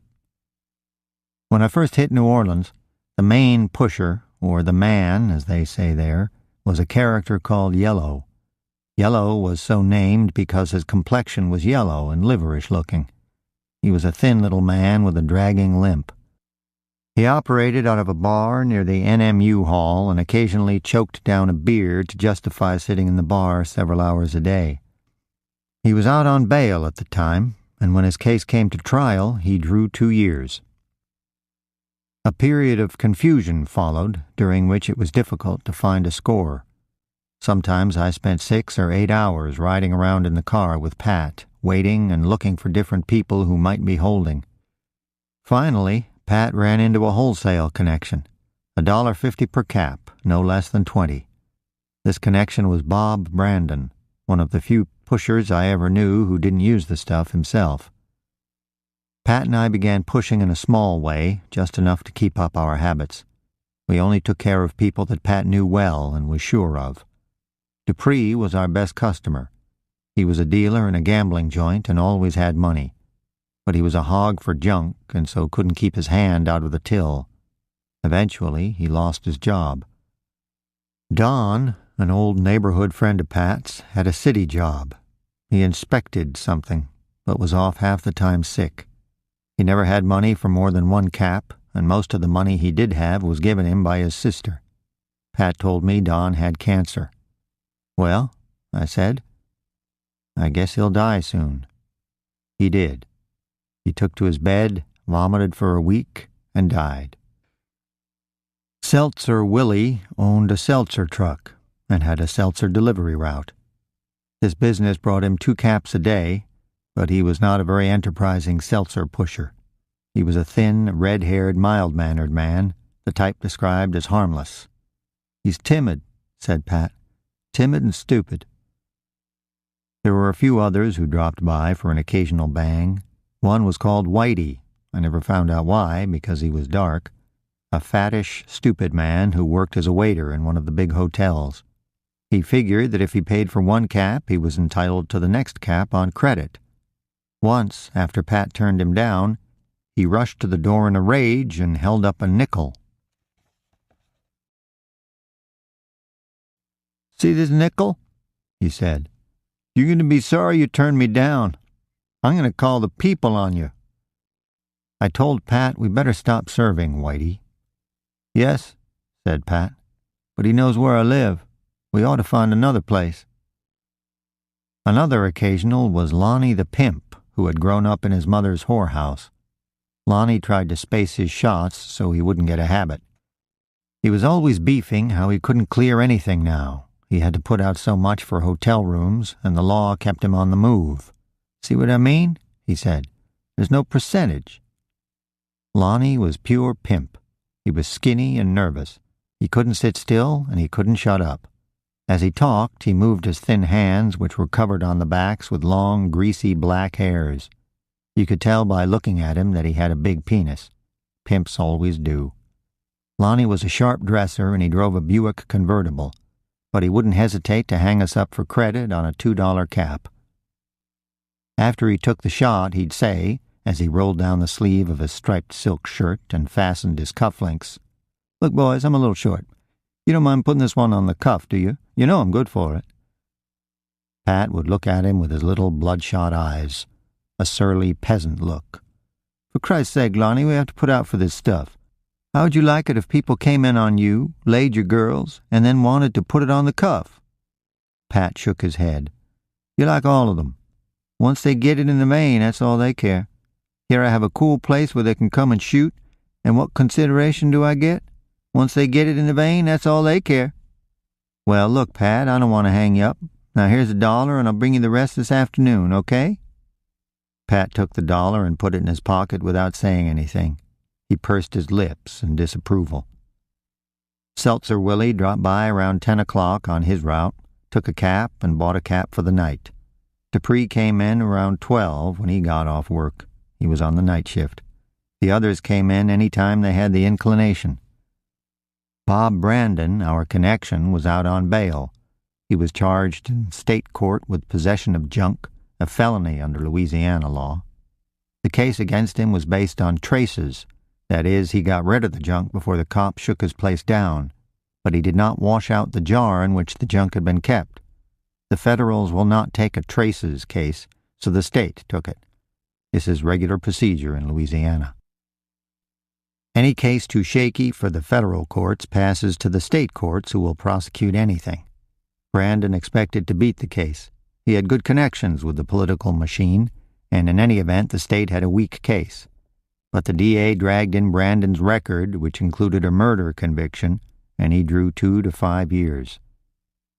Pat found another connection right away, and we went on pushing. A peddler named Jonkers began selling on the corner of Exchange and Canal. Pat lost a few customers to Jonkers. Actually, Jonkers' stuff was better, and sometimes I scored from Jonkers, or Jonkers' partner, an old one-eyed character named Richter. Pat always found out somehow. He was intuitive as a possessive mother, and then he would sulk for 2 or 3 days. Jonkers and Richter did not last long. Exchange and Canal is one of the hottest spots in New Orleans for junk. One day they were gone, and Pat said, "Now you see some of those guys come back to me.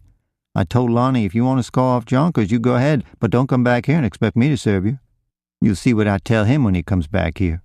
Whitey, too. He's been scoring off Jonkers." Pat gave me a long, sullen look. One day the woman who managed Pat's hotel stopped me in the lobby. "I just want to tell you to be careful," she said. "The cops were here yesterday and made a thorough investigation of Pat's room, and they arrested the boy with the seltzer truck. He's in jail now." I thanked her. A little later, Pat came in. He told me the cops had grabbed Seltzer Willie as he left the hotel. They didn't find any junk on him, so they took him to the 3rd Precinct and booked him to hold for investigation. He was there 72 hours, which is the longest period they can hold anyone without placing charges.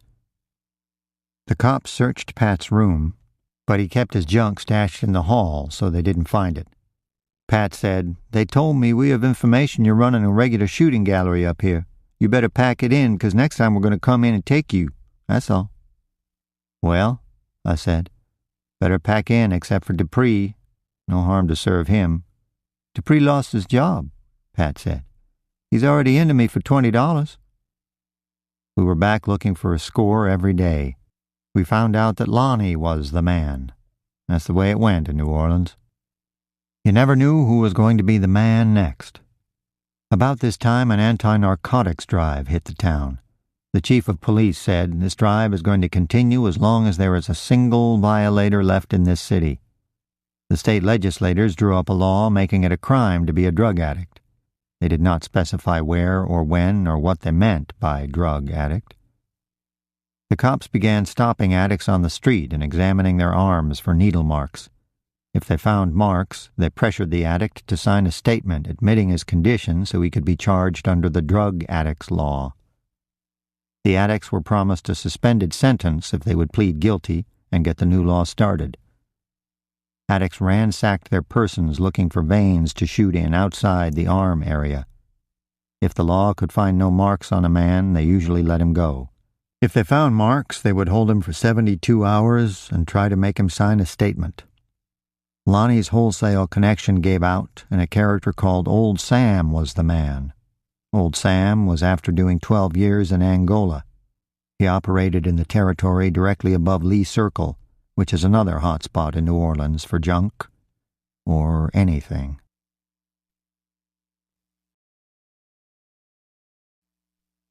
One day I was broke, and I wrapped up a pistol to take in town and pawn it. When I got to Pat's room, there were 2 people there. One was Red McKinney, a shriveled-up, crippled junkie. The other was a young merchant seaman named Cole. Cole did not have a habit at this time, and he wanted to connect for some weed. He was a real tea-head. He told me he could not enjoy himself without weed. I've seen people like that. For them, tea occupies the place usually filled by liquor. They don't have to have it in any physical sense, but they cannot have a really good time without it. As it happened, I had several ounces of weed in my house. Cole agreed to buy 4 caps in exchange for 2 ounces of weed. We went out to my place. Cole tried the weed and said it was good, so we started out to score. Red said he knew a connection on Julia Street. We should be able to find him there now. Pat was sitting at the wheel of my car on the Nod. We were on the ferry crossing from Algiers, where I lived, to New Orleans. Suddenly Pat looked up and opened his bloodshot eyes. "That neighborhood is too hot," he said loudly. "Where else can we score?" said McKinney. "Old Sam is up that way, too." "I tell you that neighborhood's too hot," Pat repeated. He looked around resentfully, as though what he saw was unfamiliar and distasteful. There was, in fact, no place else to score. Without a word, Pat started driving in the direction of Lee Circle. When we came to Julia Street, McKinney said to Cole, "Give me the money because we're subject to see him at any time. He walks around this block. A walking connection." Cole gave McKinney $15. We circled the block 3 times slowly, but McKinney did not see the man. "Well, I guess we'll have to try old Sam," McKinney said. We began looking for old Sam above Lee Circle.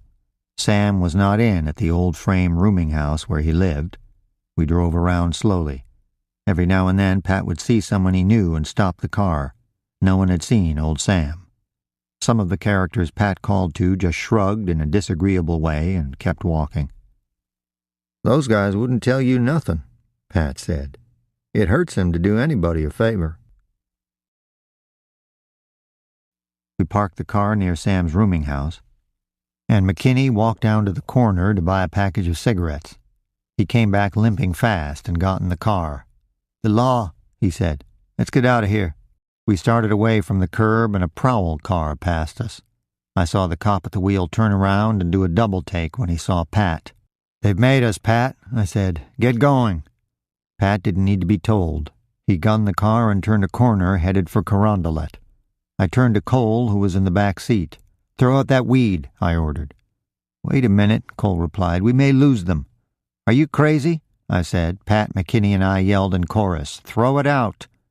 We were on Carondelet, headed downtown. Cole threw the weed out and it skidded under a parked car. Pat took the first right turn into a one-way street. The prowl car was coming down the same street from the other end, going the wrong way, an old cop trick. We were boxed in. I heard Cole yell, "Oh, Lord, I've got another stick on me." The cops jumped out with their hands on their guns, but they did not draw them. They ran up to my car. One of them, the driver who had spotted Pat, had a big smile on his face. "Where'd you get the car, Pat?" he asked. The other cop opened the back door. "Everybody out," he said. McKinney and Cole were in the back seat. They got out and the cops went through them. Right away, the cop who spotted Pat found the stick of weed in Cole's shirt pocket. "I've got enough here to hold the whole bunch of him," he said. The cop had a smooth red face, and he kept smiling all the time. He found my gun in the glove compartment. "This is a foreign gun," he said. "Have you got it registered with the Internal Revenue Department?" "I thought that only applied to full automatic weapons," I said, "that fire more than one shot with one pull of the trigger." "No," said the cop, smiling. "It applies to all foreign automatics." I knew he was wrong, but there was no percentage in telling him so. He looked at my arms. "You've been hooking that spot so much it's about to get infected," he said, pointing to a needle welt. The wagon arrived and we all got in. We were taken to the 2nd precinct. The cops looked at my car papers. They couldn't believe that the car was mine. I was searched at least 6 times by different people. Eventually, we were all locked in a cell about 6 by 8 feet. Pat smiled and rubbed his hands together. "There are going to be some sick fucking dope fiends in here," he said. A little later, the turnkey came and called my name. I was taken to a small room that opened off the reception room of the precinct. In the room were 2 detectives sitting at a table. One was tall and fat, with a deep South frog face. The other was a middle-aged, stocky Irish cop. He was missing some front teeth, which gave his face a suggestion of hare lip. This cop type could just as well be an old-time, rod-riding thug. There was nothing of the bureaucrat about him. The frog-face cop was obviously in charge of the interrogation. He told me to sit down, and I sat down at the table opposite him. He pushed a pack of cigarettes and a box of matches across the table. "Have a cigarette," he said. The Irish cop was sitting at the end of the table to my left. He was close enough to reach me without getting up. The cop in charge was studying the papers of my car. Everything they had taken out of my pockets was spread on the table in front of them: a glasses case, identification papers, wallet, keys, a letter from a friend in New York, everything but my pocket knife, which the smooth-faced cop from the patrol car had put in his pocket. Suddenly I remembered about that letter. The friend in New York who'd written it was a tea-head, and he pushed weed from time to time. He'd written to me asking the price of good weed in New Orleans. I asked Pat, who quoted me a tentative price of $40 per pound. In the letter on the table, my friend made reference to the $40 per pound price and said he wanted some at that figure. At first I thought they might pass over the letter. They were stolen car squad, and they wanted a stolen car. They kept looking at the papers and asking questions. When I couldn't remember exact dates on the car, that was the clincher. They seemed on the point of getting tough. Finally I said, "Well, it's just a question of checking. When you check, you'll find out that I'm telling the truth and the car is mine. But there's no way I can convince you by talking. Of course, if you want me to say I stole the car, I will. But when you check, you will find out that the car is mine." "We'll check, all right." The frog-faced cop folded the car papers carefully and put them aside. He picked up the envelope and looked at the address and the postmark. Then he took the letter out. He read the letter to himself. Then he read aloud, skipping where there was no reference to weed. He put the letter down and looked at me. "Not only do you use weed," he said, "you peddle it too, and you got a batch of this weed stashed somewhere." He looked at the letter. "About 40 pounds. He looked at me. "You better straighten yourself out." I didn't say anything. The old Irish cop said, "He's like all these guys. He ain't talking till they get their fucking ribs kicked in. Then they'll talk and be glad to talk." "We're going out and search your house," the frog-faced cop said. "If we find anything, your wife will be put in jail too. I don't know what will happen to your children. They'll have to go to some home." "Why don't you make the man a proposition?" the old Irish cop said. I knew that if they searched the house, they would find the stuff. "Call in the Federals, and I'll show you where the stuff is," I said. "But I want your word that the case will be tried in federal and that my wife will not be molested." The frog-faced cop nodded. "All right," he said. "I accept your proposition." He turned to his partner. "Go call Rogers," he said. A few minutes later, the old cop was back. "Rogers is out of town and won't be back until morning, and Williams is sick." "Well, call Hauser." We went out and got in the car. The old cop was driving, and the captain was sitting in back with me. "This is it here," said the captain. The old cop stopped the car and honked. A man with a pipe came out of a house and got in the back seat. He looked at me and then looked away, puffing on his pipe. The man looked young in the dark, but when we passed under a streetlight, I saw that his face was wrinkled and he had black circles under the eyes. It was a clean-cut American boy face, a face that had aged but could not mature. I assumed that he was a federal agent. After smoking in silence for several blocks, the agent turned to me and took out his pipe.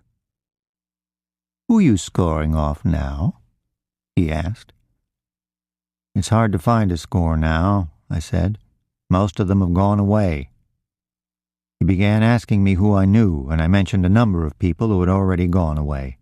He seemed pleased with this worthless information. If you dummy up on cops, they'll slap you around. They want you to give them something, even if what you give them has no conceivable use. He asked what record I had, and I told him about the script case in New York. "How much time did you do on that?" he asked. "None. It's a misdemeanor in New York, public health law. Health law number 334, as I remember." "He's pretty well versed," said the old cop. The captain was explaining to the agent that I seemed to have a particular fear of the state courts, and that he had made a deal with me to turn the case over to the federals. "Well," said the agent, "that's the way the captain is. He'll treat you right if you treat him right." He smoked for a while. We were on the ferry to Algiers. "There's an easy way and a hard way of doing things," he said finally. When we got to the house, the captain grabbed me by the back of the belt. "Who's in there beside your wife?" I said, "Nobody." We came to the door, and the guy with the pipe showed my wife his hunk of tin and opened the door. I showed them the weed I had in the house, which was not more than a pound, and a few caps of junk. This didn't satisfy the captain. He wanted 40 pounds of weed. "You're not coming up with all of it, Bill," he kept saying. "Come on now. We've shown you every courtesy." I told them there wasn't any more. The man with the pipe looked at me. "We want it all," he said. His eyes did not want anything very much. He was standing under the light. His face had not only aged, it had decayed. He had the look of a man suffering from a fatal illness. I said, "You've got it all." He looked vaguely away and began poking about in drawers and closets. He found some old letters which he read sitting on his heels on the floor. I wondered why he didn't sit in a chair. Evidently, he did not want to be comfortable while reading someone else's mail. The two cops from stolen cars were getting bored. Finally, they collected the weed, the caps, and a .38 revolver I kept in the house, and got ready to leave. "He belongs to Uncle now," said the captain to my wife as they left the house. They drove back to the second precinct, and I was locked in. This time I was locked in a different cell. Pat and McKinney were in the next cell over. Pat called to me and asked what happened. "That's tough," he said when I told him. Pat had given a wagon-chasing lawyer $10 to get him out in the morning.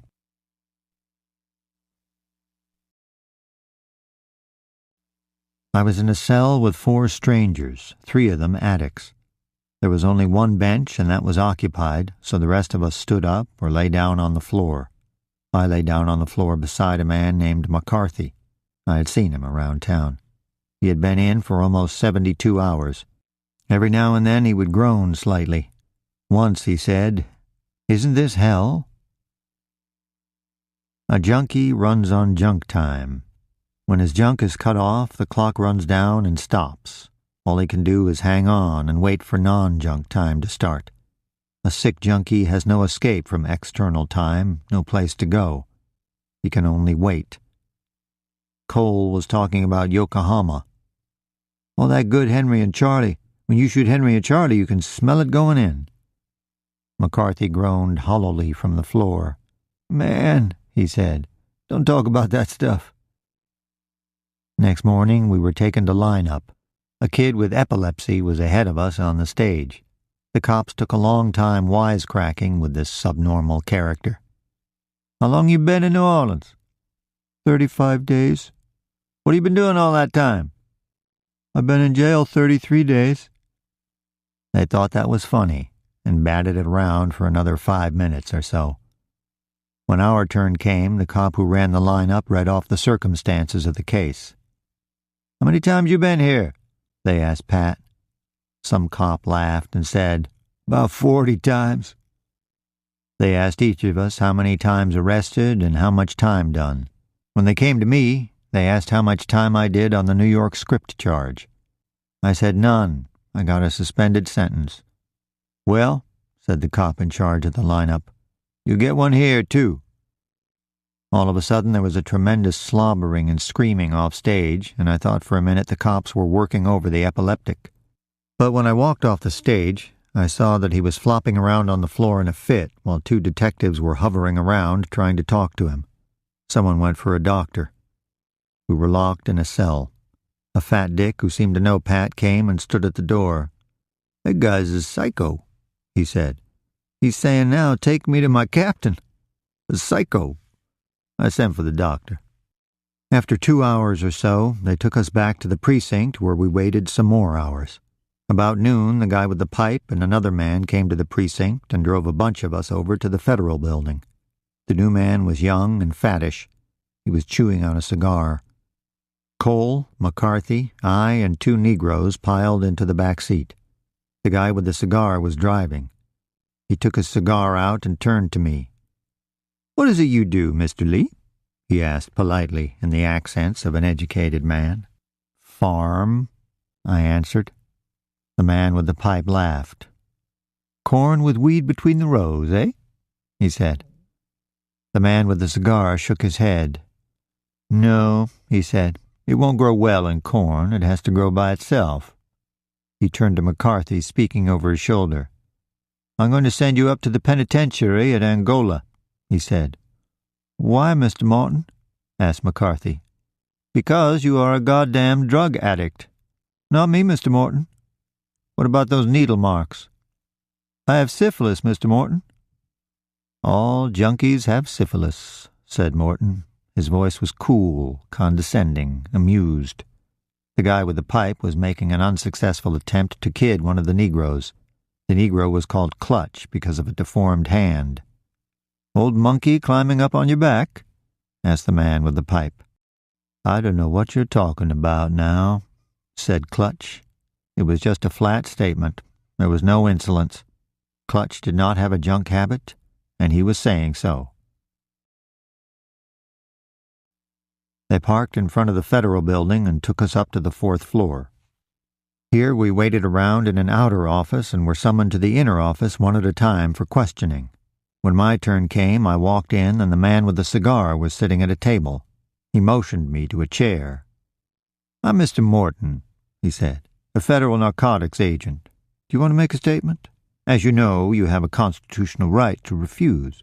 Of course, it takes more time for you to be charged in the event you do not make a statement." I said I would make a statement. The man with the pipe was there. "Bill isn't feeling very well today," he said. "Maybe a little shot of heroin would help." "Maybe," I said. He began asking me questions, some of them so pointless that I could hardly believe what I heard. Clearly, he had no cop intuition, no way of knowing what was important and what was not. "Who are your connections in Texas?" "I don't have any." This was true. "Do you want to see your wife in jail?" I wiped the sweat off my face with a handkerchief. "No," I said. "Well, she's going to be in jail. She uses this benzodrine. That's worse than junk. Are you and your wife legally married?" "Common law." "I asked you, are you and your wife legally married?" "No." "Have you studied psychiatry?" "What?" I asked, "Have you studied psychiatry?" He had read a letter from a friend of mine who is a psychiatrist. In fact, he had taken all my old letters away with him after he searched the house. "No, I have not studied psychiatry. Just a hobby, you might say." "You have some peculiar hobbies." Morton leaned back in his chair and yawned. The man with the pipe suddenly doubled his fist and hit himself in the chest. "I'm a cop, see?" he said. "Wherever I go, I associate with cops. Your business is narcotics. It stands to reason you know the other people in your line of business. We don't deal with people like you once a month. We deal with them every day. You weren't alone in this. You have connections in New York, Texas, and here in New Orleans. Now you had some deal lined up. Something was about to materialize." "I think we'll let this farmer do his farming up at Angola if he can't give us any information," said Morton. "What about this hot car ring?"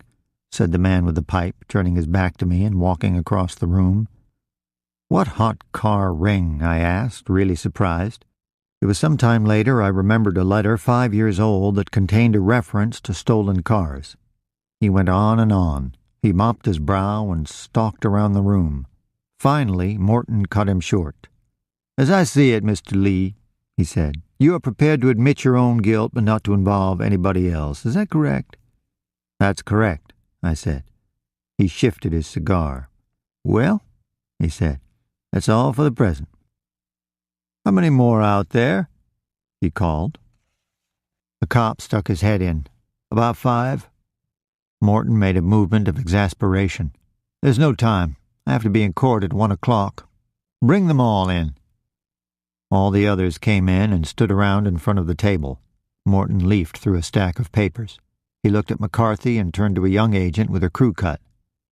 "Have you got anything on him?" he asked. The agent shook his head and smiled. He raised one foot. "See this foot?" he said to McCarthy. "I'm going to put it right down your throat." "I'm not fooling with stuff, Mr. Morton," said McCarthy, "because I don't want to go to the penitentiary." "What were you doing standing on the corner with those other junkies?" "I just walked by. I was regaling up, Mr. Morton."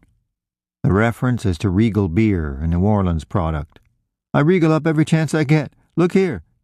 He took some cards out of his wallet and showed them around like a magician about to do a card trick. Nobody looked at the cards. "I work as a waiter, and here's my union card. I can get on at the Roosevelt over the weekend. There's a convention stopping there. It's a good deal if you guys will let me go." He walked over to Morton and held out his hand. "Give me a dime, Mr. Morton, for car fare." Morton slapped a coin into his hand. "Get your cotton-picking ass out of here," he said. "We'll get you next time," the agent shouted in chorus, but McCarthy was out the door. The young agent with the crew cut laughed. "I bet he took the stairs." Morton was gathering up his papers and shoving them into a briefcase. "I'm sorry," he said, "but I can't take any more statements now. I have to go to court. If I possibly can, I'll take statements from the rest of you this afternoon." "I sent for the wagon," said the guy with the pipe. "We'll take them over to the 3rd Precinct and put them on ice."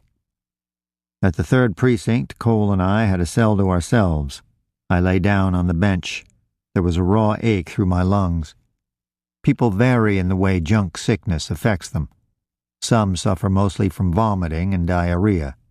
The asthmatic type, with narrow and deep chest, is liable to violent fits of sneezing, watering at eyes and nose, in some case spasms of the bronchial tubes that shut off the breathing.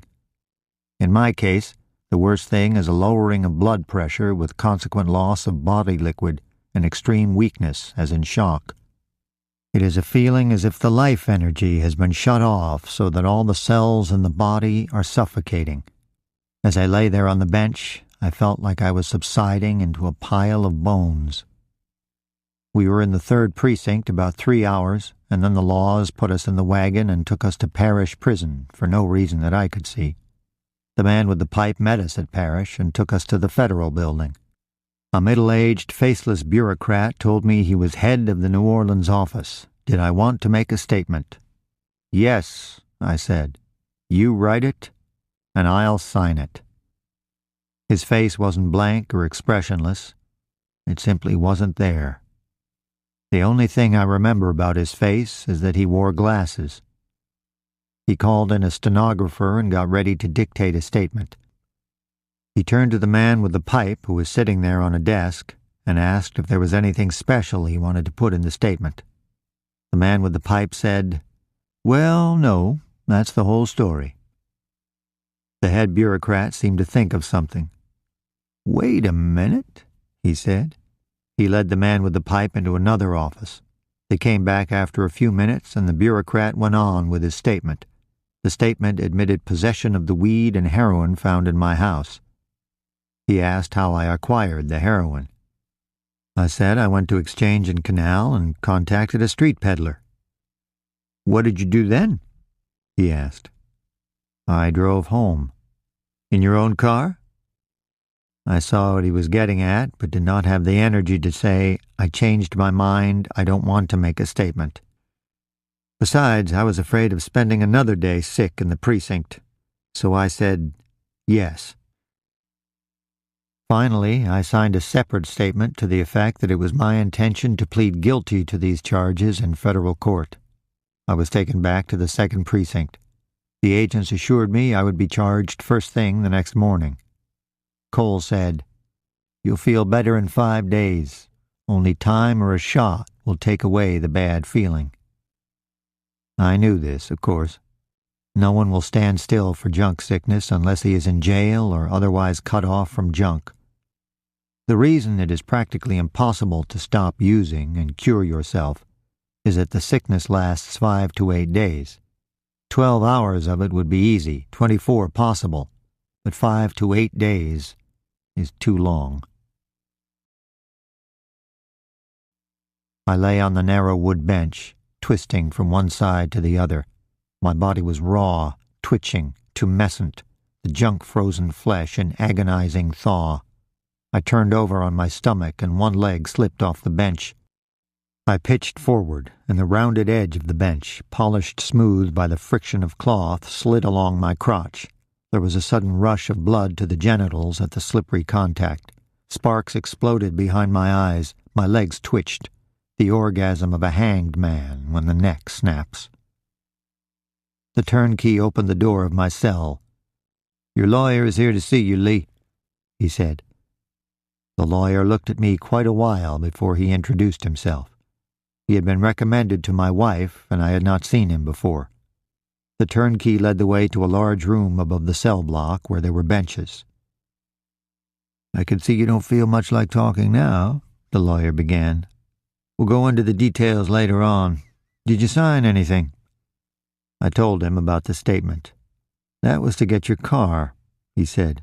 "You're charged in state. I talked to the federal DA an hour ago on the phone and asked if he was going to take the case. He said absolutely no. There's an illegal seizure involved, and under no circumstances will this office prosecute the case." "I think I can get you over to the hospital for a shot," he said after a pause. "The man at the desk now is a good friend of mine. I'll go down and talk to him." The turnkey took me back to my cell. A few minutes later he opened the door again and said, "Lee, do you want to go to the hospital?" 2 cops took me over to Charity Hospital in the wagon. The nurse at the receiving desk wanted to know what was wrong with me. "Emergency case," said one of the cops. "He fell off a building." The cop walked away and came back with a heavy-set young doctor with reddish hair and gold-rimmed glasses. The doctor asked a few questions and looked at my arms. Another doctor with a long nose and hairy arms walked up to put in his 2 cents. "After all, doctor," he said to his colleague, "there is the moral question. This man should have thought of all this before he started using narcotics." "Yes, there is a moral question, but there's also a physical question. This man is sick." He turned to a nurse and ordered half a grain of morphine. As the wagon jolted along on the way back to the precinct, I felt the morphine spread through all my cells. My stomach moved and rumbled. A shot when you are very sick always starts the stomach moving. Normal strength came back to all my muscles. I was hungry and sleepy.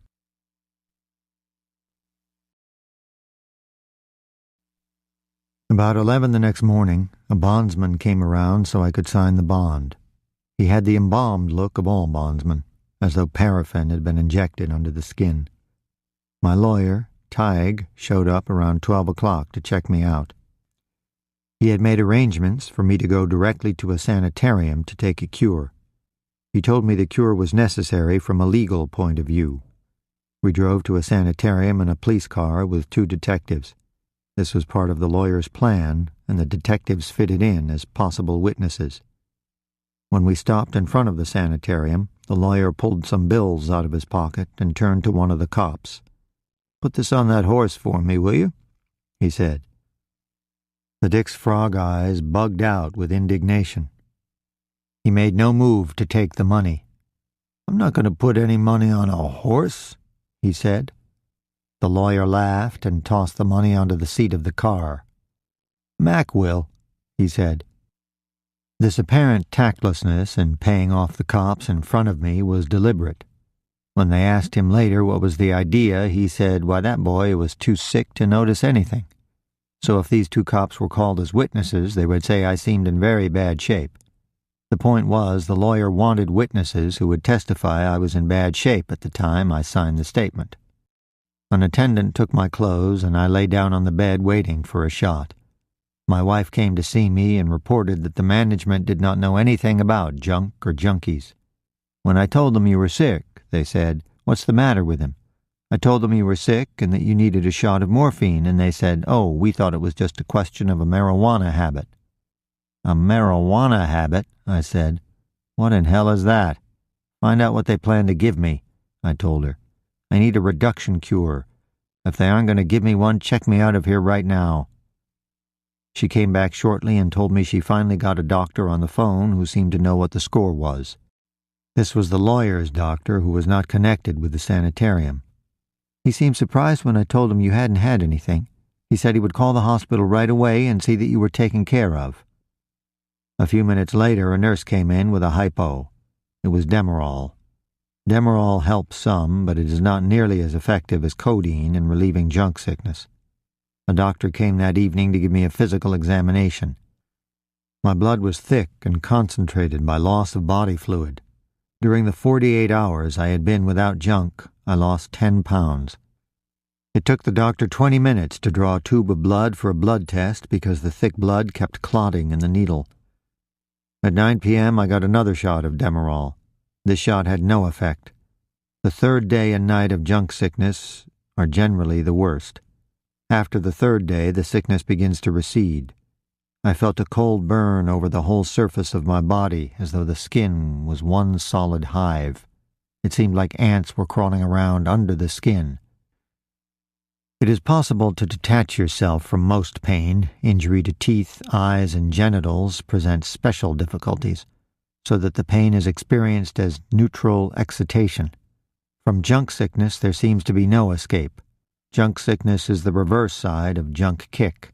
The kick of junk is that you have to have it. Junkies run on junk time and junk metabolism. They are subject to junk climate. They are warmed and chilled by junk. The kick of junk is living under junk conditions. You cannot escape from junk sickness any more than you can escape from junk kick after a shot. I was too weak to get out of bed. I could not lie still. In junk sickness, any conceivable line of action or inaction seems intolerable. A man might die simply because he could not stand to stay in his body. At 6 o'clock in the morning, I got another shot, which seemed to have some effect. As I learned later, the shot was not Demerol. I was even able to eat a little toast and drink some coffee. When my wife came to see me later in the day, she told me that they were using a new treatment in my case. The treatment had started with my morning shot. I noticed a difference. I thought the morning shot was M. I talked to Dr. Moore on the phone. He told me this is the wonder drug they have been looking for to treat drug addiction. It relieves withdrawal symptoms without forming a new habit. It isn't a narcotic at all. It is one of the antihistamines. Thepherin, I believe he said. Then it would seem withdrawal symptoms are an allergic reaction. That's what Dr. Moore says. The doctor who recommended this treatment was my lawyer's doctor. He was not connected with a sanitarium, and he was not a psychiatrist. In 2 days, I could eat a full meal. The antihistamine shots lasted 3 to 5 hours, and then the sickness came back. The shots felt like junk. When I was up and walking around, a psychiatrist came to interview me. He was very tall. He had long legs and a heavy body shaped like a pear with the narrow end up. He smiled when he talked, and his voice was whiny. He was not effeminate. He simply had none of whatever it is that makes a man a man. This was Dr. Fredericks, head psychiatrist of the hospital. He asked the question they all ask. "Why do you feel that you need narcotics, Mr. Lee?" When you hear this question, you can be sure that the man who asks it knows nothing about junk.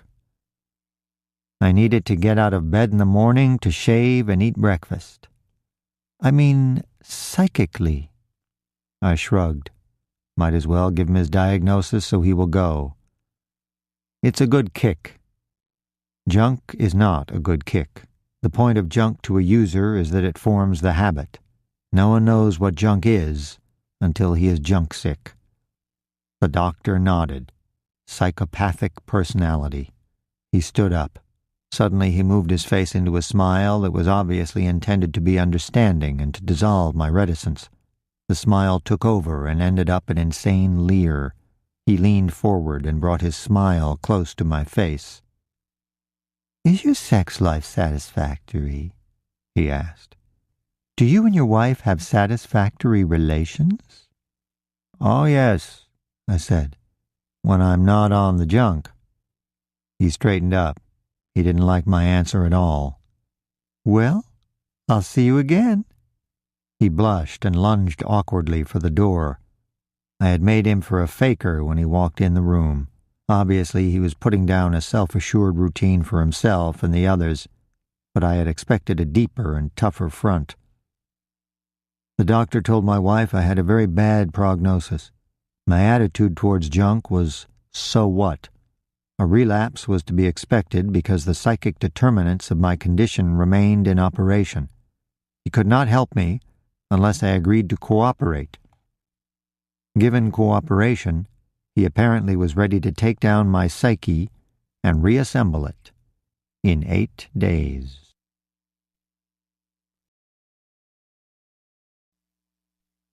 The other patients were a pretty square and sorry lot. Not another junkie in the place. The only patient in my ward who knew the score was a drunk who came in with a broken jaw and other injuries of the face. He told me all the public hospitals turned him away. At Charity, they told him, "Get out of here, you're dripping blood all over the floor."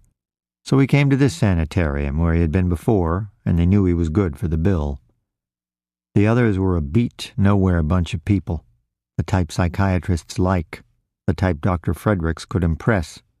There was a thin, pale little man with bloodless, almost transparent flesh. He looked like a cold and enfeebled lizard. His character complained of nerves and spent most of the day wandering up and down the halls saying, "Lord, Lord, I don't even feel like a human."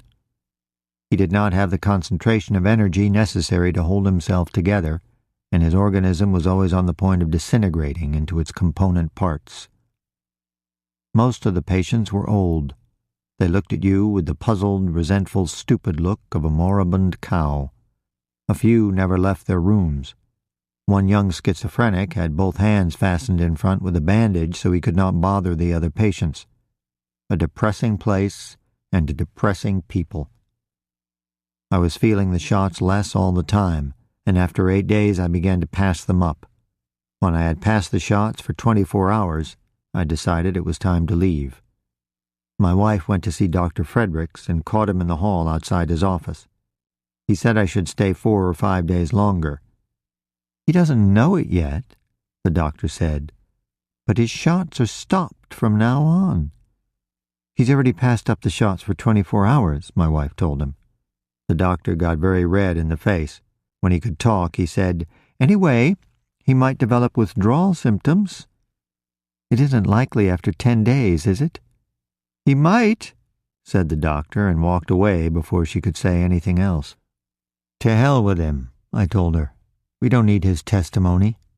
Tige wants to use his own doctor as a witness to my condition. No telling what this jerk might say on the stand."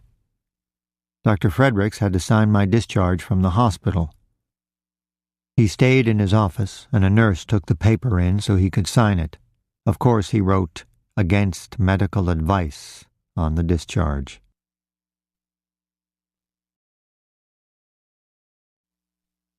It was 5 in the afternoon when we left the hospital and took a cab to Canal Street. I went into a bar and drank 4 whiskey sodas and got a good lush kick. I was cured. As I walked across the porch of my house and opened the door, I had the feel of returning after a long absence.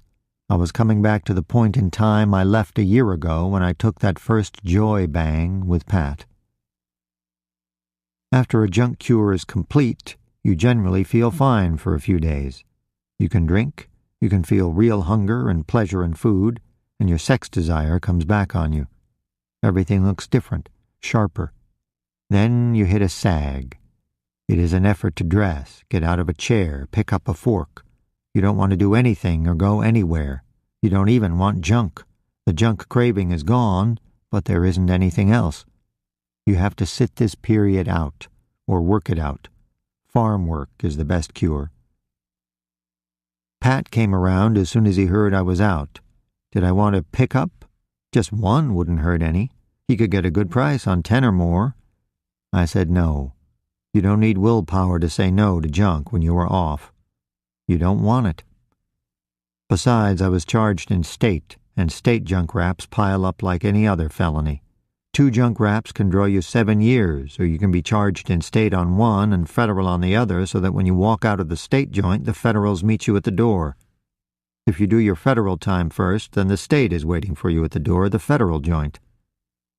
I knew the law was out to hang another on me, because they had messed up the deal by coming on like federals and by searching the house without a warrant.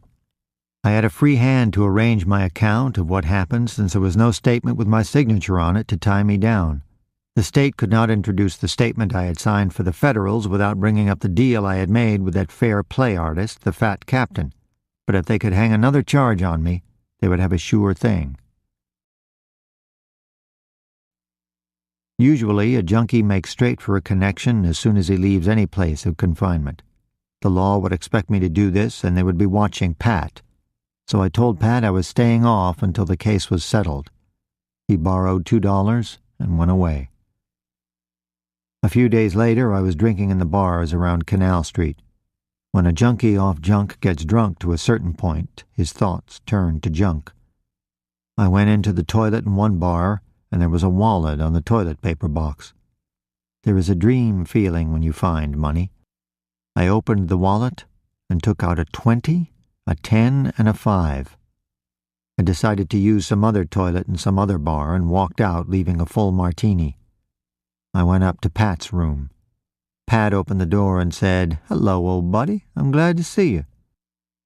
There was another man sitting on the bed who turned his face to the door as I came in. "Hello, Bill," he said. I looked at him a long 3 seconds before I recognized Dupree. He looked older and younger. The deadness had gone from his eyes, and he was 20 pounds thinner. His face twitched at intervals like dead matter coming alive, still jerky and mechanical. When he was getting plenty of junk, Dupree looked anonymous and dead, so you could not pick him out of a crowd or recognize him at a distance. Now his image was clear and sharp. If you walked fast down a crowded street and passed Dupree, his face would be forced on your memory. Like in the card trick where the operator fans the cards rapidly, saying, "Take a card, any card," as he forces a certain card into your hand. When he was getting plenty of junk, Dupree was silent. Now he was garrulous. He told me he finally got so deep in the till he lost his job. Now he had no money for junk. He couldn't even raise the price of PG and goofballs to taper off. He talked on and on. "Used to be all the cops knew me before the war. Many's the 72 hours I put in right over in the 3rd precinct. It was the 1st precinct then. You know how it is when you start to come off the stuff." He indicated his genitals, pointing with all his fingers, then turning the hand palm up. A concrete gesture as though he had picked up what he wanted to talk about and was holding it in his palm to show you. You get a hard-on and shoot off right in your pants. It doesn't even have to get hard. I remember one time I was with Larry. You know that kid Larry? He was pushing a while back. I said, "Larry, you got to do it for me." So he took down his pants. You know he had to do that for me. Pat was looking for a vein. He pursed his lips in disapproval. "You guys talk like degenerates." "What's the matter, Pat?" I said. "Can't you hit it?" "No," he said. He moved the tie-up down to his wrist to hit a vein in his hand. Later, I stopped by my lawyer's office to talk about the case and to ask whether I could leave the state and go to the Rio Grande Valley in Texas, where I owned farm property. "You're hot as a firecracker in this town," Tige told me. "I have permission from the judge for you to leave the state, so you can go to Texas any time you like." "I might want to take a trip to Mexico," I said. "Would that be okay?" "So long as you're back here when your case comes up. There are no restrictions on you. One client of mine went to Venezuela. So far as I know, he's still there. He didn't come back." Tige was a hard man to figure. Was he telling me not to come back? When he seemed to come on clumsy or irrelevant, he was often following a plan. Some of his plans extended far into the future. Often he would take up a plan, see that it was nowhere, and drop it. For an intelligent man, he could get some amazingly silly ideas. For example, when I told him I had studied medicine in Vienna 6 months, he said, "That's fine. Now suppose we say this, that you, having studied medicine yourself, had confidence that with your medical knowledge you could administer a cure to yourself, and that it was for this purpose of giving yourself a cure that you acquired the drugs that were found in your possession." I thought this was too thick for anyone to swallow. Not a good idea to come on too educated. Juries don't like people who study in Europe. Well, you could easily loosen your tie and lapse into a broad Southern accent. I could see myself coming on like plain folks in a phony Southern accent. I gave up trying to be one of the boys 20 years ago. I told him this sort of act wasn't in my line at all, and he never mentioned the idea again. Criminal law is one of the few professions where the client buys someone else's luck. The luck of most people is strictly non-transferable, but a good criminal lawyer can sell all his luck to a client, and the more luck he sells, the more he has to sell.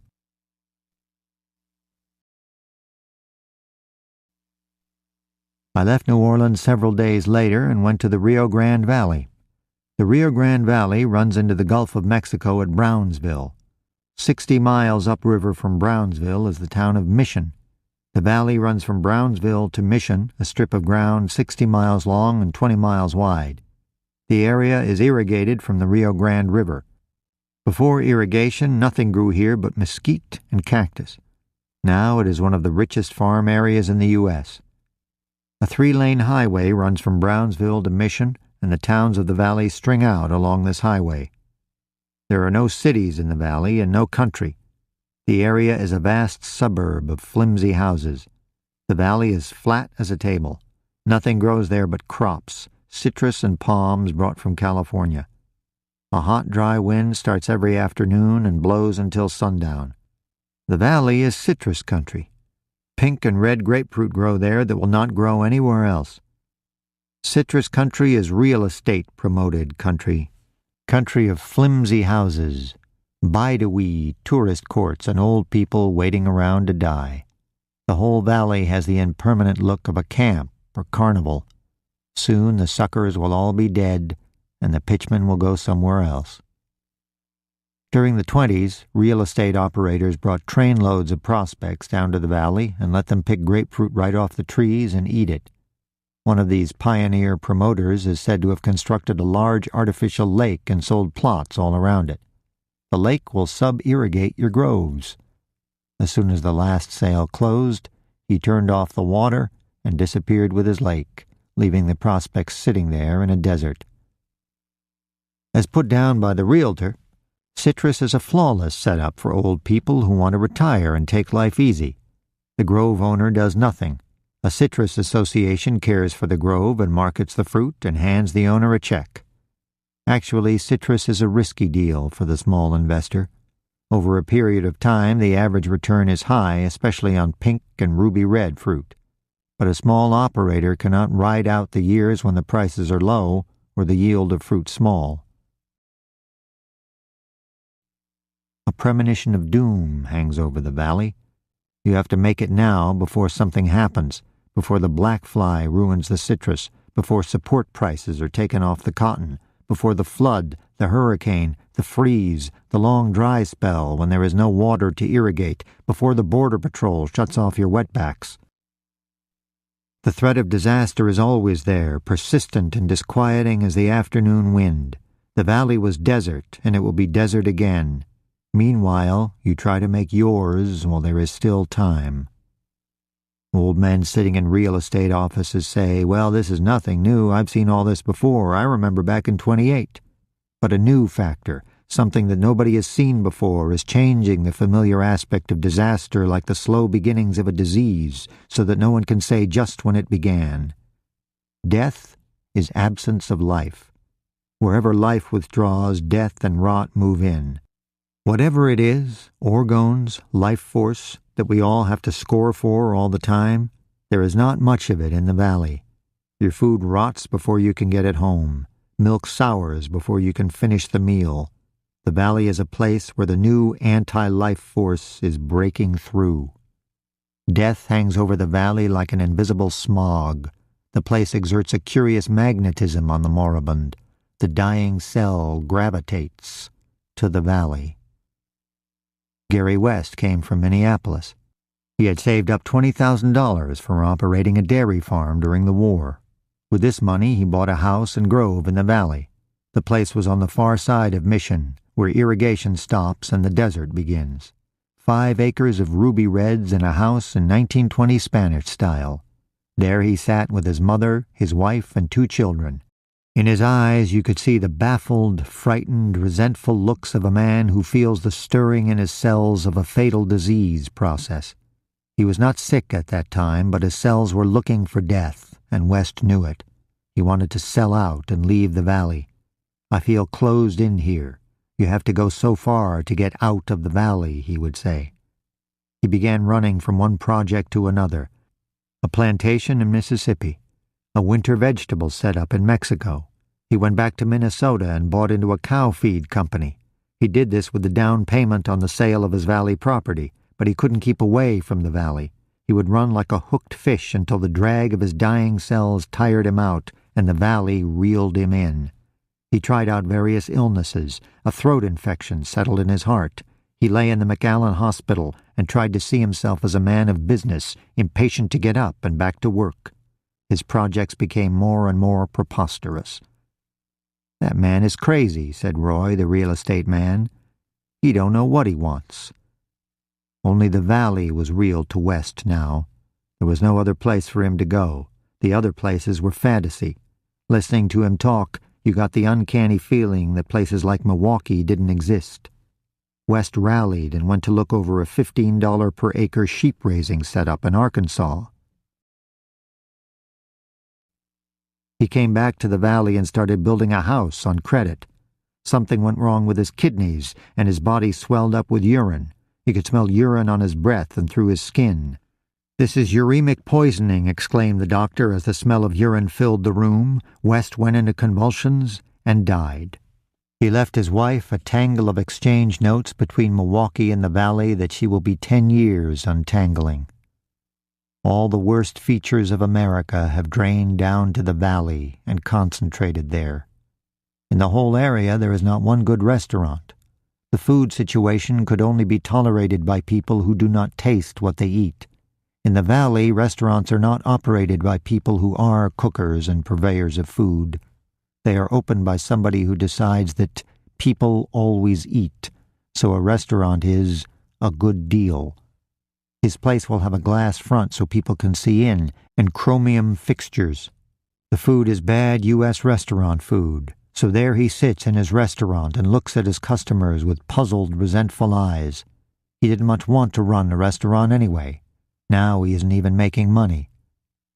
A lot of people made quick, easy money during the war and for several years after. Any business was good, just as any stock is good on a rising market. People thought they were sharp operators when actually they were just riding a lucky streak. Now the valley is in a losing streak, and only the big operators can ride it out. In the valley, economic laws work out like a formula in high school algebra, since there is no human element to interfere. The very rich are getting richer, and all the others are going broke. The big holders are not shrewd or ruthless or enterprising. They don't have to say or think anything. All they have to do is sit, and the money comes pouring in. You have to get up with the big holders or drop out and take any job they hand you. The middle class is getting the squeeze, and only 1 in 1,000 will go up. The big holders are the house, and the small farmers are the players. The player goes broke if he keeps on playing, and the farmer has to play or lose to the government by default. The big holders own all the valley banks, and when the farmer goes broke, the banks take over. Soon the big holders will own the valley. The valley is like an honest dice table where the players do not have the vitality to influence the dice, and they win or lose by pure chance. You never hear anyone say it had to happen that way, or when they do say it, they are talking about a death. An event that had to happen that way may be good or bad, but there it is, and you cannot regret it or rehash it. Since everything that happens in the valley, except death, happens by chance, the inhabitants are always tampering with the past like the $2 better on the return train from the track. I should have hung on to that 100 acres on the lower lift. I should have took up them oil leases. I should have planted cotton instead of tomatoes. A nasal whine goes up from the valley, a vast muttering of banal regret and despair. When I arrived in the valley, I was still in the post-cure drag. I had no appetite and no energy. All I wanted to do was sleep, and I slept 12 to 14 hours a day. Occasionally, I bought 2 ounces of paregoric, drank it with 2 goofballs, and felt normal for several hours. You have to sign for PG when you buy it, and I did not want to burn down the drugstores. You can only buy PG so often, or the druggist gets wise. Then he packs in, or ups the price. I had gone into partnership with a friend named Evans to buy machinery, hire a farmer, and raise a cotton crop. We had 150 acres in cotton. Good cotton land will pick a bale to an acre, and the U.S. support price guaranteed us $150 to a bale, so we stood to gross about $22,000. The farmer did all the actual work. Evans and I would drive around every few days to see how the cotton was looking. It took us about an hour to look at all our cotton, because the fields were scattered around from Edinburgh to the lower lift, almost on the river. There was no particular point in looking at the cotton, since neither of us knew the first thing about it. We just drove around to pass the time until 5 p.m., when we started drinking. There were 5 or 6 regulars who gathered every afternoon at Evans' house. Exactly at 5, someone would bang a tin pan and yell, "Drinking time," and the others would jump up like fighters coming out at the bell. We made our own gin from Mexican alcohol as a measure of economy. Martinis mixed with this gin had a terrible taste, and you had to fill the cocktail with pieces of ice, or it would be warm before you could get it down. I cannot drink even good martinis in hot weather, so I made myself a long drink with sugar and lime and seltzer, and a tiny pinch of quinine to approximate gin and tonic. No one in the valley had ever heard of quinine water. All that summer was perfect cotton weather. Hot and dry day after day. We started picking after the 4th of July, and all our cotton was off by the September 1st deadline. We broke a little better than even. High operating costs and the high cost of living, I figured it was costing me about $700 a month to live in that valley without a maid or a car, took most of the profit. I decided it was time to pull out of the valley. Early in October, I got a letter from the bonding company saying my case was coming up in 4 days. I called Tige, and he said, "Pay no attention, I will get a continuance." A few days later, I got a letter from Tige saying that he had scored for a 3-week continuance, but was doubtful of getting the trial put off again. I called him on the phone and told him I was taking a trip to Mexico. He said, "Fine, you just have as good a time as you can in 3 weeks, and be back here for the trial." I asked him how were the chances of another continuance. He said, "Frankly, not good. I can't do a thing with this judge. His ulcers are bothering him." I decided to take steps to remain in Mexico when I got there. As soon as I hit Mexico City, I started looking for junk. At least I always had one eye open for it. As I said before, I can spot junk neighborhoods. My first night in town, I walked down Dolores Street and saw a group of Chinese junkies standing in front of an Exquisito chop suey joint. Chinamen are hard to make. They will only do business with another Chinaman, so I knew it would be a waste of time trying to score with these characters. One day I was walking down San Juan Latron and passed a cafeteria that had colored tile set in the stucco around the entrance, and the floor was covered with the same tile. The cafeteria was unmistakably Near Eastern. As I walked by, someone came out of the cafeteria. It was a type character you see only on the fringes of a junk neighborhood. As a geologist looking for oil is guided by certain outcroppings of rock, so certain signs indicate the near presence of junk. Junk is often found adjacent to ambiguous or transitional districts. East 14th Street near 3rd in New York, Poydras and St. Charles in New Orleans, San Juan Latron in Mexico City. Stores selling artificial limbs, wig makers, dental mechanics, loft manufacturers of perfumes, pomades, novelties, essential oils, a point where dubious business enterprise touches Skid Row. There is a type person occasionally seen in these neighborhoods who has connections with junk, though he is neither a user nor a seller. But when you see him, the dowser wand twitches. Junk is close. His place of origin is the Near East, probably Egypt. He has a large straight nose. His lips are thin and purple-blue like the lips of a penis. The skin is tight and smooth over his face. He is basically obscene beyond any possible vile act or practice. He has the mark of a certain trade or occupation that no longer exists. If junk were gone from the earth, there might still be junkies standing around in junk neighborhoods feeling the lack, vague and persistent, a pale ghost of junk sickness. So this man walks around in the places where he once exercised his obsolete and unthinkable trade, but he is unperturbed. His eyes are black with an insect's unseeing calm. He looks as if he nourished himself on honey and Levantine syrups that he sucks up through a sort of proboscis. What is his lost trade? Definitely of a servant class, and something to do with the dead, though he is not an embalmer. Perhaps he stores something in his body, a substance to prolong life, of which he is periodically milked by his masters. He is as specialized as an insect, for the performance of some inconceivably vile function.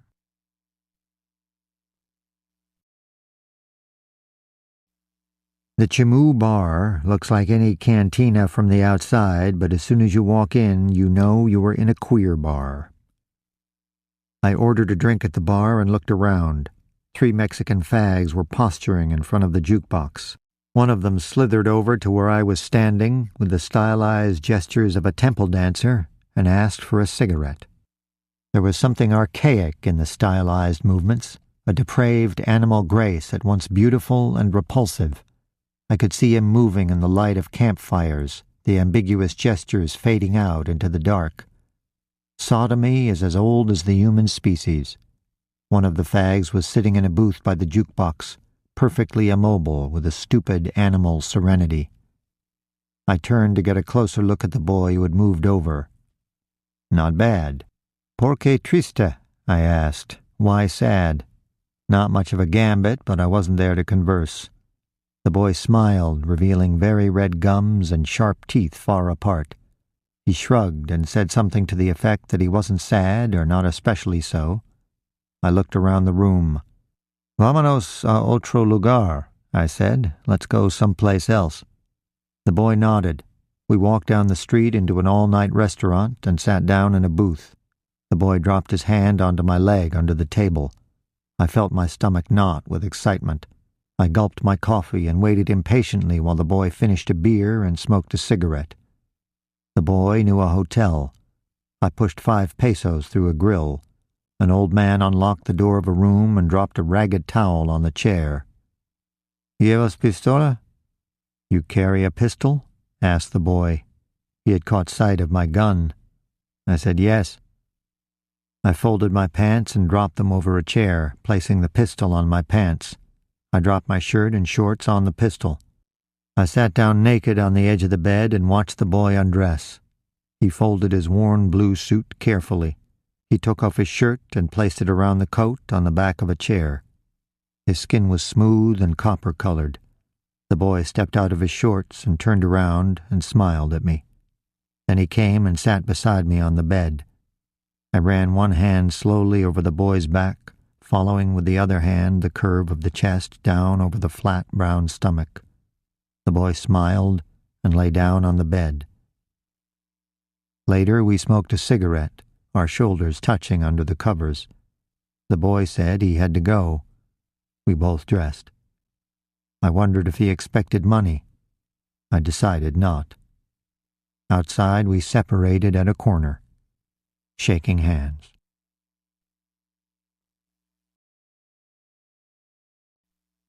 Sometime later, I ran into a boy named Angelo in the same bar.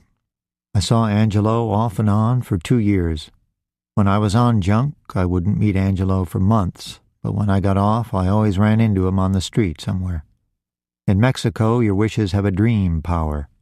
When you want to see someone, he turns up.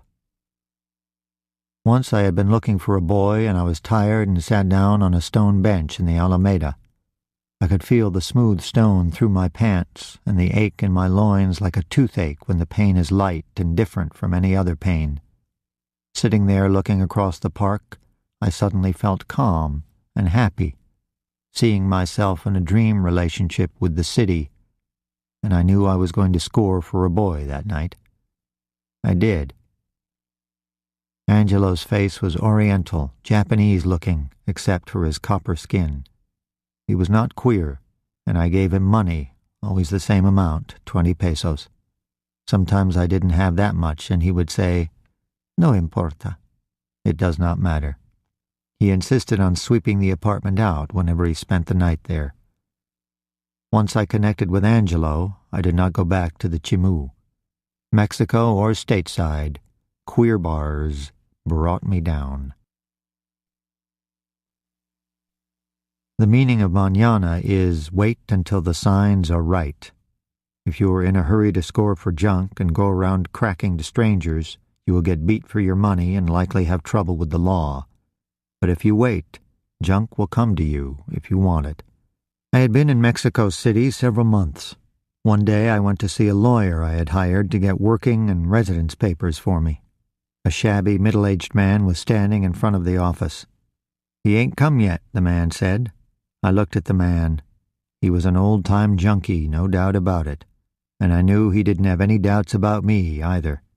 A user may be 10 years off the junk, but you can still make him for a junkie. The mark of junk is indelible. We stood around talking until the lawyer came. The junkie was there to sell some religious medals. The lawyer had told him to bring a dozen up to his office. After I had seen the lawyer, I asked the junkie if he would join me for supper, and we went to a restaurant on San Juan Letran. The junkie asked me what my story was, and I told him. He flipped back his coat lapel and showed me a spike stuck in the underside of the lapel. "I've been on junk for 28 years, he said. "Do you want to score?"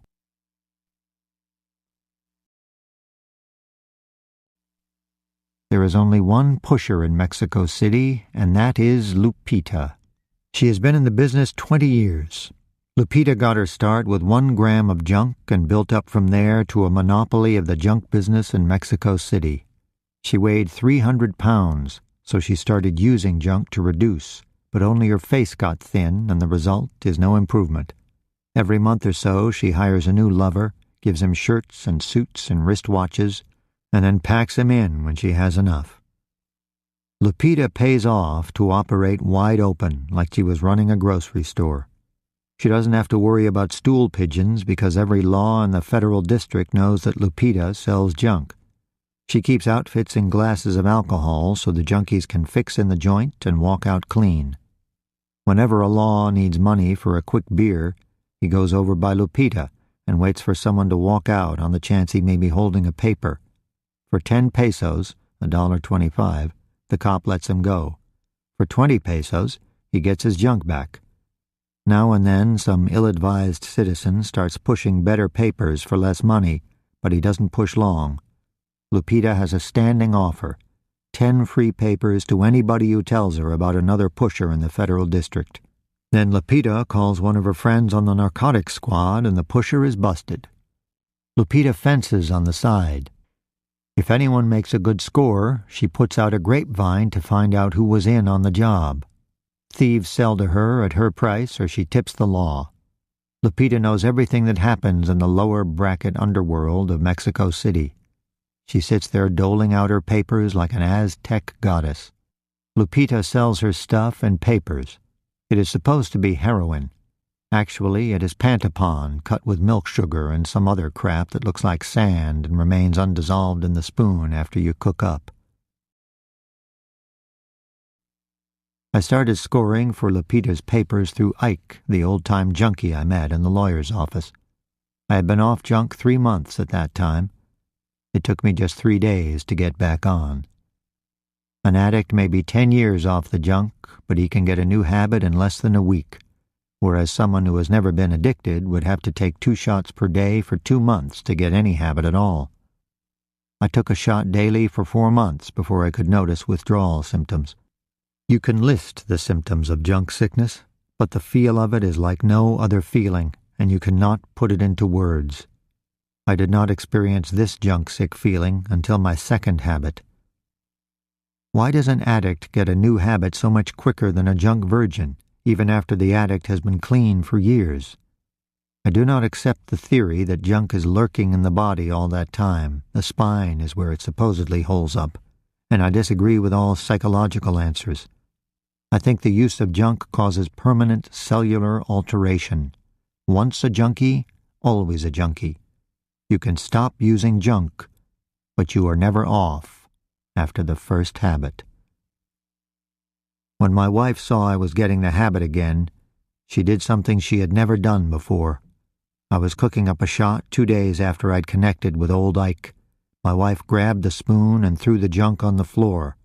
I slapped her twice across the face, and she threw herself on the bed, sobbing, then turned around and said to me, "Don't you want to do anything at all?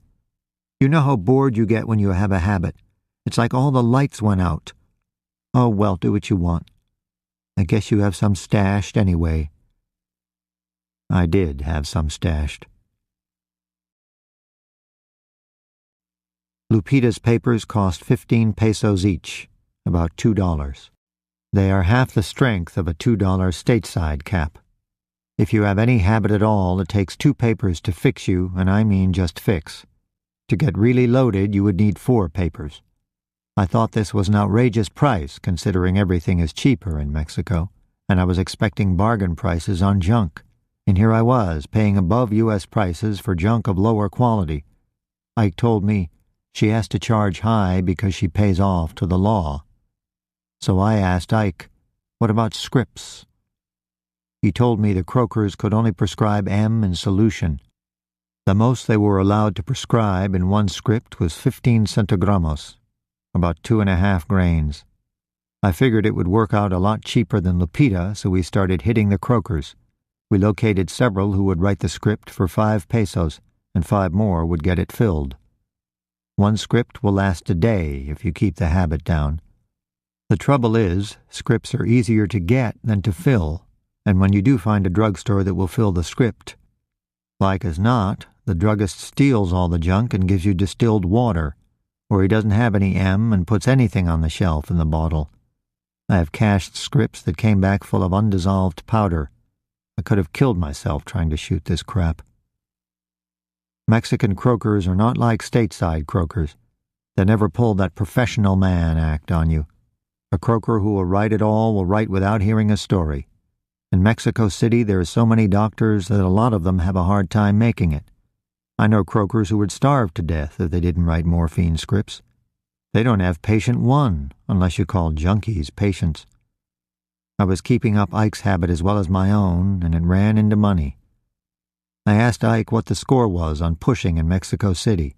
He said it was impossible.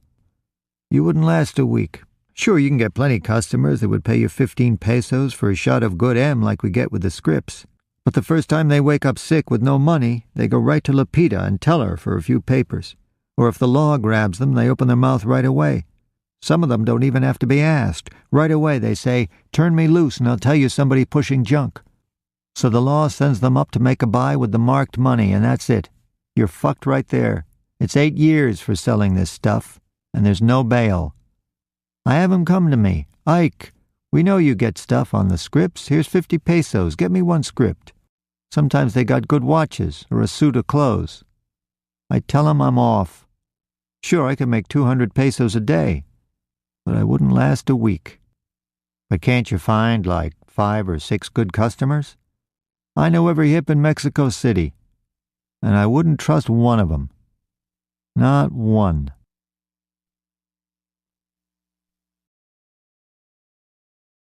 At first, we filled the scripts without too much trouble. But after a few weeks, the scripts had piled up in the drugstores that would fill M scripts, and they began packing in. It looked like we would have to go back with Lupita. Once or twice we got caught short and had to score with Lupita. Using that good drugstore M had run up our habits, and it took 2 of Lupita's 15-peso papers to fix us. Now 30 pesos in one shot was a lot more than I could afford to pay. I had to quit, cut down to where I could make it on 2 of Lupita's papers per day, or find another source of supply. One of the script-writing doctors suggested to Ike that he apply for a government permit. Ike explained to me that the Mexican government issued permits to hips allowing them a definite quantity of morphine per month at wholesale prices. The doctor would put in an application for Ike for 100 pesos. I said go ahead and apply, and I gave him the money. I did not expect the deal to go through, but it did. 10 days later, he had a government permit to buy 15 grams of morphine every month. The permit had to be signed by his doctor and the head doctor at the Board of Health. Then he would take it to a drugstore and have it filled. The price was about $2 per gram. I remember the first time he filled the permit. A whole box full of cubes of morphine, like a junky's dream. I had never seen so much morphine before all at once. I put out the money and we split the stuff. 7 grams per month allowed me about 3 grains per day, which was more than I ever had in the States. So I was supplied with plenty of junk for a cost of $30 per month as compared with about $300 per month in the U.S. During this time, I did not get acquainted with the other junkies in Mexico City. Most of them make their junk money by stealing. They are always hot. They are all pigeons. Not one of them can be trusted with the price of a paper. No good can come of associating with these characters.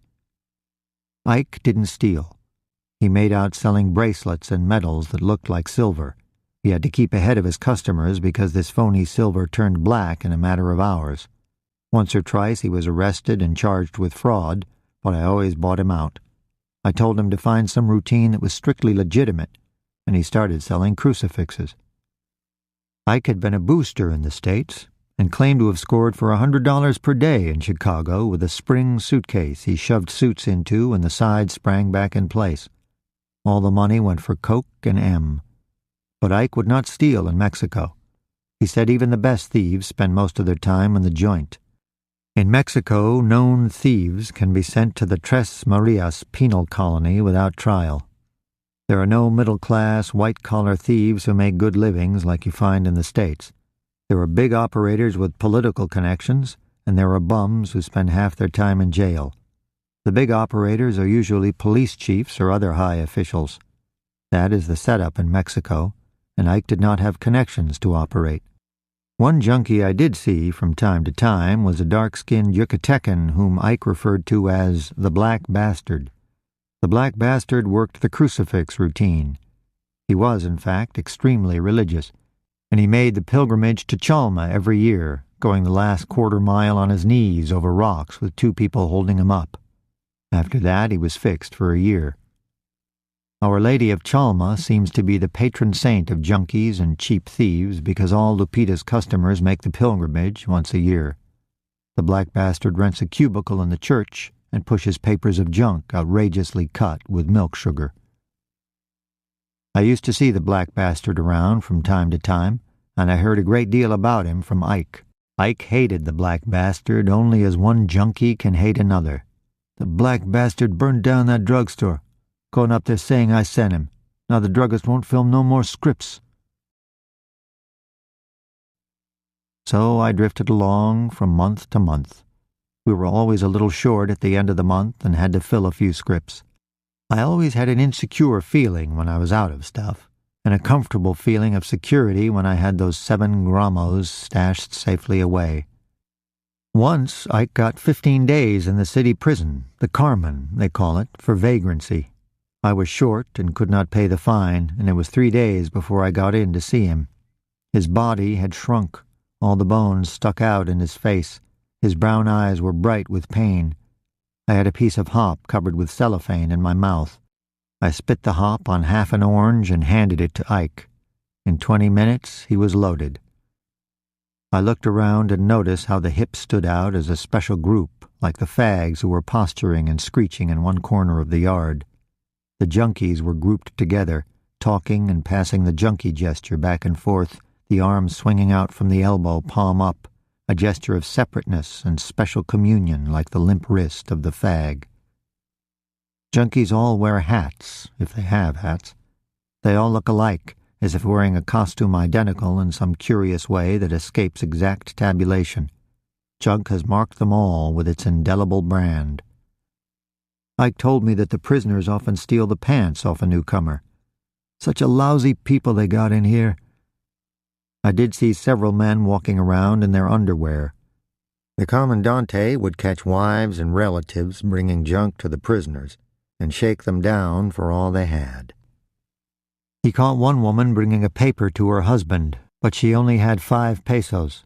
So he took her dress and sold it for 15 pesos, and she went home wrapped in an old lousy sheet.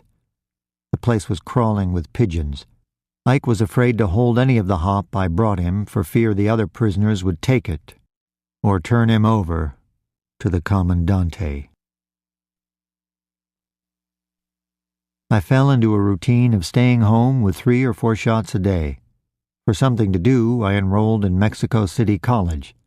The students impressed me as a sorry-looking lot, with a few exceptions, but then I wasn't looking at them very hard. When you look back over a year on the junk, it seems like no time at all. Only the periods when you were sick stand out. You remember the first few shots of a habit, and the shots when you were really sick. Even in Mexico, there is always the day when everything goes wrong. The drugstore is closed, or your boy is off duty, the croaker is out of town at some fiesta, and you can't score. Aside from junk itself, what you experience during a habit is flat, almost two-dimensional. You can remember what happened if you take the trouble, but no memories come back spontaneously from a habit period, except for the intervals of sickness. The end of the month, I was out of junk and sick, waiting for old Ike to show with a morphine script. A junkie spends half his life waiting. There was a cat in the house we had been feeding, an ugly-looking gray cat. I picked the animal up and held it on my lap, petting it, and tightened my hold when it tried to jump down. The cat began to mew, looking for a way to escape. I brought my face down to touch the cat's cold nose with mine, and the cat scratched at my face. It was a half-assed scratch, and it did not land, but it was all I needed. I held the cat out at arm's length, slapping it back and forth across the face with my free hand.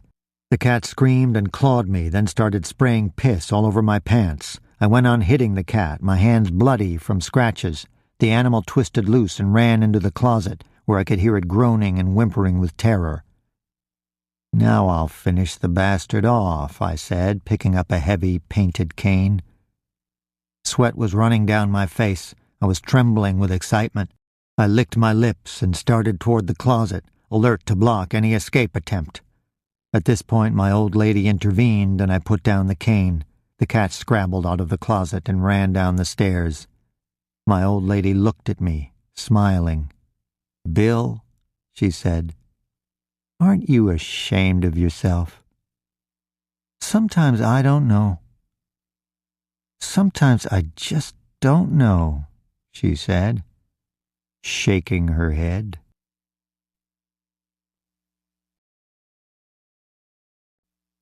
Ike brought me some cocaine when he could score for it. C is hard to find in Mexico. I had never used any good coke before. Coke is pure kick. It lifts you straight up, a mechanical lift that starts leaving you as soon as you feel it. I don't know anything like C for a lift, but the lift only lasts 10 minutes or so. Then you want another shot. You can't stop shooting C. As long as it is there, you shoot it. When you are shooting C, you shoot more M to level the C kick and smooth out the rough edges. Without M, C makes you too nervous, and M is an antidote for an overdose. There is no tolerance with C, and not much margin between a regular and a toxic dose. Several times I got too much, and everything went black, and my heart began turning over. Luckily, I always had plenty of M on hand, and a shot of M fixed me right up. Junk is a biological necessity when you have a habit, an invisible mouth. When you take a shot of junk, you are satisfied, just like you ate a big meal. You don't want another shot right away. But using C, you want another shot as soon as the effect wears off. If you have C in the house, you will not go out to a movie or go out at all until the C is all gone. One shot creates an urgent desire for another shot to maintain the high. But once the C is out of your system, you forget about it. There is no habit to C. Junk short-circuits sex. The drive to non-sexual sociability comes from the same place sex comes from. So when I have an H or M shooting habit, I am non-sociable. If someone wants to talk, okay, but there is no drive to get acquainted. When I come off the junk, I often run through a period of uncontrolled sociability and talk to anyone who will listen. Junk takes everything and gives nothing but insurance against junk sickness. Every now and then I took a good look at the deal I was giving myself and decided to take the cure. When you are getting plenty of junk, kicking looks easy. You say, I'm not getting any kick from the shots anymore. I might as well quit. But when you cut down into junk sickness, the picture looks different. During the year or so I was on the junk in Mexico, I started the cure 5 times. I tried reducing the shots. I tried the Chinese cure with a solution of hop and Walpole's medicine. Every time you take some of the hop solution, you add an equal amount of Walpole's medicine. In 10 days or so, you were drinking plain Walpole's tonic, and the reduction was so slow you never noticed. That is the theory of the Chinese cure. What generally happens is this. You start taking a little more hop solution than your schedule allows, and that means you put in more Walpole's and dilute the hop that much quicker. After a few days, you don't know how much is in there, and you take it all to be sure. So you wind up with a worse habit than you had before the Chinese cure. An eating habit is the worst habit you can contract. It takes longer to break than a needle habit, and the withdrawal symptoms are considerably more severe. In fact, it is not uncommon for a junkie with an eating habit to die if he is cut off cold turkey in jail.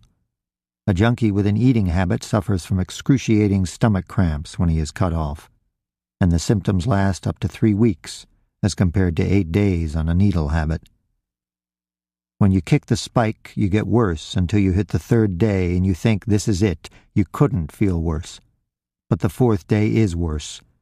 After the 4th day, relief is dramatic, and on the 6th day there is only a pale shadow of junk sickness. But with an eating habit, you can look forward to at least 10 days of horrible suffering. So when you are taking a cure with hop, you have to be careful not to get an eating habit. If you can't make it on schedule, best go back to the needle.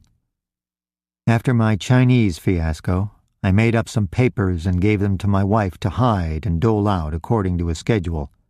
I had Ike help me make up the papers, but he had an inaccurate mind and his schedule was all top-heavy on the beginning and suddenly ended with no reduction. So I made up my own schedule. For a while I stayed with the schedule, but I didn't have any real push. I got stuff from Ike on the side and made excuses for the extra shots. I knew that I did not want to go on taking junk. If I could have made a single decision, I would have decided no more junk ever. But when it came to the process of quitting, I did not have the drive. It gave me a terrible feeling of helplessness to watch myself break every schedule I set up, as though I did not have control over my actions.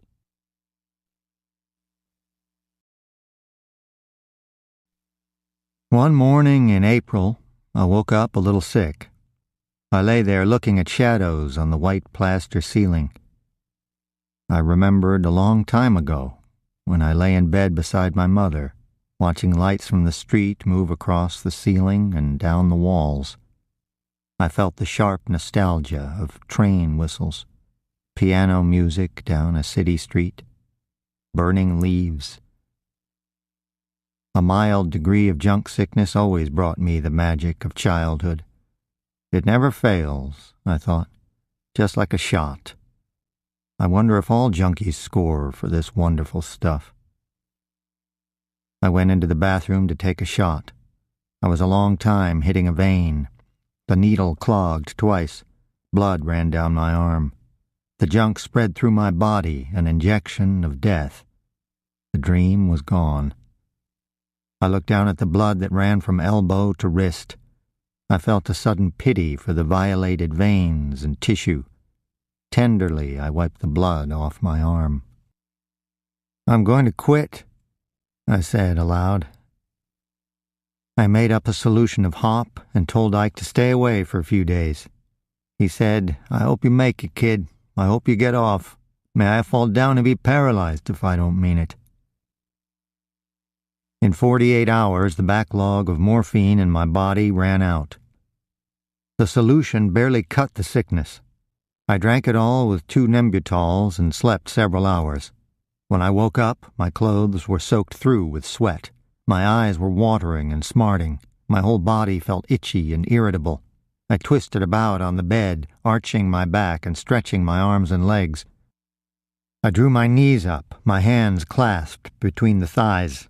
The pressure of my hands set off the hair-trigger orgasm of junk sickness. I got up and changed my underwear. There was a little hop left in the bottle. I drank that, went out and bought 4 tubes of codeine tablets. I took the codeine with hot tea and felt better. Ike told me, "You're taking it too fast. Let me mix up a solution for you." I could hear him out in the kitchen crooning over the mixture. A little cinnamon in case he starts to puke, a little sage for the shits, some cloves to clean the blood. I never tasted anything so awful, but the mixture leveled off my sickness at a bearable point, so I felt a little high all the time. I wasn't high on the hop. I was high on withdrawal tone-up. Junk is an inoculation of death that keeps the body in a condition of emergency. When the junk is cut off, emergency reactions continue. Sensations sharpen. The addict is aware of his visceral processes to an uncomfortable degree. Peristalsis and secretion go unchecked. No matter what his actual age, the kicking addict is liable to the emotional excesses of a child or an adolescent. About the 3rd day of using Ike's mixture, I started drinking.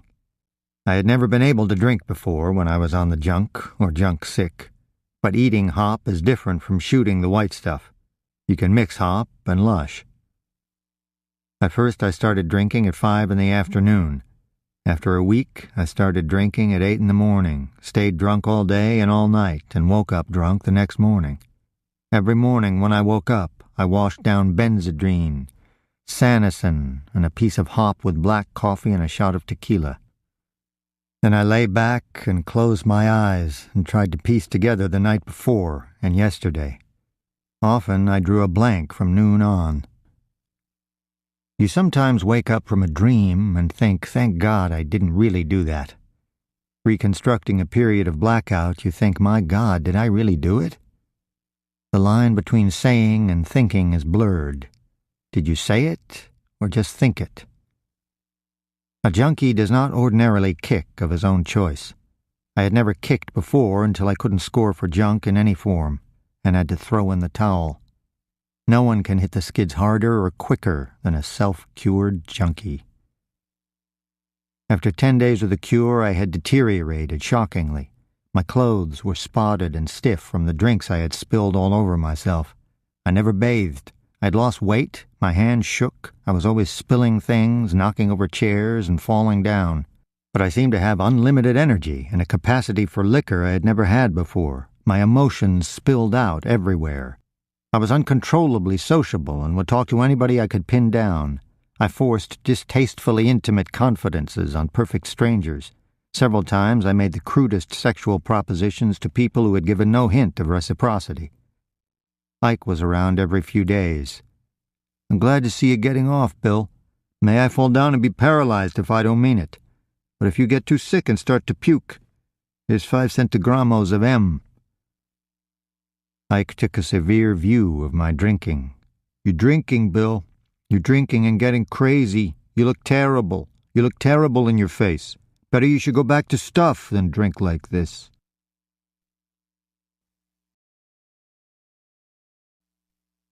I was in a cheap cantina off Dolores Street, Mexico City. I had been drinking for about 2 weeks. I was sitting in a booth with 3 Mexicans drinking tequila. The Mexicans were fairly well dressed. One of them spoke English. A middle-aged, heavy-set Mexican with a sad, sweet face sang songs and played the guitar. He was sitting at the end of a booth in a chair. I was glad the singing made conversation impossible. 5 cops came in. I figured I might get a shake, so I slipped the gun and holster out of my belt and dropped them under the table with a piece of hop I had stashed in a cigarette package. The cops had a quick beer and took off. When I reached under the table, my gun was gone, but the holster was there. I was sitting in another bar with the Mexican who spoke English. The singer and the other 2 Mexicans were gone. The place was suffused with a dim yellow light. A moldy-looking bullhead mounted on a plaque hung over the mahogany bar. Pictures of bullfighters, some autographed, decorated the walls. The word saloon was etched on the frosted glass swinging door. I found myself reading the word saloon over and over. I had the feeling of coming into the middle of a conversation. I inferred from the expression of the other man that I was in mid-sentence, but did not know what I had said or what I was going to say or what the discussion was about. I thought we must be talking about the gun. I'm probably trying to buy it back. I noticed the man had the piece of hop in his hand and was turning it over. "So you think I look like a junkie?" he said. I looked at him. The man had a thin face with high cheekbones. The eyes were a gray-brown color often seen in mixed Indian and European stock. He was wearing a light gray suit and a tie. His mouth was thin, twisted down at the corners. A junkie mouth, for sure. There are people who look like junkies and aren't, just as some people look queer and aren't. It's a type that causes trouble. "I'm going to call a cop," he said, starting for a phone attached to a support pillar. I jerked the telephone out of the man's hand and pushed him against the bar so hard he bounced off it. The man smiled at me. His teeth were covered by a brown film. He turned his back and called the bartender over and showed him the piece of hop. I walked out and got a cab. I remember going back to my apartment to get another gun, a heavy-caliber revolver. I was in a hysterical rage, though exactly why I cannot, in retrospect, understand. I got out of a taxi and walked down the street and into the bar. The man was leaning against the bar, his gray coat pulled tight over his thin back and shoulders. He turned an expressionless face to me. I said, "Walk outside ahead of me." "Why, Bill?" he asked. "Go on, walk." I flipped the heavy revolver out of my waistband, cocking it as I drew, and stuck the muzzle in the man's stomach. With my left hand, I took hold of the man's coat lapel and shoved him back against the bar.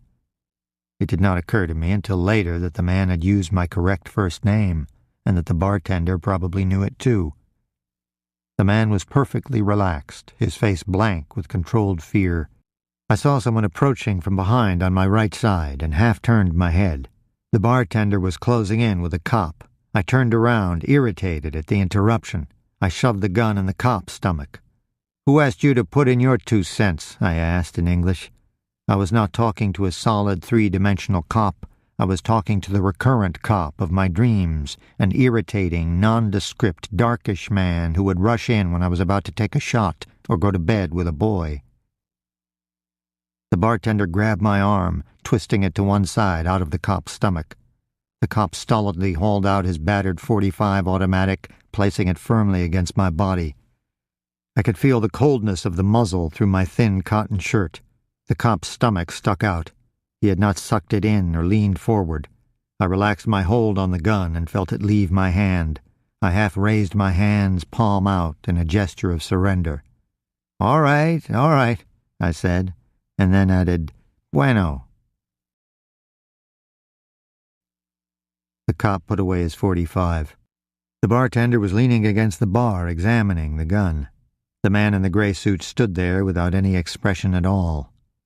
"Está cargado." "It's loaded," said the bartender without looking up from the gun. I intended to say, of course, what good is an unloaded gun, but I did not say anything. The scene was unreal and flat and pointless, as though I had forced my way into someone else's dream, the drunk wandering out onto the stage. And I was unreal to the others, the stranger from another country. The bartender looked at me with curiosity. He gave a little shrug of puzzled disgust and slipped the gun into his waistband. There was no hate in the room. Perhaps they would have hated me if I had been closer to them. The cop took me firmly by the arm. "Vámonos, gringo," he said. I walked out with the cop. I felt limp and had difficulty controlling my legs. Once I stumbled and the cop steadied me. I was trying to convey the idea that, while I had no money on my person, I could borrow some de amigos. My brain was numb. I mixed Spanish and English, and the word for borrow was hidden in some filing cabinet of the mind, cut off from my use by the mechanical barrier of alcohol-numbed connections. The cop shook his head. I was making an effort to reform the concept. Suddenly, the cop stopped walking. "Ándale, gringo," he said, giving me a slight push on the shoulder. The cop stood there for a minute, watching as I walked on down the street. I waved. The cop did not respond. He turned and walked back the way he had come. I had 1 peso left. I walked into a cantina and ordered a beer. There was no draft beer, and bottle beer cost a peso. There was a group of young Mexicans at the end of the bar, and I got talking to them. One of them showed me a Secret Service badge. Probably a phony, I decided.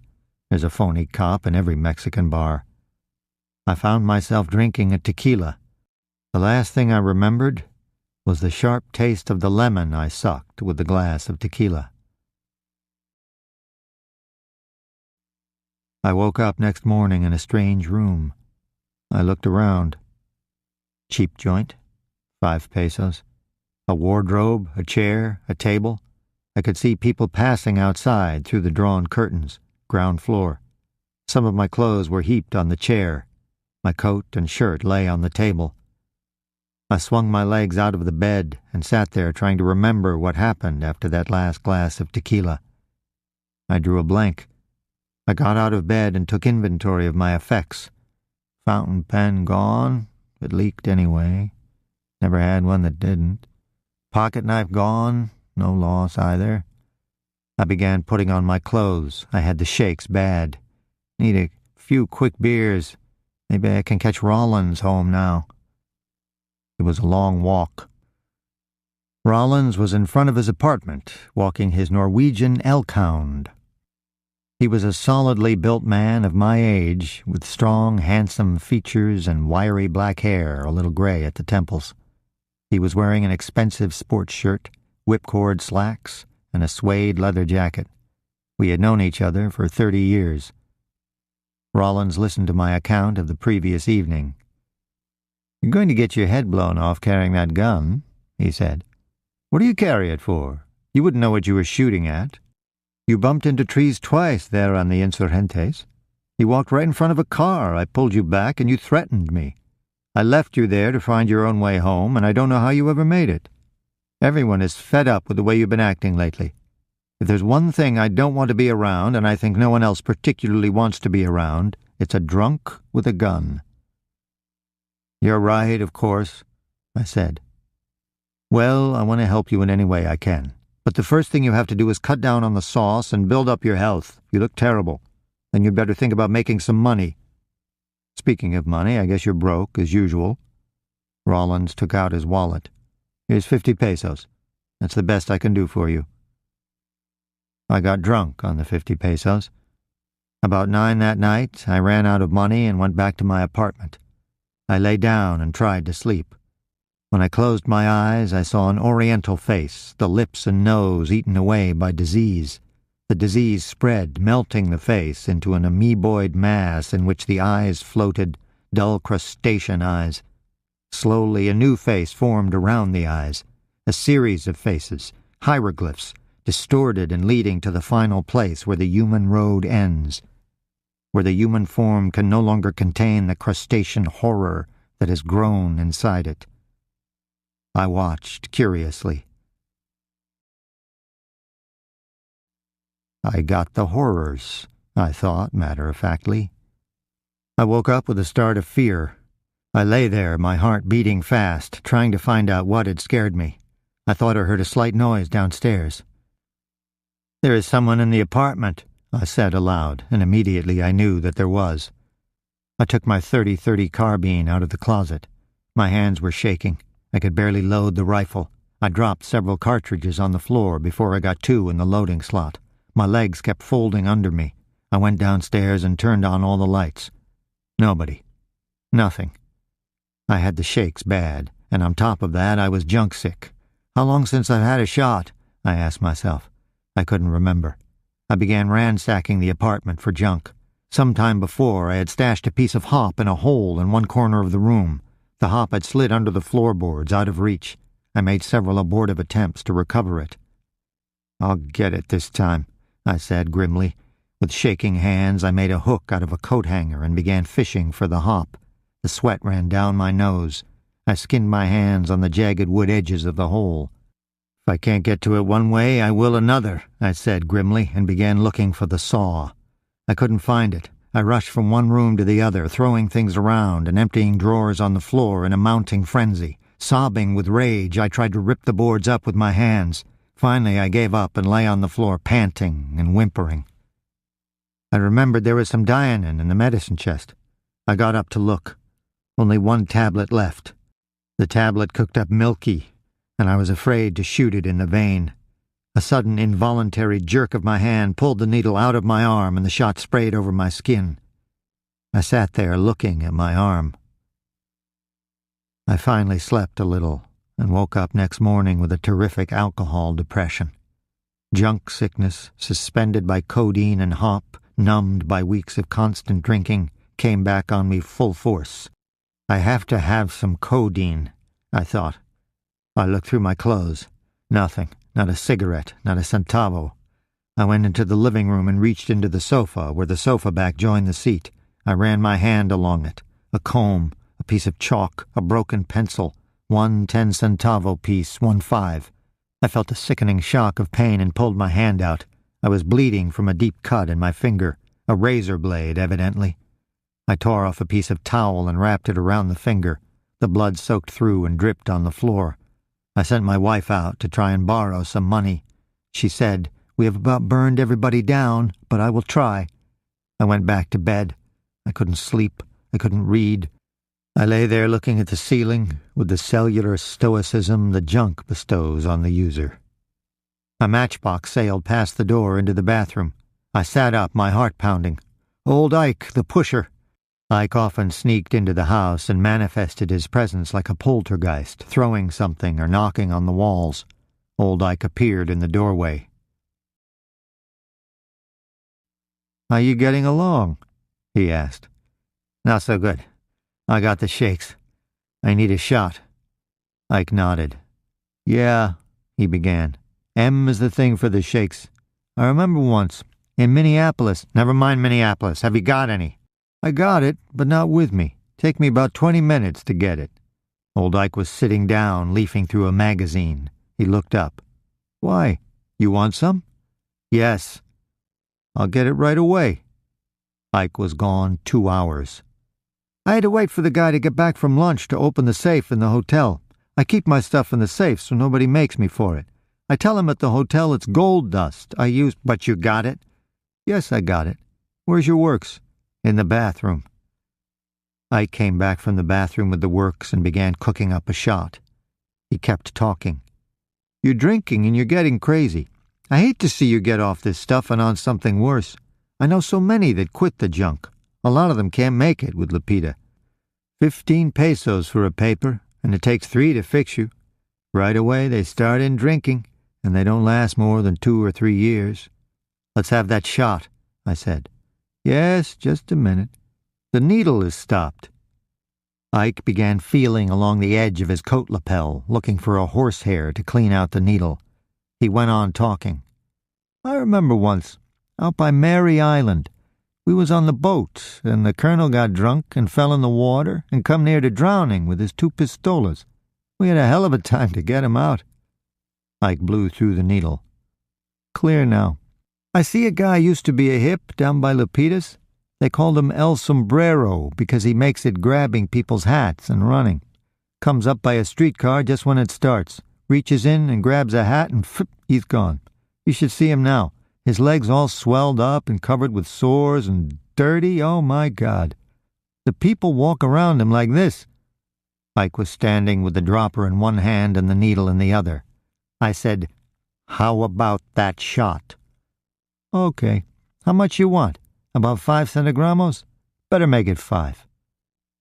The shot was a long time taking effect.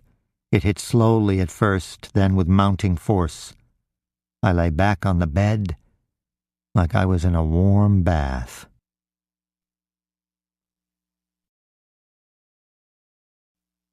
I kept on drinking. Several days later, I passed out in the ship ahoy after drinking tequila for 8 hours steadily. Some friends carried me home. Next morning, I had the worst hangover of my life. I began vomiting at 10-minute intervals until I brought up green bile. Then old Ike was around. "You gotta quit drinking, Bill. You're getting crazy." I had never been so sick. Nausea racked my body like a convulsion.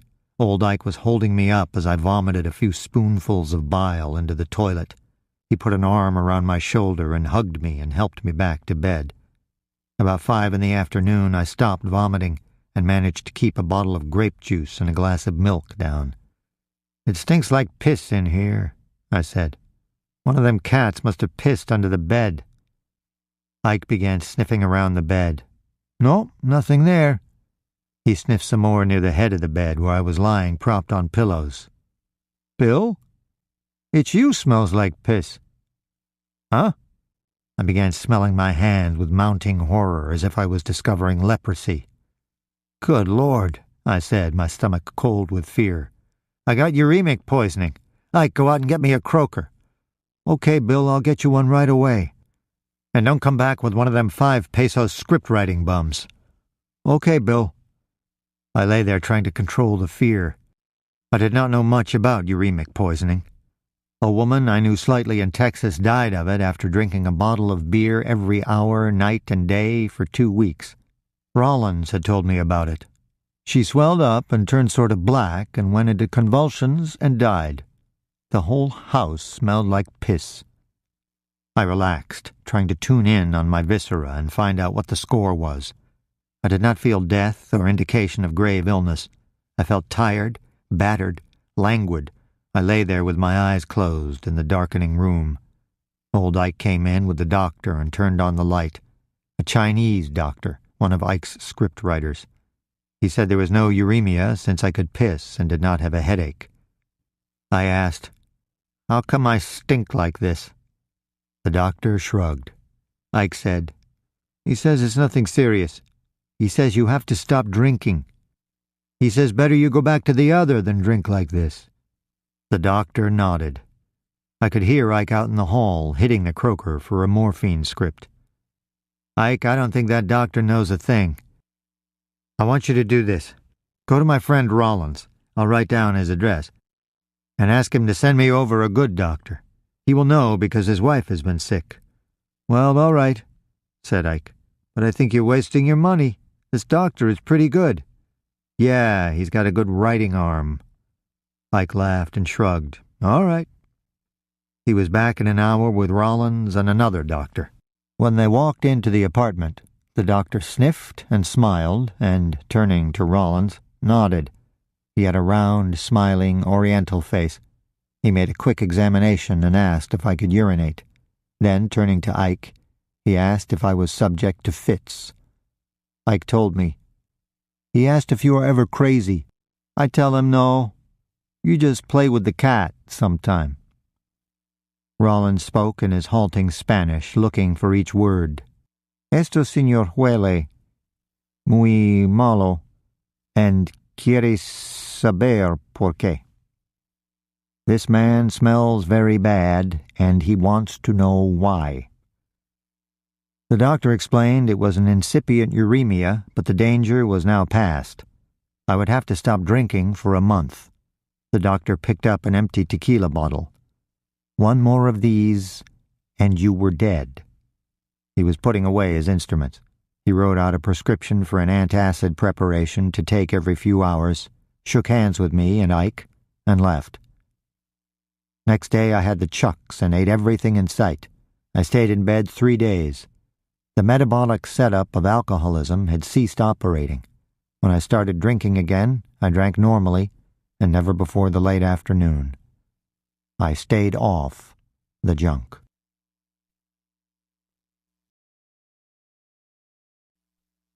At that time, the GI students patronized Lola's during the daytime and the Ship Ahoy at night.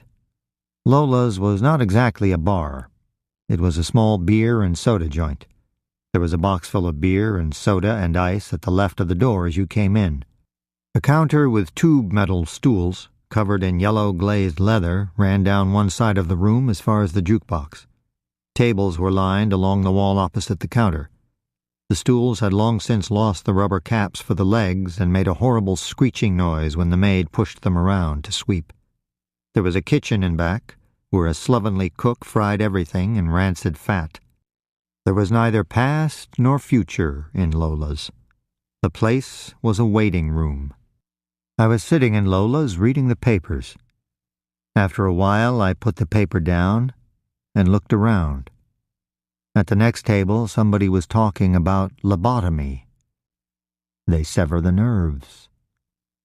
At another table, 2 young men were trying to make time with some Mexican girls. Mi amigo es muy... He was looking for a word. The girls giggled. The conversations had a nightmare flatness. Talking dice spilled in the tube metal chairs. Human aggregates disintegrating in cosmic inanity.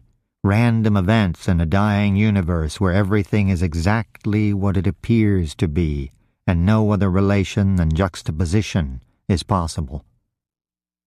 I had been off junk 2 months.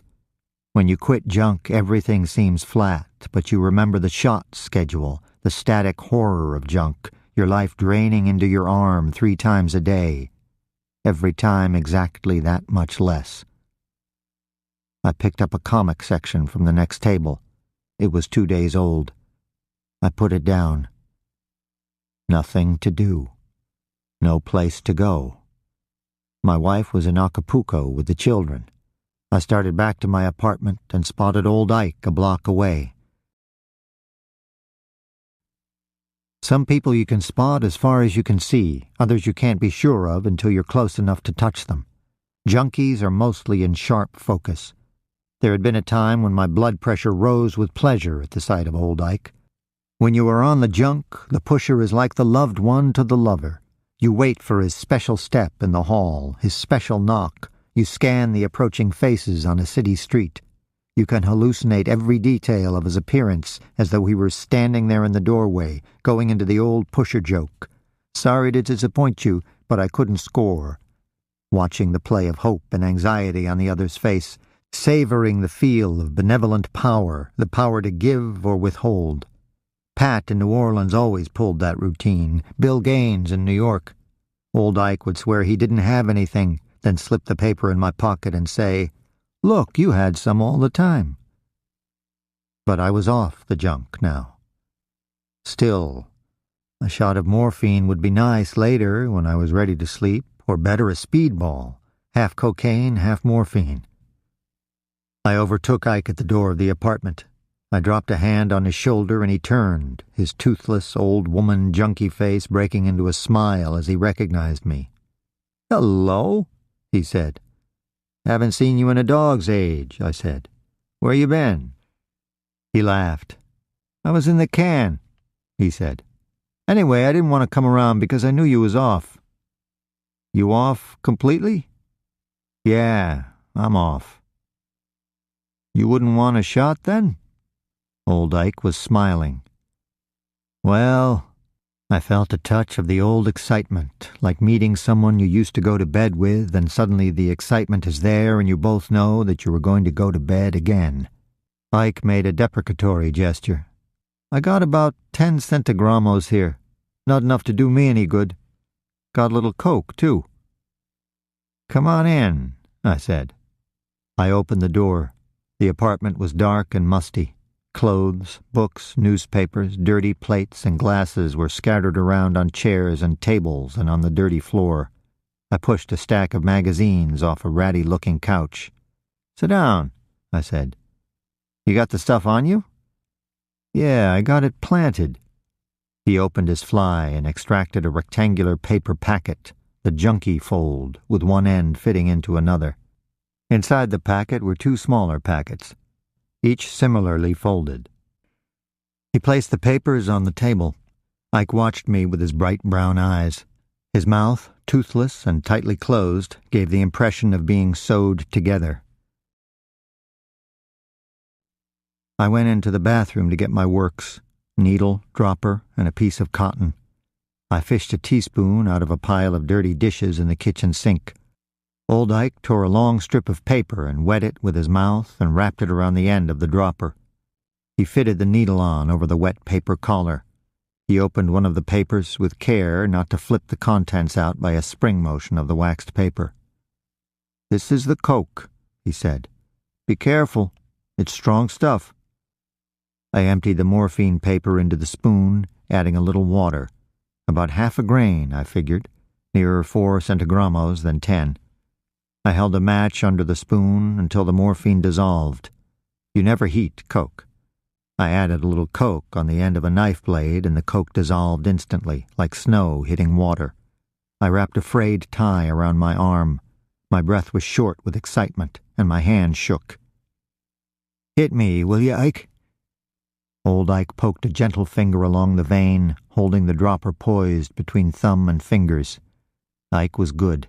I hardly felt the needle slide in the vein. Dark red blood spurted into the dropper.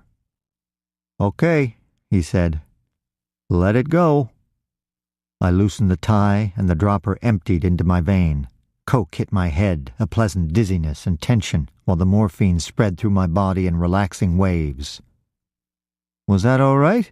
asked Ike, smiling. "If God made anything better, he kept it for himself," I said. Ike was cleaning out the needle, squirting water through it. "Well," he said inanely, "when the roll is called up yonder, we'll be there, right?" I sat down on the couch and lit a cigarette. Old Ike went out into the kitchen to make a cup of tea. He began another installment in the endless saga of the Black Bastard. "The Black Bastard is putting out to 3 guys now. Pickpockets, all 3 of them. And they make pretty good in the market. Pay off the cops. He gives about 4 centigramos in a shot for 15 pesos. He don't want to talk to me now he's doing good, the dirty bastard. He won't last a month. You wait and see. First time one of these guys gets caught, he's going to stool like that." Ike came to the kitchen door and snapped his fingers. "He won't last a month." His toothless mouth was twisted with hate.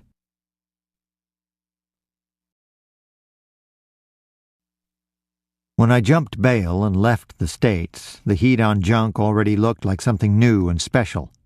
Initial symptoms of nationwide hysteria were clear. Louisiana passed a law making it a crime to be a drug addict. Since no place or time is specified, and the term addict is not clearly defined, no proof is necessary or even relevant under a law so formulated. No proof, and consequently, no trial. This is police state legislation penalizing a state of being. Other states were emulating Louisiana. I saw my chance of escaping conviction dwindle daily as the anti-junk feeling mounted to a paranoid obsession like anti-Semitism under the Nazis. So I decided to jump bail and live permanently outside the United States.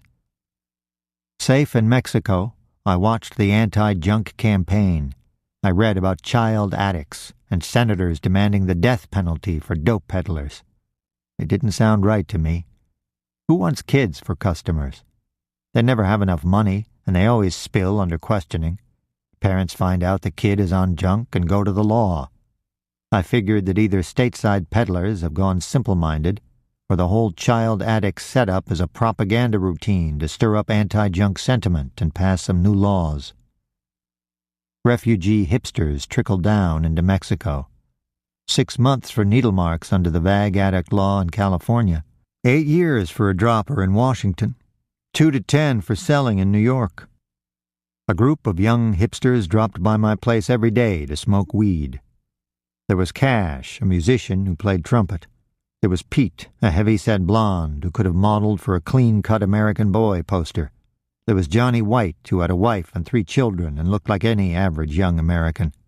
There was Martin, a dark, good-looking kid of Italian stock. No zoot-suiters. The hipsters had gone underground. I learned the new hipster vocabulary: pot for weed, twisted for busted, cool, an all-purpose word indicating anything you like or any situation that is not hot with the law. Conversely, anything you don't like is uncool. From listening to these characters, I got a picture of the situation in the U.S. A state of complete chaos where you never know who is who or where you stand. Old-time junkies told me if you ever see a man take a shot in the arm, you know he is not a federal agent. This is no longer true. Martin told me, "This cat fell in and says he's sick. He had the names of some friends of ours in Frisco.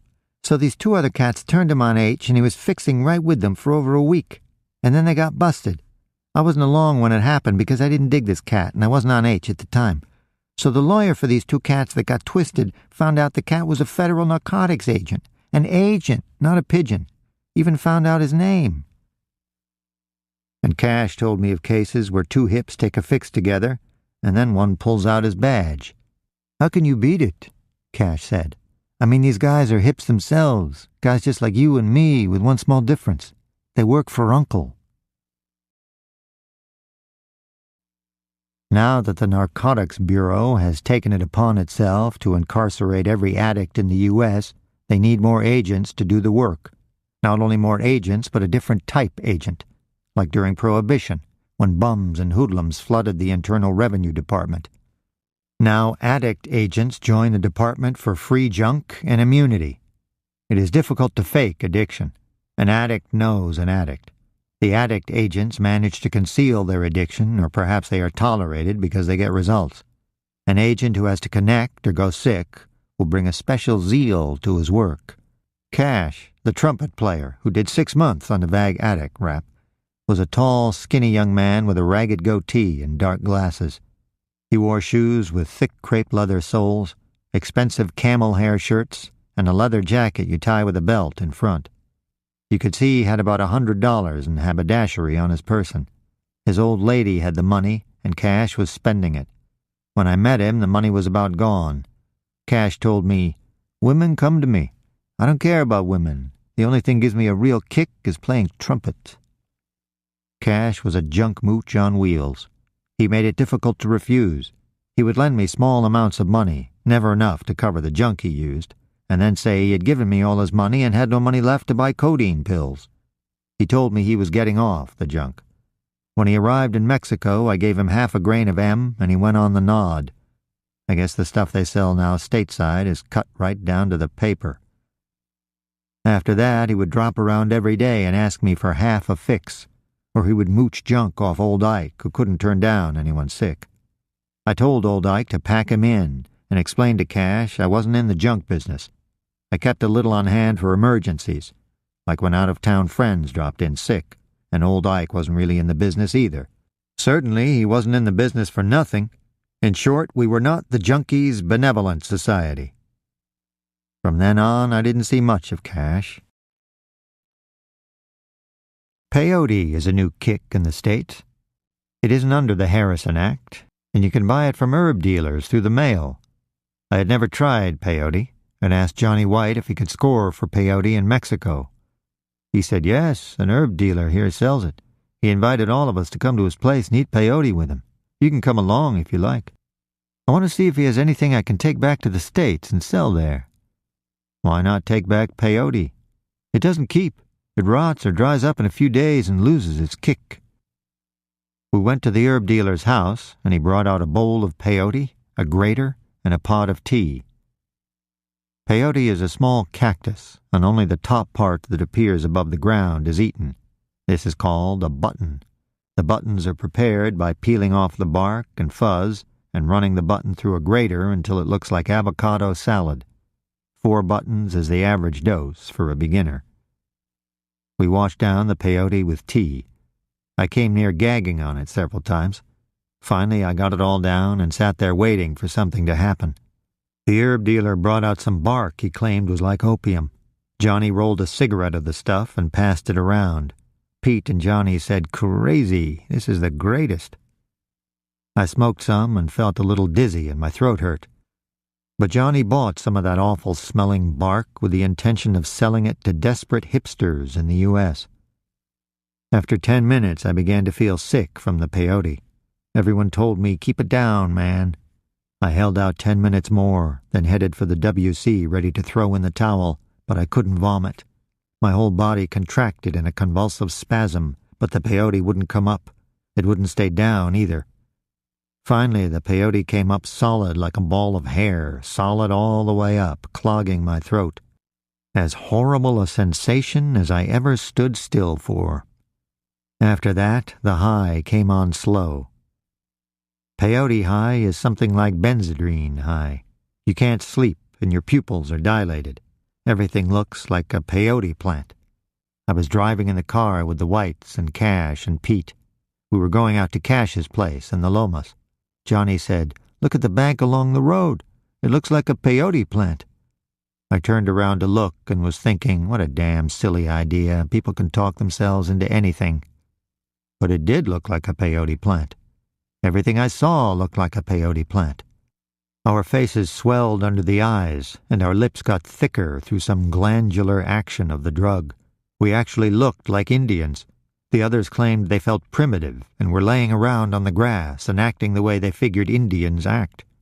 I didn't feel any different from ordinary, except high like on Benny. We sat up all night talking and listening to Cash's records. Cash told me about several cats from Frisco who had kicked junk habits with peyote. It seems like they didn't want junk when they started using peyote. One of these junkies came down to Mexico and started taking peyote with the Indians. He was using it all the time in large quantities, up to 12 buttons in one dose. He died of a condition that was diagnosed as polio. I understand, however, that the symptoms of peyote poisoning and polio are identical. I couldn't sleep until the next morning at dawn, and then I had a nightmare every time I dozed off. In one dream, I was coming down with rabies. I looked in the mirror, and my face changed, and I began howling. In another dream, I had a chlorophyll habit. Me and about 5 other chlorophyll addicts are waiting to score on a landing of a cheap Mexican hotel. We turn green, and no one can kick a chlorophyll habit. One shot, and you're hung for life. We are turning into plants.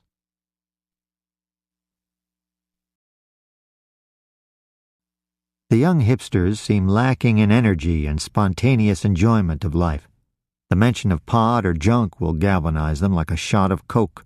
They jump around and say, "Too much, crazy, man, let's pick up, let's get loaded." But after a shot, they slump into a chair like a resigned baby waiting for life to bring the bottle again. I found that their interests were very limited. Particularly, I noticed they seemed less interested in sex than my generation. Some of them expressed themselves as not getting any kick out of sex at all. I have frequently been misled to believe a young man was queer after observing his indifference to women, and found out subsequently he was not at all homosexual, but simply disinterested in the whole subject. Bill Gaines threw in the towel and moved to Mexico. I met him at the airport. He was loaded on H and goofballs. His pants were spotted with blood where he had been fixing on the plane with a safety pin. You make a hole with the pin and put the dropper over, not in, the hole, and the solution goes right in. With this method, you don't need a needle, but it takes an old-time junkie to make it work. You have to use exactly the right degree of pressure feeding in the solution. I tried it once, and the junk squirted out to the side, and I lost it all. But when Gaines made a hole in his flesh, the hole stayed open, waiting for junk. Bill was an old-timer. He knew everybody in the business. He had an excellent reputation, and he could score as long as anyone sold junk. I figured the situation must be desperate when Bill packed in and left the States. "Sure, I can score," he told me. "But if I stay in the States, I'll wind up doing about 10 years. I took a shot with him, and the "what happened to so-and-so" routine set in. Old Bart died on the island. Louis the bellhop went wrong. Tony and Nick went wrong. Herman didn't make parole. The Gimp got 5 to 10. Marvin the waiter died from an overdose. I remembered the way Marvin used to pass out every time he took a shot. I could see him lying on the bed in some cheap hotel, the dropper full of blood hanging to his vein like a glass leech, his face turning blue around the lips. "What about Roy?" I asked. "Didn't you hear about him? He went wrong and hanged himself in the Tombs." It seemed the law had Roy on 3 counts, 2 larceny, 1 narcotics. They promised to drop all charges if Roy would set up Eddie Crump, an old-time pusher. Eddie only served people he knew well, and he knew Roy. The law double-crossed Roy after they got Eddie. They dropped the narcotics charge, but not the 2 larceny charges. So Roy was slated to follow Eddie up to Rikers Island, where Eddie was doing pen indefinite, which is maximum in city prison. 3 years, 5 months, and 6 days. Roy hanged himself in the Tombs, where he was awaiting transfer to Rikers. Roy had always taken an intolerant and puritanical view of pigeons. "I don't see how a pigeon can live with himself," he said to me once. I asked Bill about child addicts. He nodded and smiled, a sly, gloating smile. "Yes, Lexington is full of young kids now."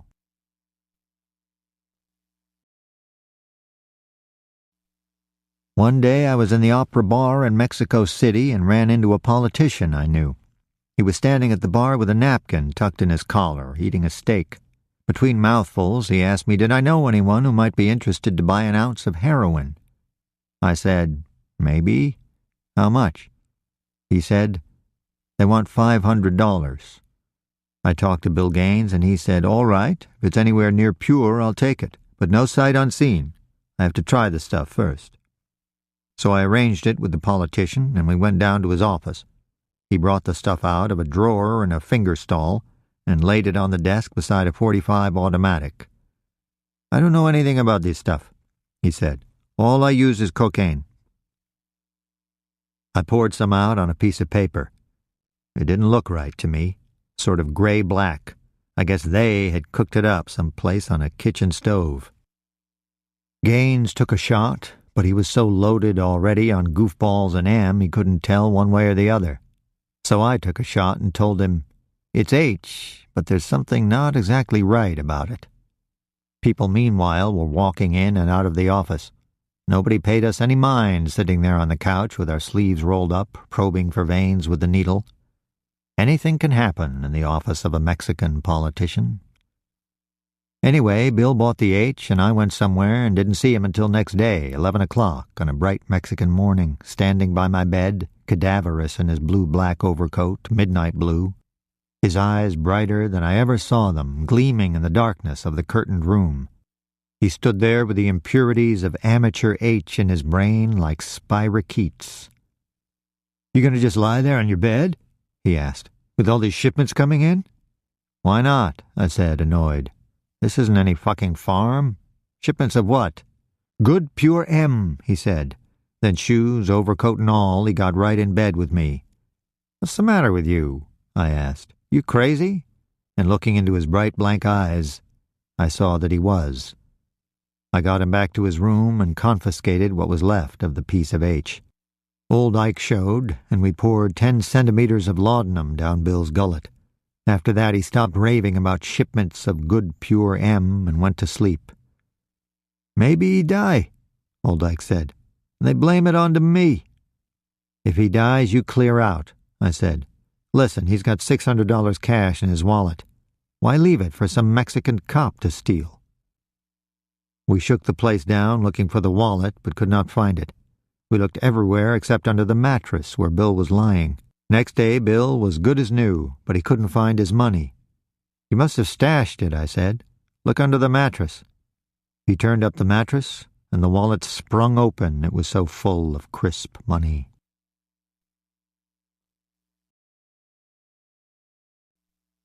At this time, I was not on junk, but I was a long way from being clean in the event of an unforeseen shake. There was always some weed around, and people were using my place as a shooting gallery. I was taking chances and not making centavo one. I decided it was about time to move out from under and head south. When you give up junk, you give up a way of life. I have seen junkies kick and hit the lush and wind up dead in a few years. Suicide is frequent among ex-junkies. Why does a junkie quit junk of his own will? You never know the answer to that question. No conscious tabulation of the disadvantages and horrors of junk gives you the emotional drive to kick. The decision to quit junk is a cellular decision, and once you have decided to quit, you cannot go back to junk permanently any more than you could stay away from it before. Like a man who has been away a long time, you see things different when you return from junk. I read about a drug called yahe, used by Indians in the headwaters of the Amazon. Yahe is supposed to increase telepathic sensitivity. A Colombian scientist isolated from yahe a drug he called telepathine. I know from my own experience that telepathy is a fact. I have no interest in proving telepathy or anything to anybody. I do want usable knowledge of telepathy. What I look for in any relationship is contact on the non-verbal level of intuition and feeling, that is, telepathic contact. Apparently, I am not the only one interested in yahe. The Russians are using this drug in experiments on slave labor. They want to induce states of automatic obedience and literal thought control. The basic con. No build-up, no routine, just move in on someone's psyche and give orders. The deal is certain to backfire because telepathy is not of its nature a one-way setup, or a setup of sender and receiver at all. I decided to go down to Colombia and score for yahe. Bill Gaines is squared away with old Mike. My wife and I are separated. I am ready to move on south and look for the uncut kick that opens out instead of narrowing down like junk. Kick is seeing things from a special angle. Kick is momentary freedom from the claims of the aging, cautious, nagging, frightened flesh. Maybe I will find in yahe what I was looking for in junk and weed and coke. Yahe may be the final fix.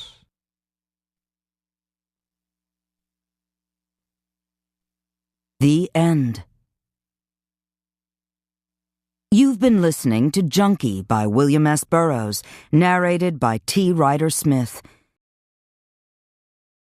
This book concludes with the following appendices, the first of which is Chapter 28 of the original Junk manuscript, narrated, once again, by Ryder Smith.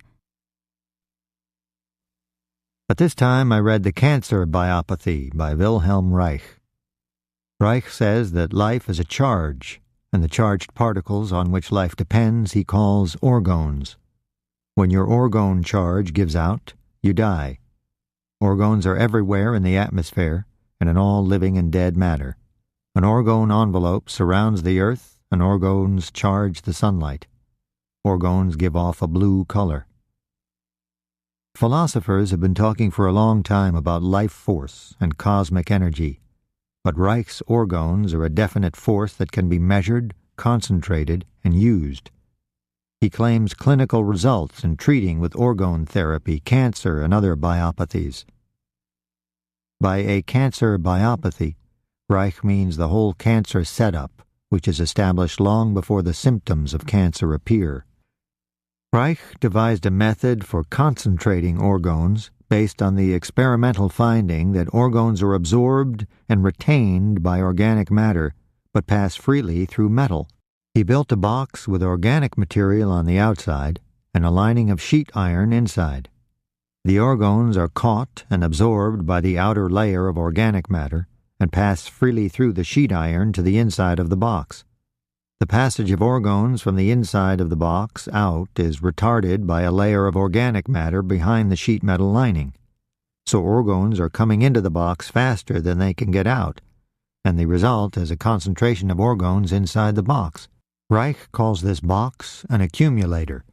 The accumulators designed for orgone therapy are constructed with several organic metal layers to increase the concentration of orgones and shaped like a steam cabinet so the patient can sit down inside the box.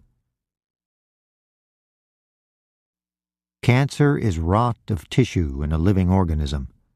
In junk sickness, the junk-dependent cells die and are replaced. Cancer is a premature death process.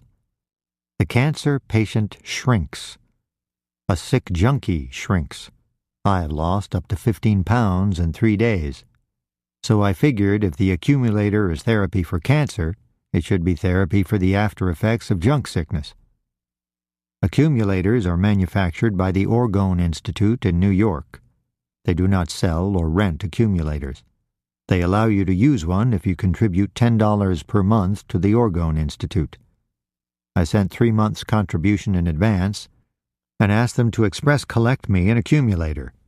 They sent back 3 forms to be filled out and signed. One was a "we are not responsible for anything" affidavit. There was a pledge for me to sign that I would not let anyone else use my accumulator and would report to the Institute if I saw anyone building an accumulator, and a questionnaire to be filled out by my physician what was wrong with me and why did I need an accumulator. I did not want to explain anything about orgones to some croaker who would take me for a lunatic. Besides, I did not like the way the orgone people were coming on. Why say contributions when you meant rent?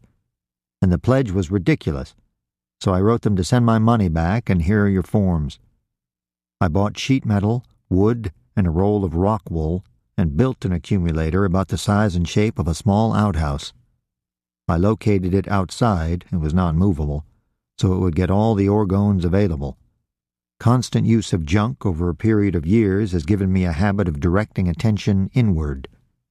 When I went into the accumulator and sat down, I noticed a special silence that you sometimes feel in deep woods, sometimes on a city street, a hum that is more a rhythmic vibration than a sound. My skin prickled, and I experienced an aphrodisiac effect similar to good strong weed. No doubt about it, orgones are as definite a force as electricity.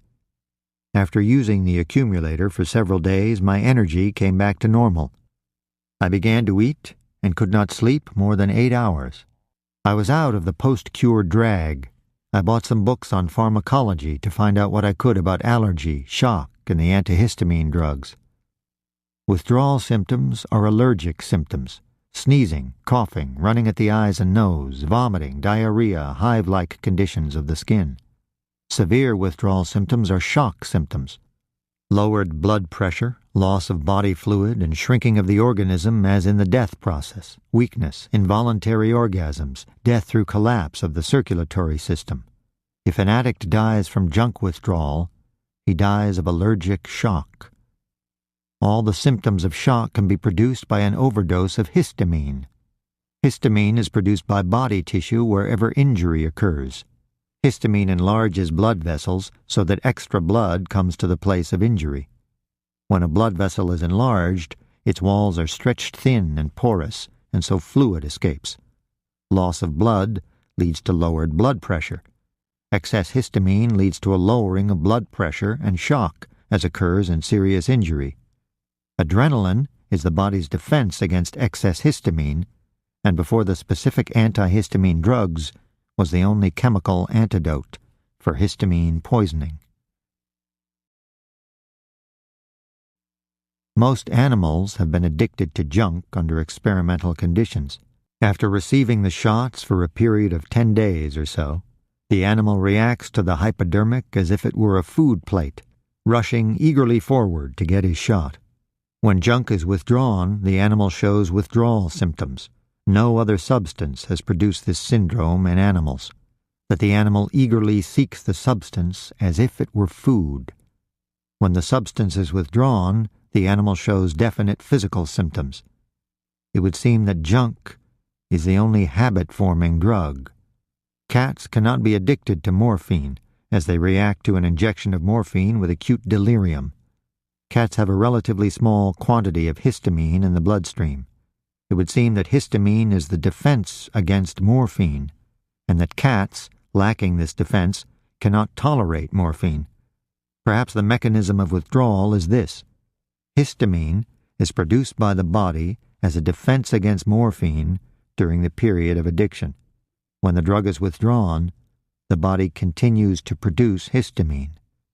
If you have no histamine-produced symptoms, antihistamine drugs produce no effect.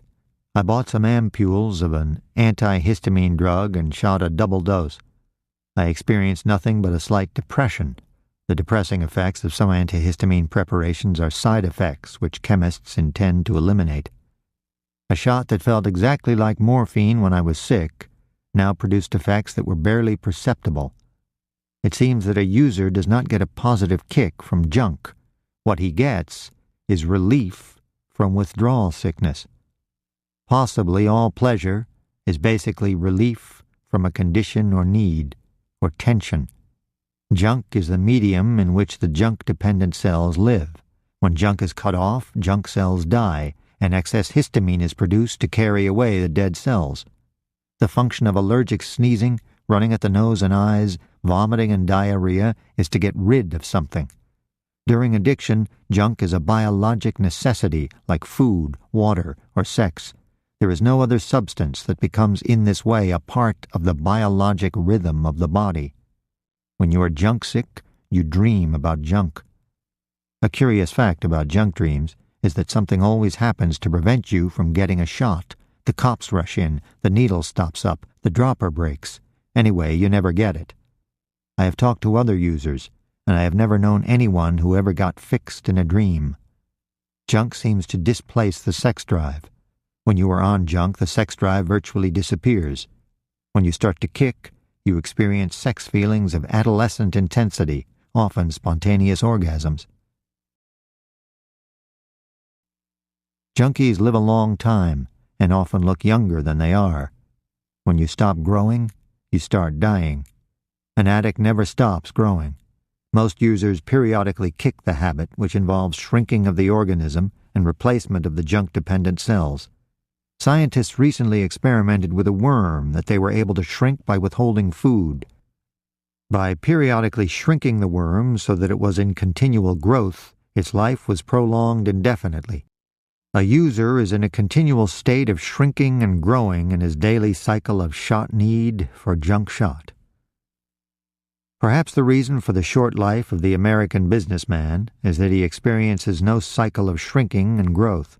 He does not exercise. He is never hungry. His life is a one-way process.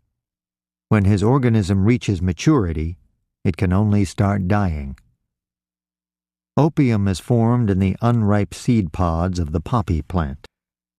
Its function is to protect the seeds from drying out until the plant is ready to die and the seeds are mature. Junk continues to function in the human organism as it did in the seed pod of the poppy. It protects and cushions the body like a warm blanket while death grows to maturity inside. When a junkie is really loaded with junk, he looks dead. Junk turns the user into a plant. Plants do not feel pain since pain has no function in a stationary organism. Junk is a painkiller. A plant has no libido in the human or animal sense. Junk replaces sex drive. Seeding is the sex of the plant, and the function of opium is to delay seeding. Perhaps the intense discomfort of withdrawal is the transition from plant back to animal, from a painless, sexless, timeless state back to sex and pain and time, from death back to life.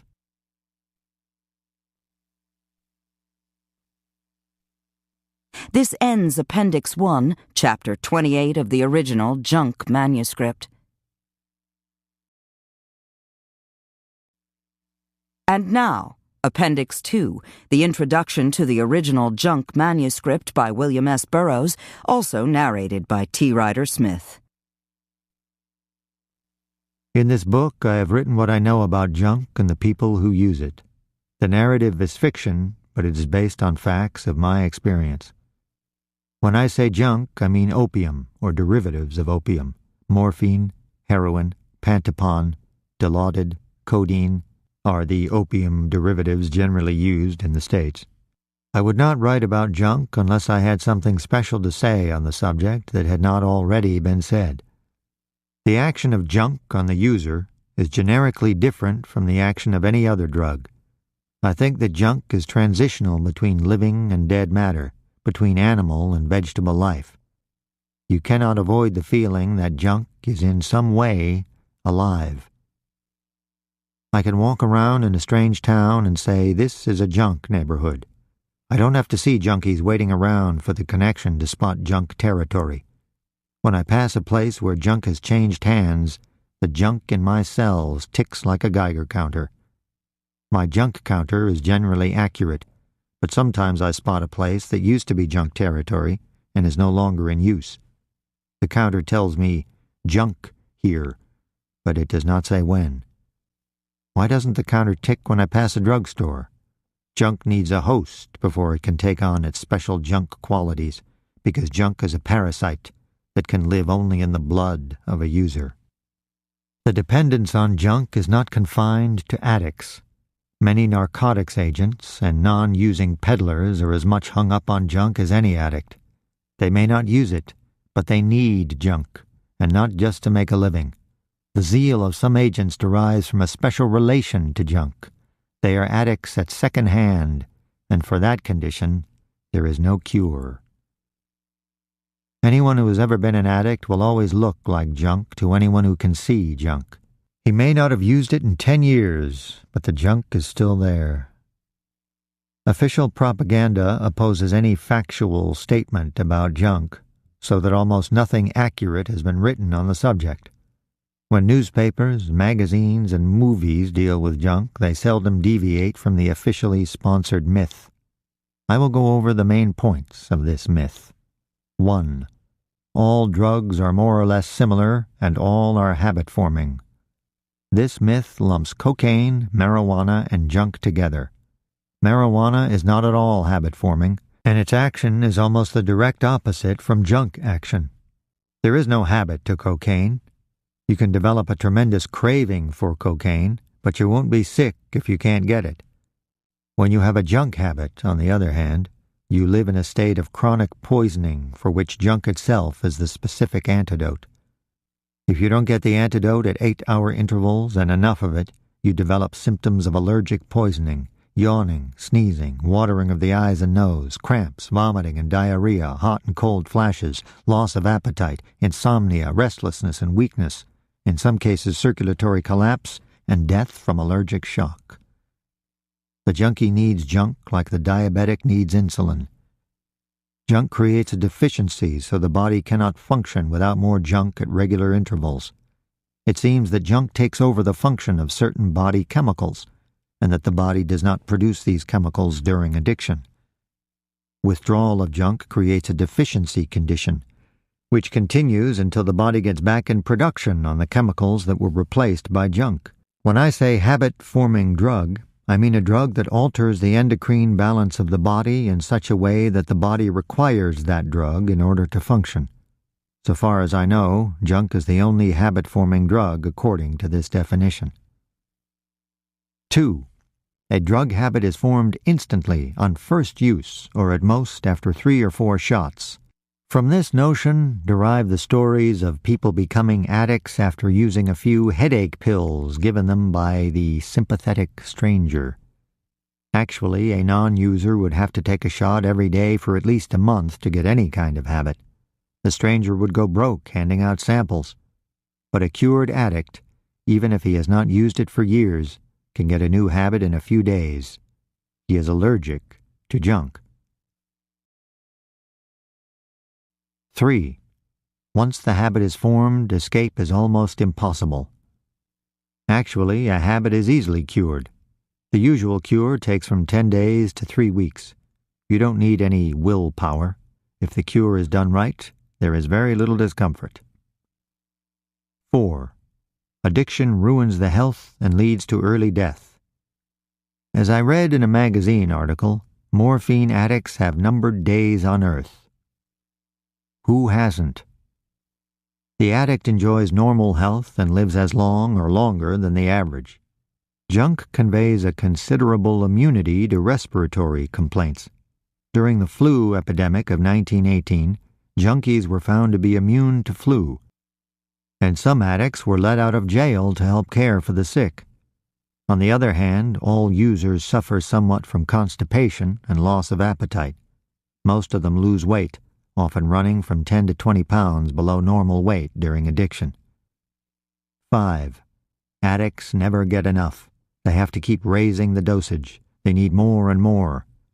Finally, I quote from a recent movie called Johnny Stool Pigeon. They tear the clothes off their skinny bodies and die screaming for more junk. This is preposterous. Addicts get enough and they do not have to raise the dosage. I know addicts who have used the same dose for years. Of course, addicts do occasionally die if they are cut off the junk cold. They don't die because they need more and more. They die because they can't get any. 6. Addicts want to get others on the stuff. This silly idea seems to be universal. Every time I take a fall, the law says to my wife, "It's a wonder he didn't get you on the junk." Why in hell should I? I have enough trouble keeping up my own habit. Of course, a peddling addict wants to get other people on the stuff, so he will have more customers. 7. There is a clear line between addict and peddler. The authorities pity the addict and are out only to get the peddler. I have never seen an addict who did not sell or a street peddler who did not use. There is no line at all. The authorities make no distinction, and the penalty for selling and possession are about the same. 8. Peddlers try to get high school children on junk or marijuana. A recent magazine article depicts peddlers slipping laudanum into the Coca-Cola of teenagers. This is utterly ridiculous. No peddler wants kids for customers. They never have enough money, they talk too much, and they cannot stand up under police questioning. The best customers are the old-timers. They know all the angles and generally have some source of revenue. 9. There is a connection between junk and insanity. Addicts turn into maniacs when they cannot get junk. Actually, I have never seen or heard of an insane addict. For some reason, the two conditions do not occur together. 10. There is a connection between addiction and crime. Marijuana, especially, is supposed to cause people to commit crimes. There is no direct connection between crime and drug intoxication that I have ever seen or heard of. The people who talk about drugs causing crime never seem to follow through and take into account the vast number of crimes committed by drunks. Alcohol is a crime-producing drug that outclasses all others. Of course, a lot of junkies steal to keep up their habit. It isn't easy to get up $10 to $15 per day, which is what the addict has to pay out for a day's supply of junk in the U.S.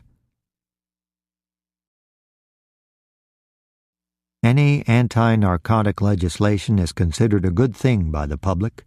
For this reason, the field of narcotic legislation has become a testing ground for a type of law new to this country, but familiar in police states. In the states of Louisiana and Kentucky, it is a crime punishable by imprisonment. Louisiana 2 to 5 years, Kentucky 1 year, to be an addict. This is police state legislation, penalizing a condition or state of being. In the Louisiana law, no time or place is specified, nor is the term addict defined. A cure is now available for addiction in the antihistamine drugs. Withdrawal sickness is an allergy, and the new anti-allergic drugs relieve its symptoms. The old-type reduction cures all use habit-forming drugs, and withdrawal symptoms return after the drug is finally cut off.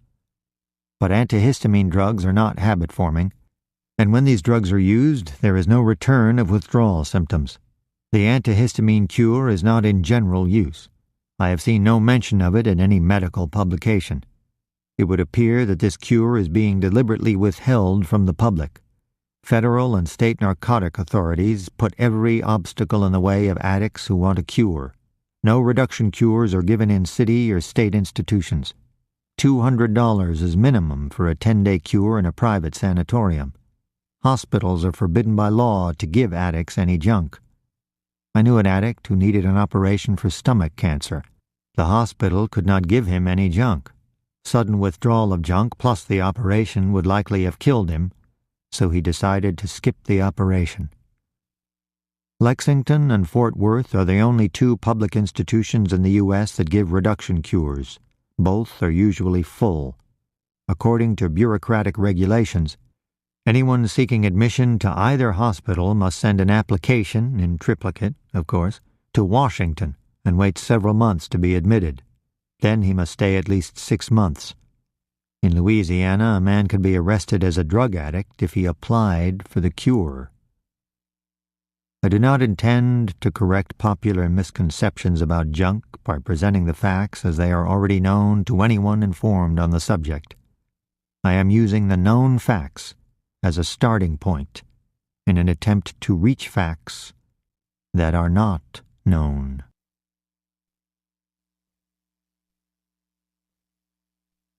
This ends Appendix 2, which was the introduction to the original junk manuscript. And now, Appendix 3, a letter from William Burroughs to A. Wynne, written in 1959, narrated by T. Ryder Smith. Wynne Publishing Company, 23 West 47th Street, New York.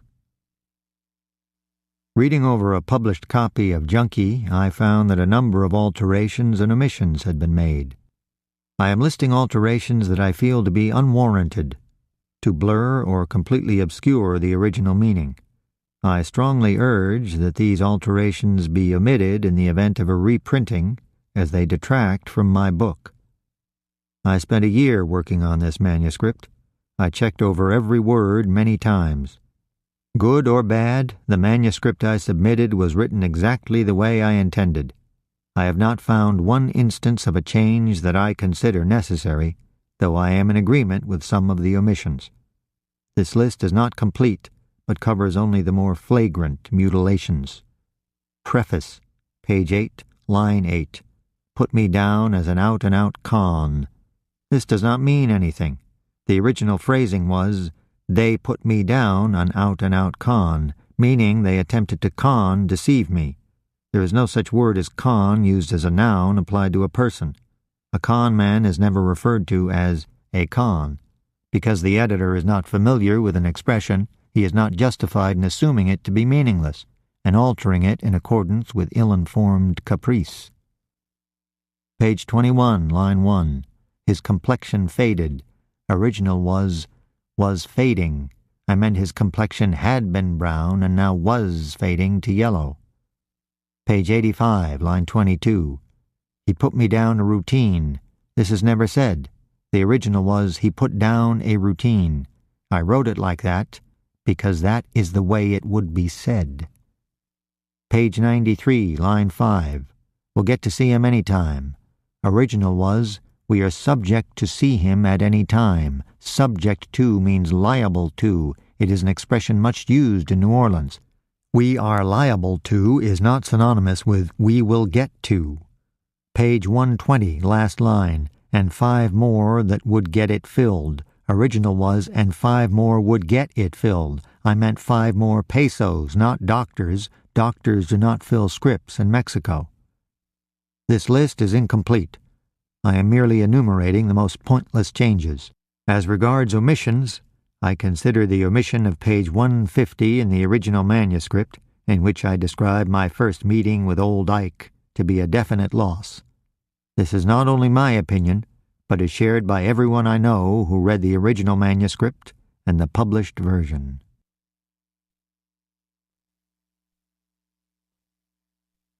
This ends Appendix 3, a letter from William Burroughs to A. Wynne, narrated by T. Ryder Smith. And now, Appendix 4, Junky, An Appreciation, by Allen Ginsberg, written in 1952, narrated by Mark Nelson. The reader, after a cursory glance at this book, will discover that the author is no ordinary junkie. he seems to have taken pains to disguise the fact that he is also a man with a background that might astonish many of his readers. Born just before the 20s, of a respectable middle-class family in a large Midwestern city, a family the name of which is a household word in America for the inventions and commercial exploits of its 19th century forebears, he received a good education at a private school where he was known as an aloof and presumably shy aristocrat with phenomenal scholarly aptitudes and a startling penchant for wildness. His first literary venture was a history of Rome, done in true 19th century manner from common Latin sources at the age of 15. Having set a record for scholarship at this school, he was sent to Harvard, where he studied English literature. Little is known of his experiences there, except that he was supposed to have kept a weasel on a chain in his rooms and a portrait of his family house on the walls. When questioned about the latter, his invariable remark, with an offhand gesture of the palm, was, "Yes, isn't it hideous?" There remains of his undergraduate days only one literary specimen, a 20-page playlet set on a sinking ship in the middle of the Atlantic, with several of his acquaintances cast in varying roles of hysteria, terror, malice, and last-minute turpitude. On his graduation in the early 30s, considering he had said all he had to say literarily in the aforementioned charade, he studied anthropology, again at Harvard, specializing in Aztec and Mayan archaeology. Returning to his home city, he found no career to his liking and took to drinking, riding around the river sections with his contemporaries on summer drunks, and studying yoga. Presumably he had no formal instruction in the latter discipline, since on being challenged to prove its efficacy, he announced that he was impervious to pain and demonstrated this by cutting off a finger. This exploit led to his incarceration in a private sanitarium nearby, from which he was soon released, as he seemed composed and cognizant of his surroundings. His next move in true American style was the grand tour of Europe. He spent a year in Paris in the early 30s, went on through Germany and Austria, as did his English contemporaries in the Isherwood-Auden group, and ended up in Cairo, looking at the pyramids with the practiced eye of an ex-archaeology student. He spent some time in the cities of the north coast of Africa, earlier and later popularized by Gide and Paul Bowles, and returned then to America. His favorite reading at this time was a dozen or so books which comprised his whole permanent library and which he carried around with him in his travels. They included Pareto and Spengler, Cocteau's Opium, a copy of Baudelaire, a paperbacked volume of Shakespeare's tragedies, and, later, W.B. Yeats's A Vision. Returning to America, he brought with him a bride, whom he had met during 1 year's abortive career as a medical student in Middle Europe. Bride and groom separated immediately on landing in New York, the purpose of the marriage having been to obtain citizenship for the Jewish lady, supposed also to have been a baroness. Then followed a tour of U.S. cities, hotel room to hotel room, from New York through the South and Midwest, with long stops during the early 40s in Chicago and New York. This was, of course, made possible by a small private income from his family. It was in Chicago that the author first began to explore the underworld, within himself and outside of himself, while working as a professional pest exterminator in that city's slum areas. However, certain other less criminal but nonetheless subterranean vices, treated in the later sections of the book, had already been discovered in his youth in America and travels in North Africa and Europe. For the latter, and its related emotional causes, the author had long ago sought out psychoanalytic aid. This proved apparently to be of no avail. As for the former, association with criminal elements of the population of the cities he visited, and the use of various drugs he encountered, the author's story picks up at that point. One other important moment of background may be mentioned: the author's wife, who appears briefly in the New Orleans section of the book. The common-law marriage, which began in the late 40s, ended with her untimely death as the result of a drinking accident in a South American country several years ago. There remains one child born of the union, who lives with his father, now presumably in Venezuela. This fact has been related last, as it will indicate to the reader an important concern of this book. Its title is Junky, and its subject is drugs and the drug world. It is not in any sense a complete autobiography, though many personal details relating to the main subject have been included. It is the autobiography of one aspect of the author's career, and obviously cannot be taken as an account of the whole man, as these last pages of the introduction demonstrate. In that respect, the author has done what he set out to do: to give a fairly representative and accurate picture of the junk world and all it involves, a true picture, given for the first time in America, of that vast underground life which has recently been so publicized. It is a notable accomplishment. There is no sentimentality here, no attempt at self-exculpation but the most candid, no romanticization of the circumstances, the dreariness, the horror, the mechanical beatness and evil of the junk life as lived. It is a true account of its pleasures, such as they are, a relentless and perspicacious account of the characters that inhabit the junk world, with their likeness and unlikeness to the known average of the culture. A systematic history of the events of a habit, the cravings, the jailings, the night errands, the day boredoms. We are fortunate to have a historian, however firmly he has taken his position on the other side of the dark wall of normal gratification, who is able to give us these facts in a manner of writing which shows signs of literary maturity. A style which is direct, personal, very characteristic, very literal, highly selective, intense, and economical in its imagery.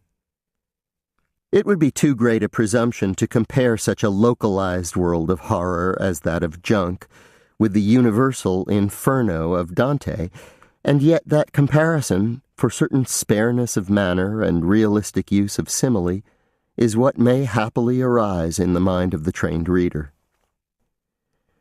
It remains to be said that the publisher presents this book to the public for its originality of style and content in dealing with a highly controversial subject. Very little real information is obtainable on this subject, and most of it is romanticized and hyped up or distorted for mass commercial purposes. This book has the advantage of being both real and readable.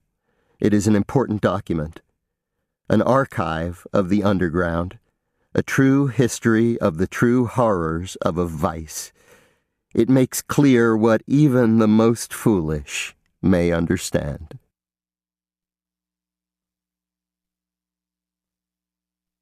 This ends Appendix 4, Junky, An Appreciation by Allen Ginsberg, narrated by Mark Nelson.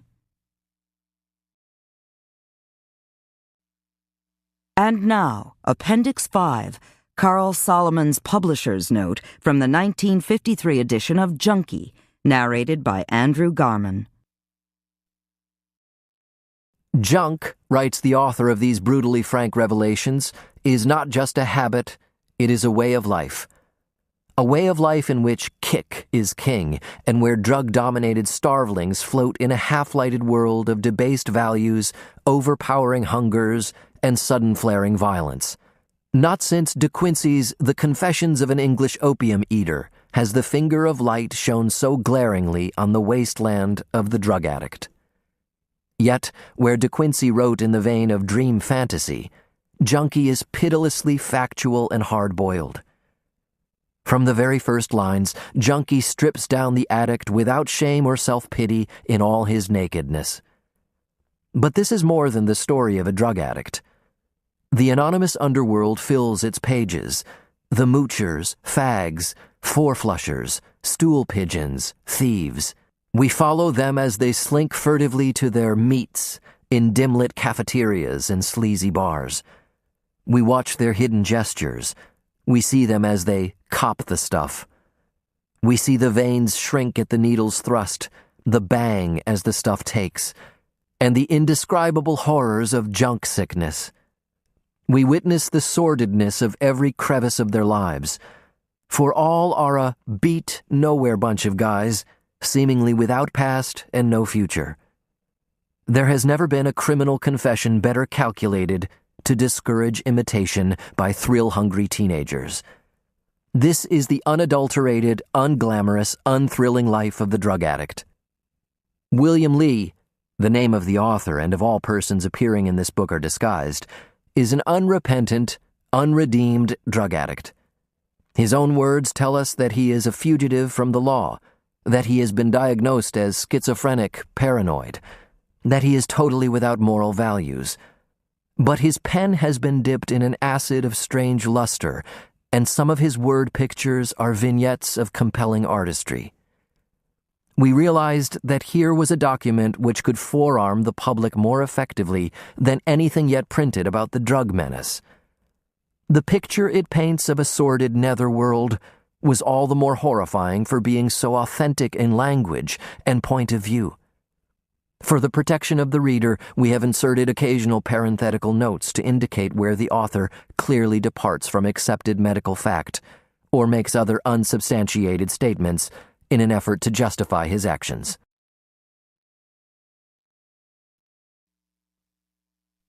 This ends Appendix 5, Carl Solomon's Publisher's Note, from the 1953 edition of Junky, narrated by Andrew Garman. And now, Appendix 6, the foreword to the 1964 edition of Junky by Carl Solomon, narrated, once again, by Andrew Garman. Junky by William Seward Burroughs was originally entitled Junk and was written under the pseudonym of William Lee. First presented for publication in the early 50s, it aroused some interest among hardcover publishers, but it was brought out as one of the earliest paperbacks of the newly emerging Ace books. Since that time, Burroughs has become famous here and abroad as an avant-garde novelist and short story writer, writing under his own name. His novel, The Naked Lunch, has been published by Grove Press. In Search of Yahé, about his adventures on the Amazon River among the headhunters in search of the mind-expanding drug Yahé, has been brought out by City Lights. The Soft Machine and The Ticket That Exploded have been published in Paris by Olympia Press, with much attendant scandal. And a new novel, Nova Express, will soon be brought out by Grove. In Norman Mailer's Advertisements for Myself, Burroughs is referred to as the American Jean Genet. His second novel, Queer, remains unpublished in this country and abroad.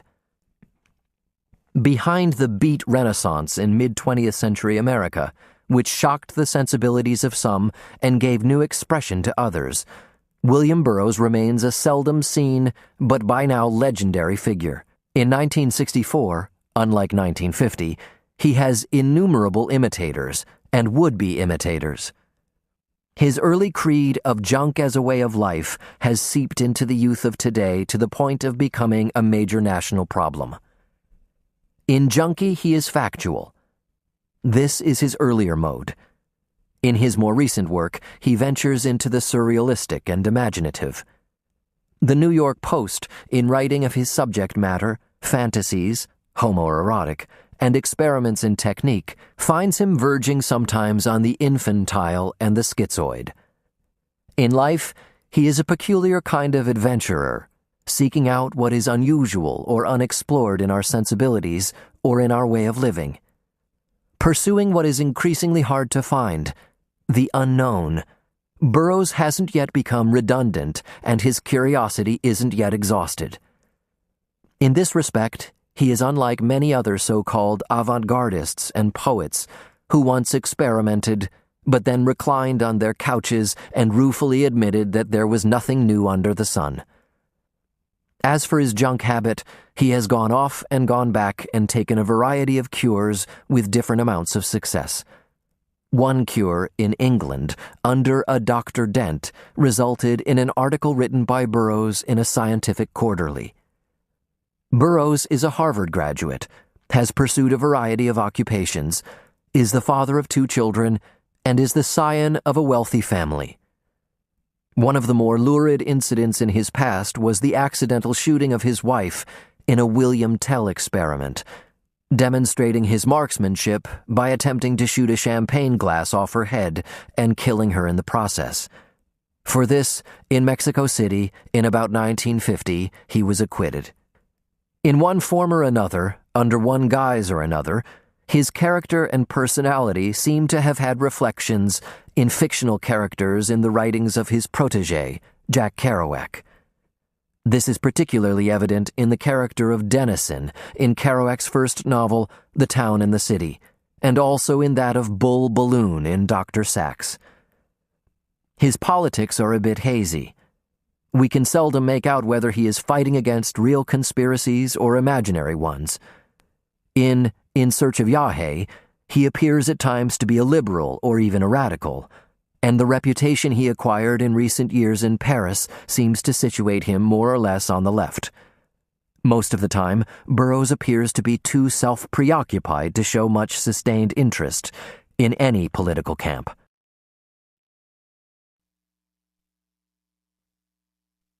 This ends Appendix 6, the foreword to the 1964 edition of Junky by Carl Solomon, narrated by Andrew Garman. And now, the final appendix to this book, the introduction to the 1977 edition of Junky by Allen Ginsberg, narrated by Mark Nelson. Bill Burroughs and I had known each other since Christmas 1944, and at the beginning of the 50s were in deep correspondence. I had always respected him as elder and wiser than myself, and in first year's acquaintance was amazed that he treated me with respect at all. As time wore on and our fortunes altered, me to solitary bug house for a while, he to his own tragedies and travels, I became more bold in presuming on his shyness, as I intuited it, and encouraged him to write more prose. By then, Kerouac and I considered ourselves poet-writers in destiny, and Bill was too diffident to make such extravagant theater of self. In any case, he responded to my letters with chapters of Junky, I think begun as curious sketching, but soon conceived on his part, to my thrilled surprise, as continuing, workmanlike fragments of a book, narrative on a subject. So the bulk of the manuscript arrived sequentially in the mail, some to Paterson, New Jersey. I thought I was encouraging him. It occurs to me that he may have been encouraging me to keep in active contact with the world, as I was rusticating at my parents' house after 8 months in mental hospital, as a result of hippie contretemps with law.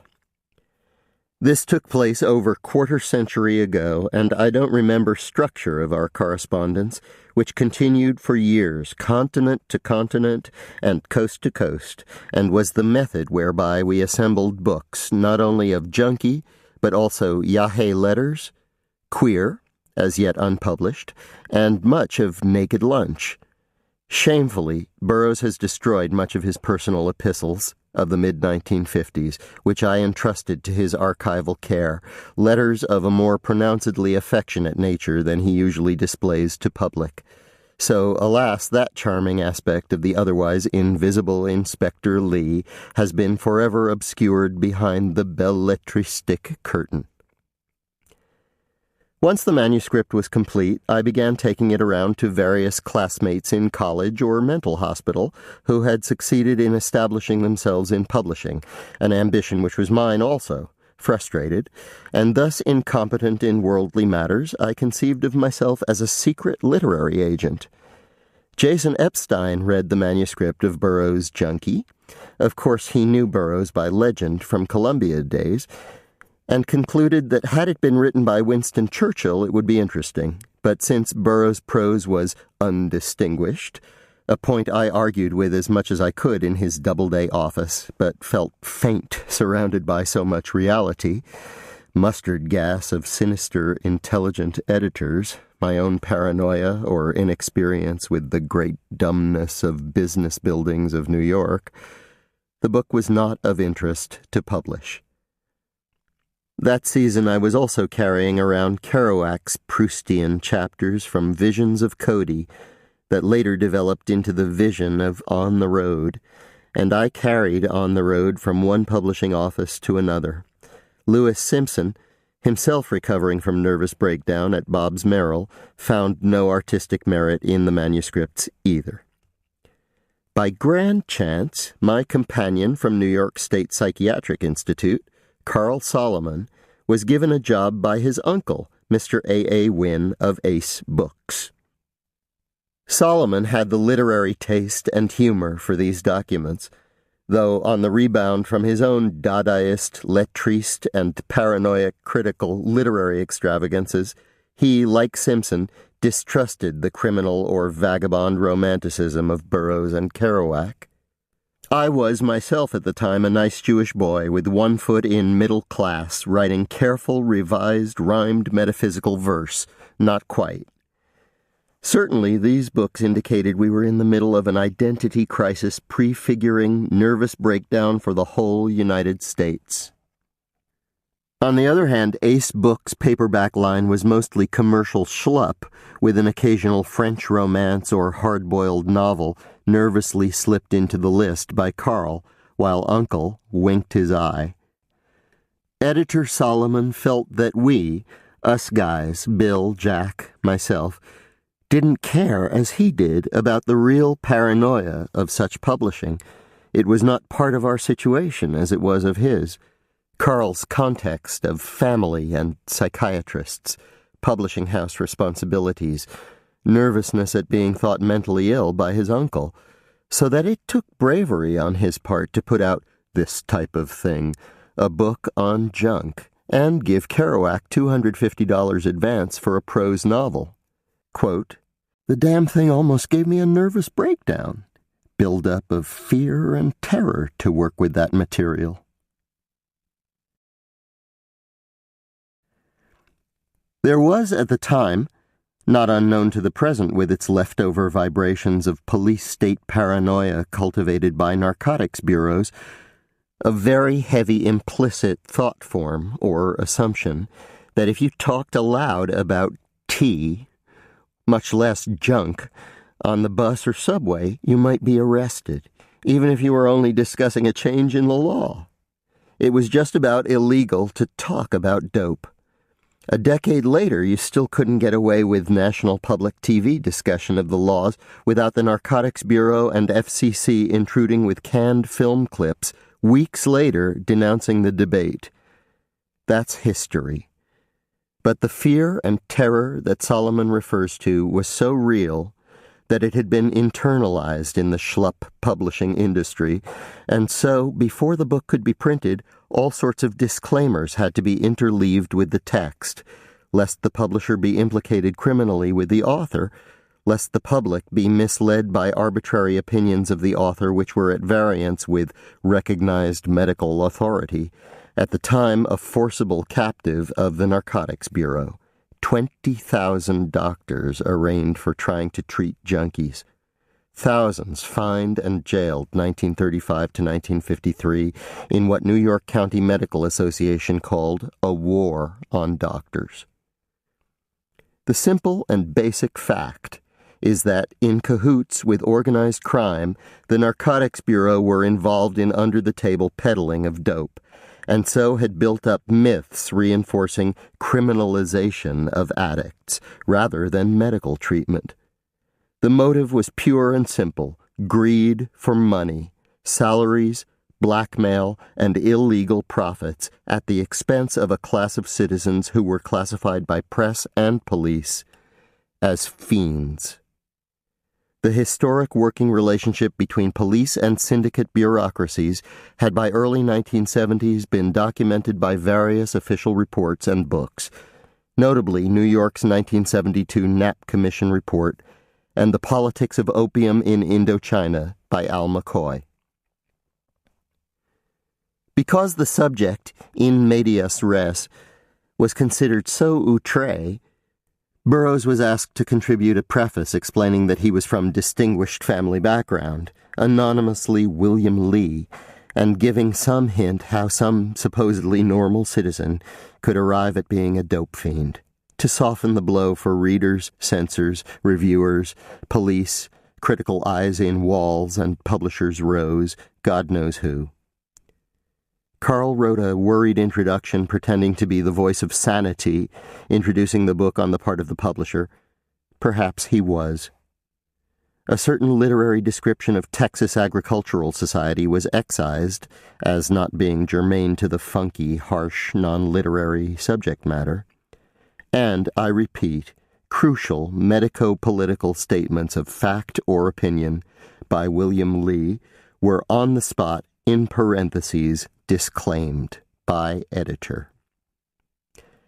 As agent, I negotiated a contract approving all these obscurations and delivering Burroughs an advance of $800 on an edition of 100,000 copies printed back-to-back, 69'd, so to speak, with another book on drugs by an ex-narcotics agent. Certainly a shabby package.